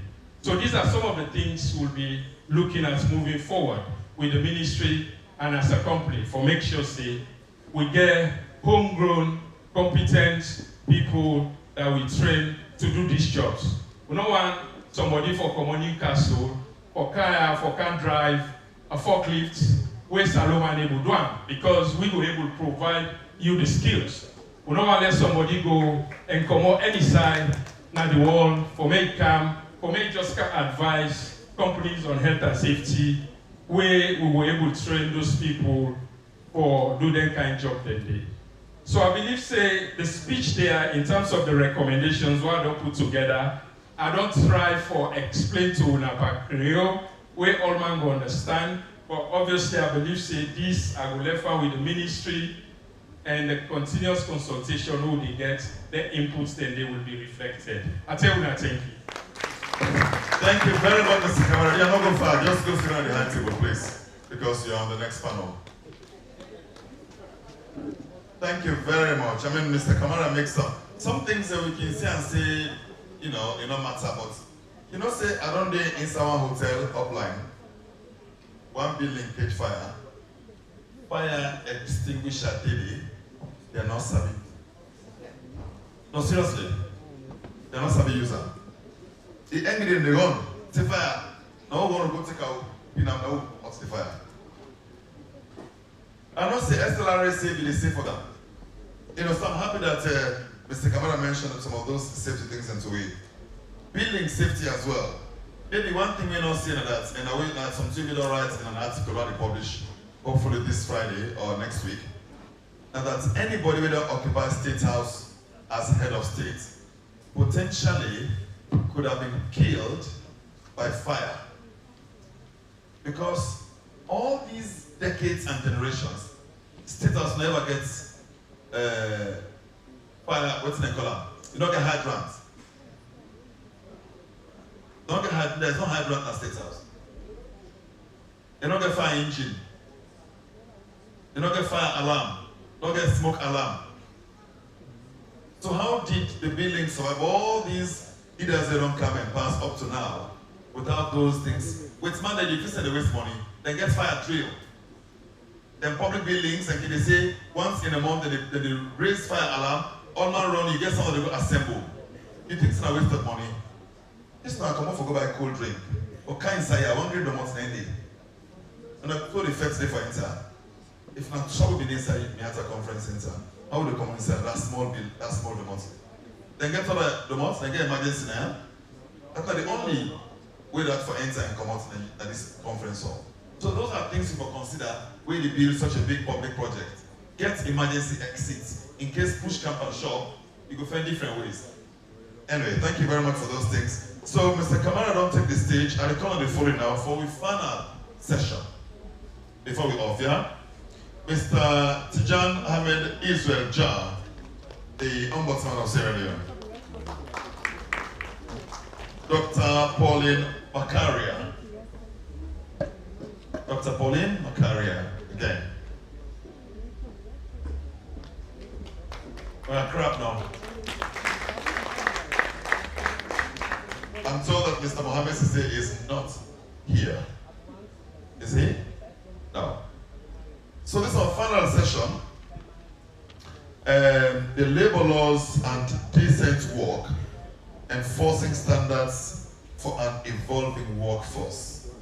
I think for the last two sessions, particularly the last part of discussion, we spent a lot of time talking about this. Also, decent work and enforcing standards for an evolving workforce. Yeah? So it's all focused on protecting workers' rights in emerging sectors, such as artificial intelligence, ICT, and what's it called the gig economy. Gig economy now said they employ people for short-time job. Then go. That is not to say that they don't have their own rights. They do have their own workers' rights, and these rights must be respected. I want to start with the Ombudsman, for very obvious reasons. Among other things, the Ombudsman get a responsibility where if you work out there, you think, say, administratively they have done, they don't violate your rights, your employment, your hiring or your firing, among a lot of things, you can complain to the Ombudsman. So I want to let Mr. Jab, the Ombudsman, tell me, waiting at the current situation, how much, because to be honest, sometimes people come to my office and I tell them, please, I'm not there. With all sorts of complaints. Like I said, go to the Ombudsman's office. For the last 20 years, they've been coming to me almost every other day with one problem or another. Would I say this company hired Mr. Jab? What is the current? The current situation sticks roughly. You could get added to that person there. So most of, and this is public office, we mean ministry on our government money that they use for people. It's my guy related complaint. So we have issues, but to the private, or go to people then at the private sector, they know they come to we. So what we do, we get kind of understanding or refer. We cannot do without them, and they cannot do without us. So what we don't do, we don't refer private issues, private matters, we then complain like the security companies, they're not the one that they address their issue then. In my own terms, since I take office, close to 144% has been 10%. So say refer, if complain to me. But the member of the public, social welfare, if not solution of human rights, now the public action where they don't take, irrespective of whether in a Muslim or but listen. Long pass for staying put until this moment because I domestic workers and we are not ready to. And what happens is when they come in such a, I would like to say that, especially for domestic work abroad, but I think there is work to be done, especially on this front, in first of all creating any of the Gulf countries.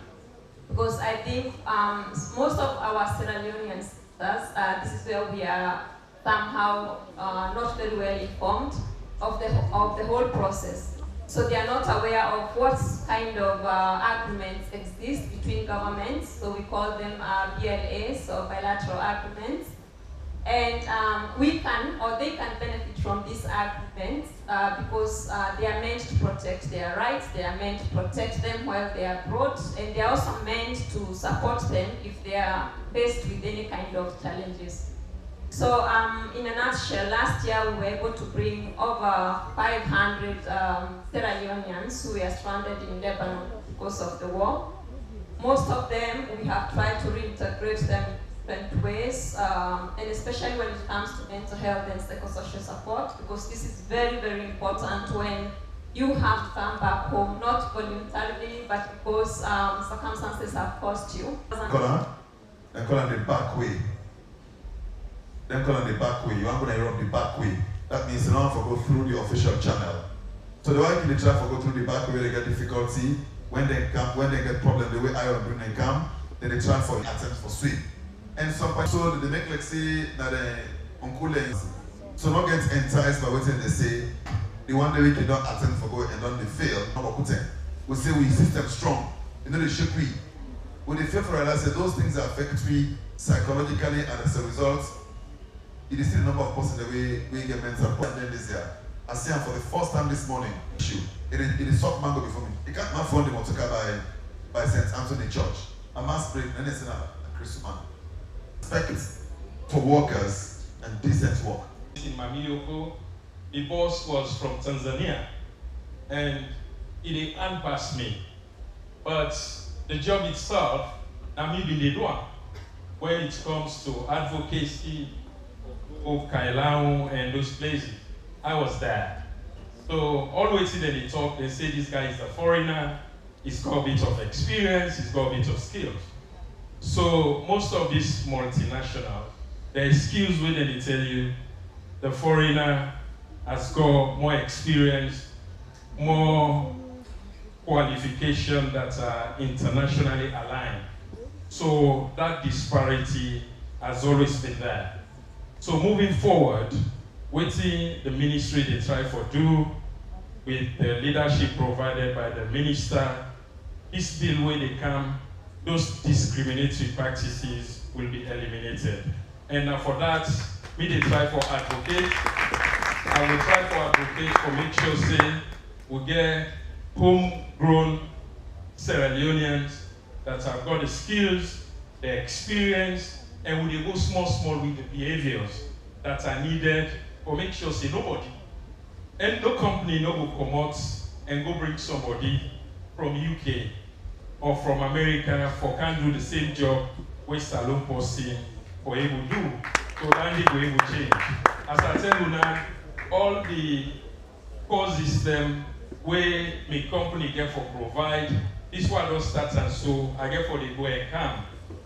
All the core system where people get for get will be internationally accredited.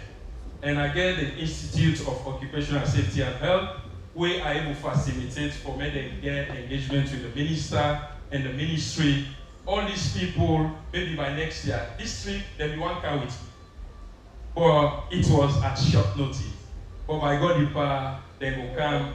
So all those discriminatory practices will get for make sure say they are minimized. Because if you not get the skills, all the job they day, where foreigner they can't say, now where would one?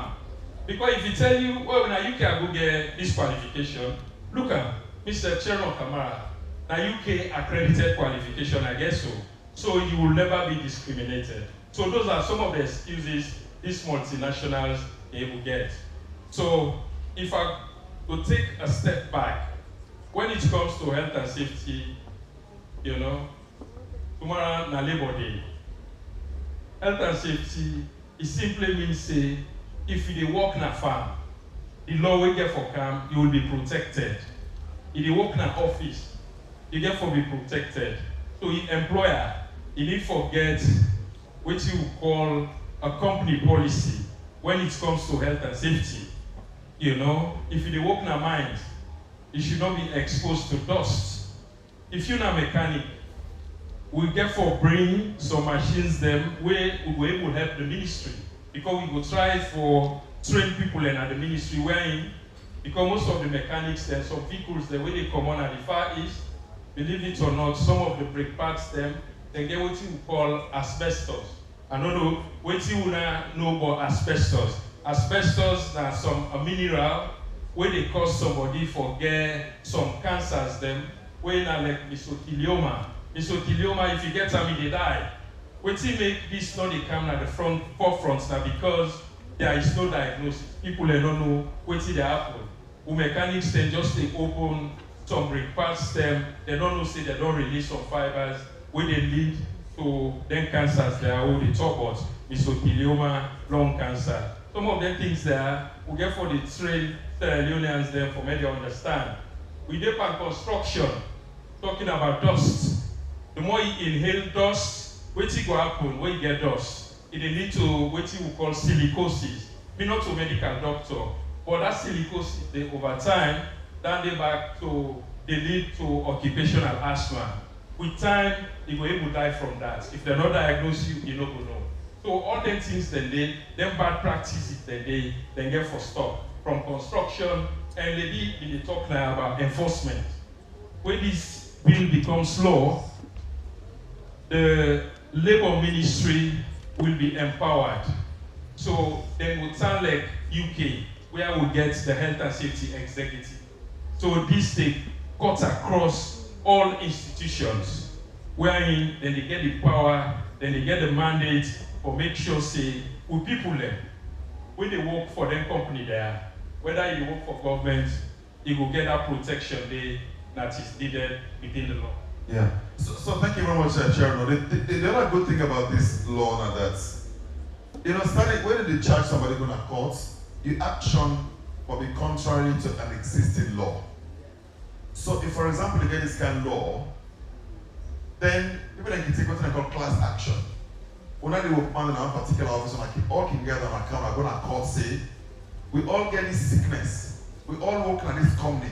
So therefore, things say that company will get this sickness.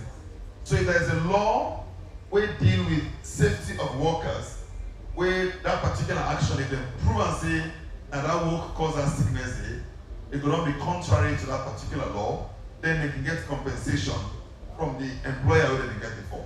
But if you don't have that law, then the action is not contrary to any law. Therefore, you cannot sue. It's like in Sierra Leone now, we don't get any law where enable you as a patient or the family of a deceased where doctor in neglect caused the death of that relative. We don't get that. But let hold doctor responsible. Now there are moves now forget that law, so that if somebody die, like me we have infirm will die in our hospital, not for colonial, they attempt for do hip replacements. We all know say even Israel and America and Germany, for do hip replacements is very difficult. They attempt and clearly and kill the man.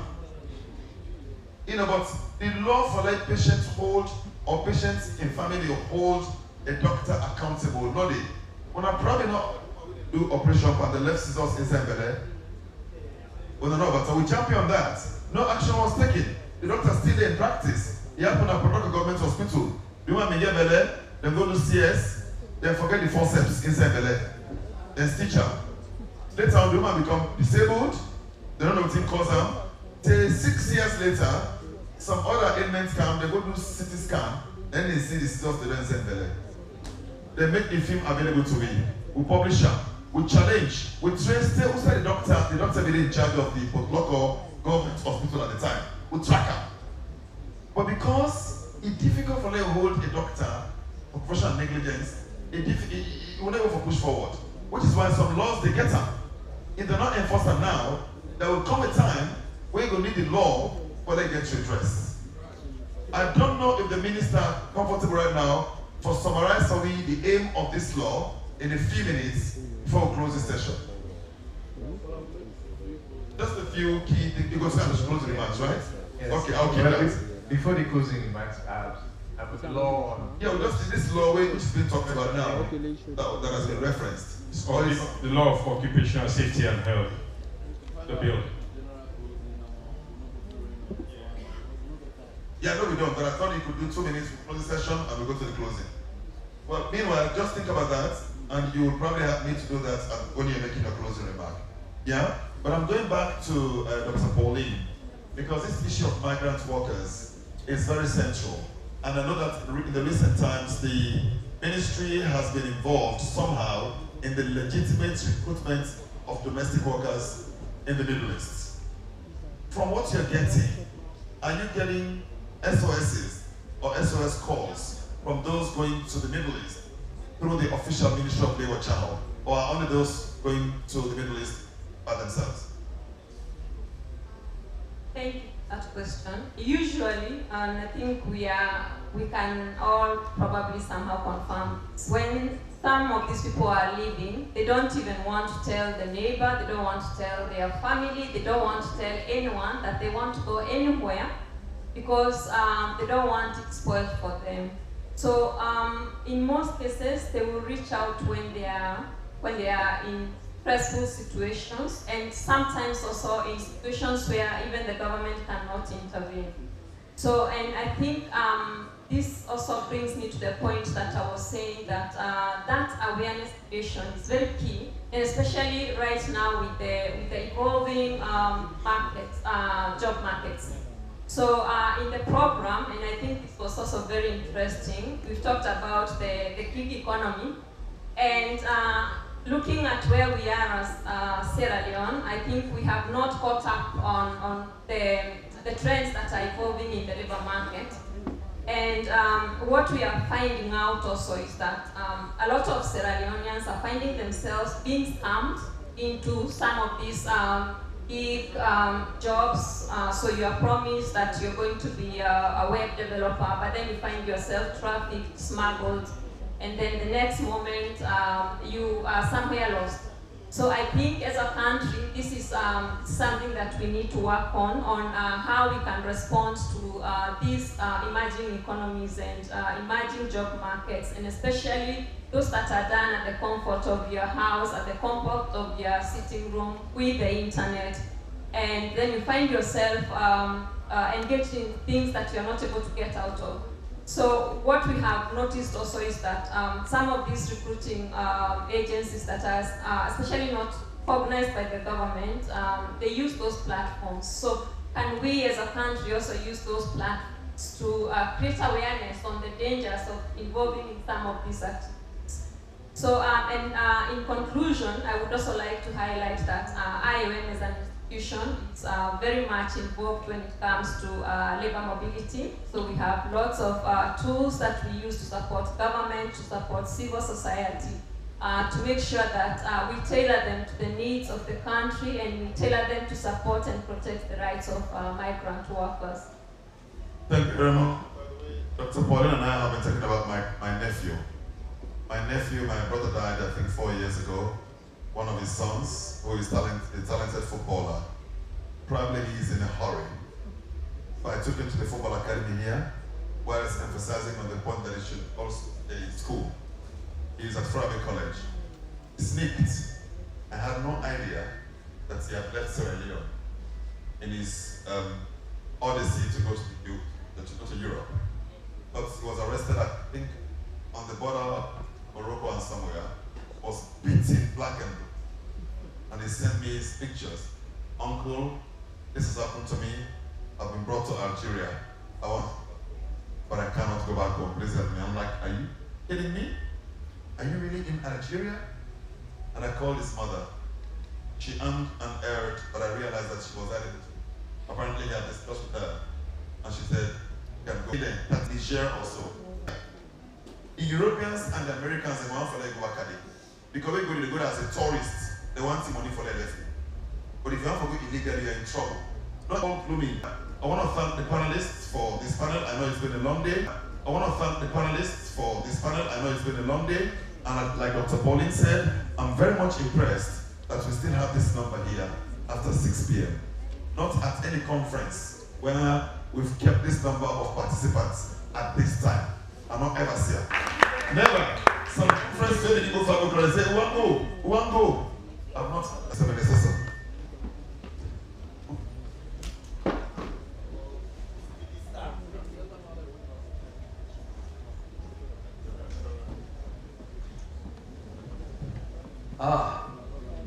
Thank you very much, esteemed panelists. Then and now, let's give them all a round of applause. And to the moderators, the facilitators, you've done an incredibly great job. How about all of us who have been patient and who have stayed on to now? I think we also deserve a round of applause. So, yes, Sean. I've also not seen a function in recent times that have kept people glued to their seats after 6 o'clock. That's hard to see. So I think this is really good.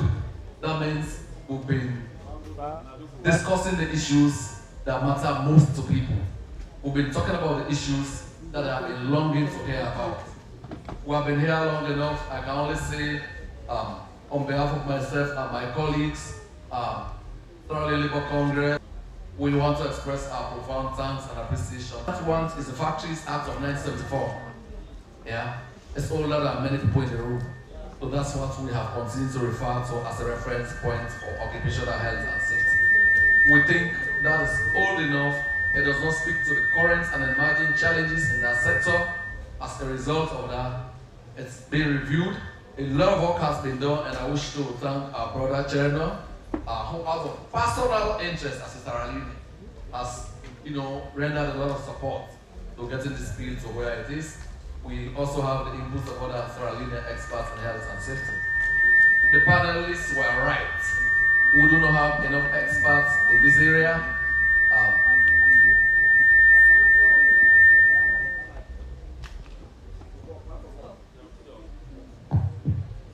Okay, so what do we get when this bill is enacted?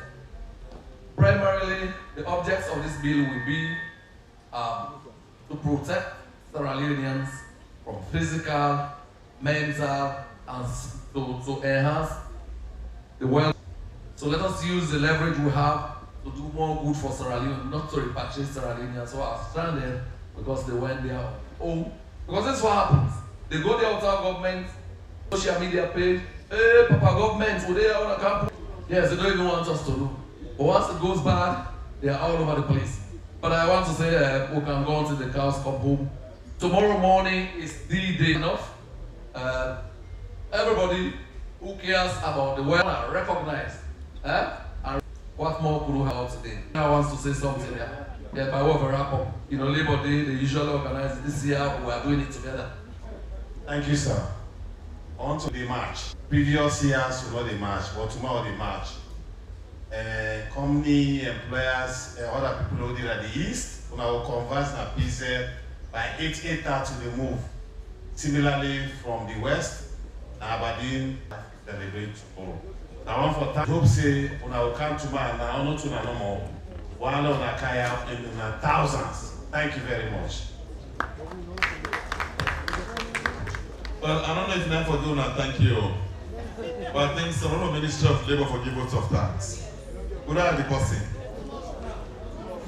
Alright, so now postpone the votes of thanks for tomorrow. Thank you very much. Have a good night. It's been a great day. A pleasure being with you. Thank you.